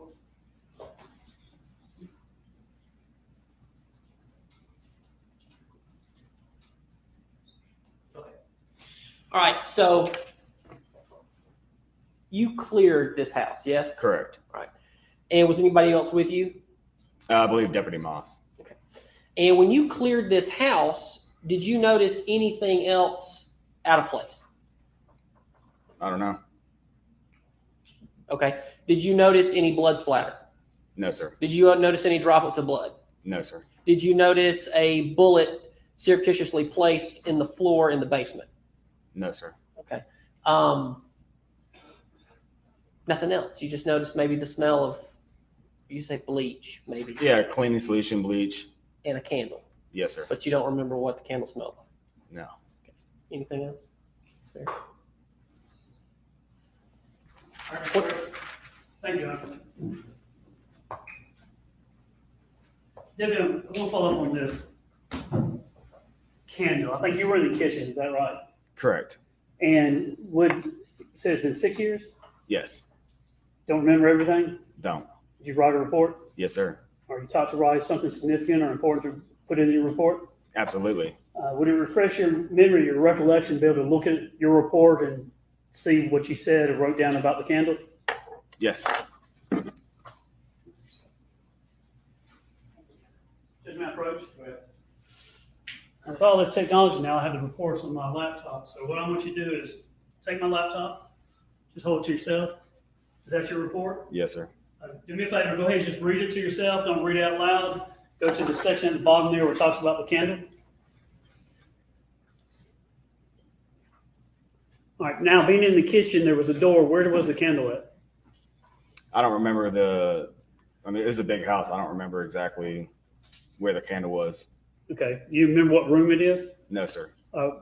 What do you now recall what you wrote in your report where the candle was? Yeah, the candle was being lit in front of the basement door. Approach on. Basement door. Yes, sir.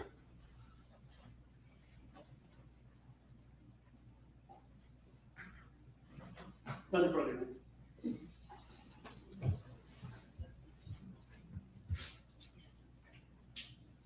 Did you take any photos of where this candle was? No, sir. Are you aware of any being taken of this candle? I'm not sure. Okay. Did you ever look in the dining room where the candle was? Again, I couldn't even tell you where the dining room was. Right. And you couldn't tell me where the laundry room was either. Correct. That's all, Judge. Hey, anything else? No, Your Honor. All right. You can step down. Thanks, sir. All right. We approach this case. All right. Well, that was a bit weird. At least he was honest. I mean, look, normally we get witnesses that are vague. He was just honest on both sides, going, "I fucking 6 years ago, dude. I don't know. I ain't got a clue." On both sides, I will give him that. He was consistent. Oh, let's Getting behind, but the attorneys have said that the next witness is going to be lengthy, and they don't want to start for 30 minutes and then break for the evening and then start back in the morning. So we're going to recess today. Y'all report back in the morning at, I want y'all here at 8:45 in the jury room. So that means y'all need to get here before that downstairs. There'll be someone, like I said, at your parking spaces. Does anyone know where are they under the deck? Does anyone have any idea? Drive around till you see someone who will direct you where you're supposed to go, or you see cones. There'll be some orange cones when you come in. I believe they're going to be under the parking deck. So when you pull in straight from the street entrance, go under the parking deck, and I think it'll either be under the parking deck or that first row in front of the parking deck. But they're probably going to put them under the deck in case we have weather, and that way y'all are not in the rain. So look for the orange cones or tape blocking off. There should be someone there directing you where to go. That way we don't worry about having a place for y'all to park when we have hundreds of people here throughout the trial. It's critically important, everything I've told you so far about not talking to anyone about the case, looking up anything about the case, the witnesses, the parties, reviewing anything about the trial. There is multiple sources of what y'all have already observed on the internets right now. Don't watch any of it. If someone brings it to your attention, ignore it. If it pops up in your feed, ignore it. All those things. And again, if anything significant happens, let us know and we'll address that in the morning. Does anybody have any questions or concerns about what y'all are supposed to do between now and tomorrow?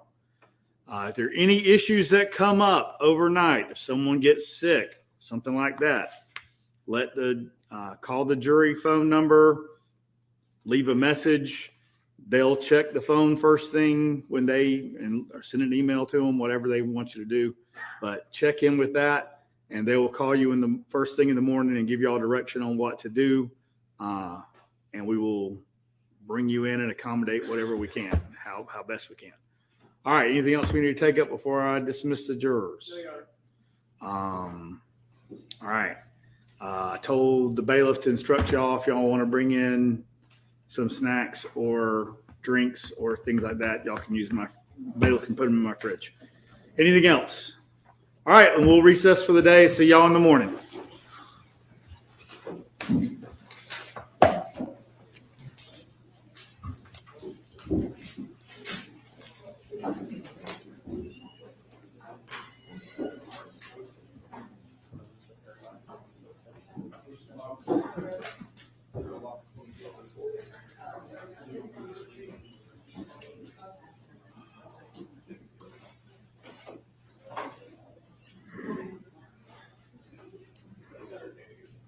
All right. Y'all don't go nowhere yet.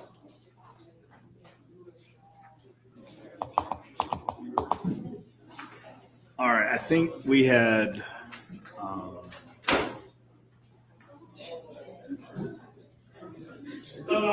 I think we had talked, Mr. Weaver, Mr. Ray, that y'all had talked to your client about sidebars.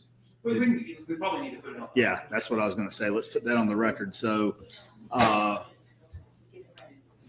think we talked about it, Ms. Farris, but I don't think we specifically went on the record with it. We just had a short sidebar, as I indicated to the jury. We're not going to do anything substantive over there. We huddled up over there, and the state said our next witness is going to be lengthy, and we would rather call them tomorrow instead of going forward today. I asked your attorneys, and they said that's fine with us. That is most likely going to be the nature of anything that we talk about on the side. You have the right to be present for anything in regard to your trial, and there are a couple of Supreme Court decisions that say that a bench conference is in fact a critical stage and part of the trial, and you have the right to be present. But as a practical matter, sending the jury out to the jury room while we do something like that can be counterproductive and disruptive.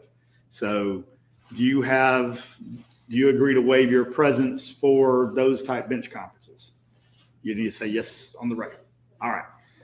She indicates that's okay. As I said, I will do my best. If anything substantive comes up, I will stop it, and we will send the jury out and take it up outside their presence. And if there's anything else that we need to take up, we will bring it and give you an opportunity to address it during the next break. But I plan on it just being logistical things like that. All right. Anything else we need to take up before we break for the day? What do you think about schedule last tomorrow? Go long until I'd like to go at least till 5. Shoot for 5:30 every day, okay. And Break at noon for lunch, or we'll break 12:30 and break for an hour and 15 minutes tomorrow. I'm not bringing in food tomorrow, but we may do that on Wednesday. Yes, Sean. All right. Anything else? Hang on. All right. We'll be in recess. Thank y'all. Okay. Yes. And y'all have your conference room, but y'all can leave whatever you want in here or in your remote office in the building. Okay, there we go. So they've aimed to finish at 5:30 every day then. Okay, that's good to know. Start at 9. So I'm going to start the streams at 8:30 Eastern. They look like they're going to be trying to go from about 9 o'clock every morning. Hour and a quarter lunch breaks if they have to go out, but maybe shorter if they bring food in for them.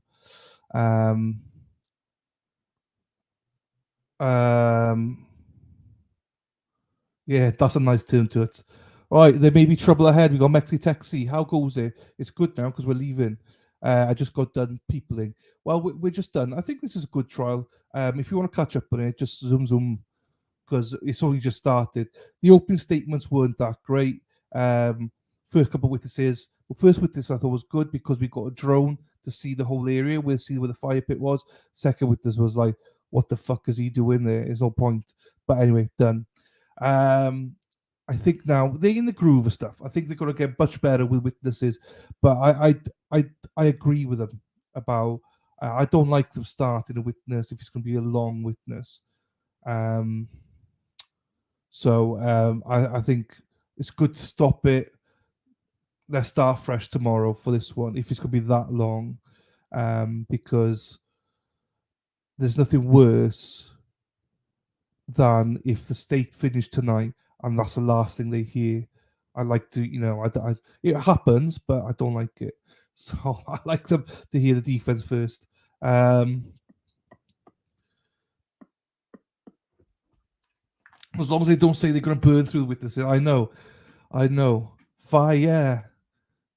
Rhode Island's on fire. Deb's hair is on fire. Yeah. Do you know what? I've not tried this since, people. I've not tried this since native. I've not tried it on my...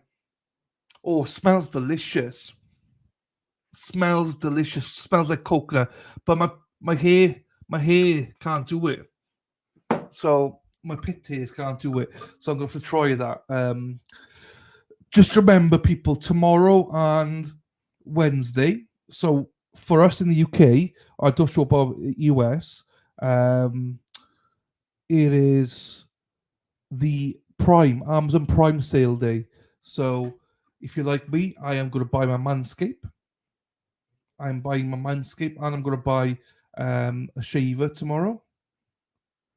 So I'm going to get a pube shaver, and I'm going to get an actual shaver. So I've been growing this, you see, because I need to get a shaver, proper shaver.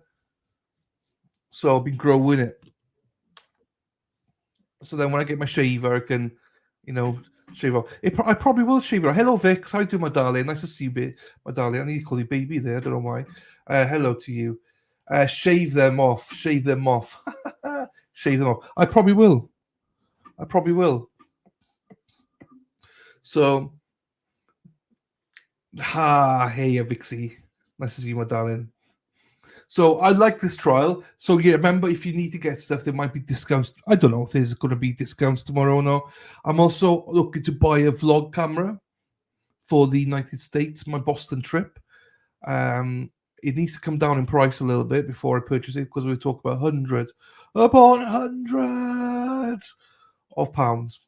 And but you guys are worth it. So I'm looking forward to get my vlog camera tomorrow. I like the judge. I bet you do, Robin. Do you think this judge is going to tell the jury to spread their legs, as Judge White? We'll see. Yeah, bye, little G. Right, I'm going to stop it right now. So no time for people to say goodbyes. So, right, everybody, I will be live again at 8:30 tomorrow morning Eastern. Yes, and Sarah P's on the way out. Have a good day, everybody. And you, hippie chick, everybody. Right, the stream will still go for a little bit, but I'm going. I'm out of here. Don't know what I'm going to do, but not shave anything, that's for sure. Right, everybody, thank you for today, and I shall see you tomorrow. See what everyone's going on. And with that, I'm not playing an outro. I'm just going to peace out. And with that, oh shit, wrong button. Shit, that could have gone haywire. Have a good evening, everybody. And remember, tomorrow night, Resisting Silence is on. So, good night, everybody. Love you all. Take care. Bye-bye.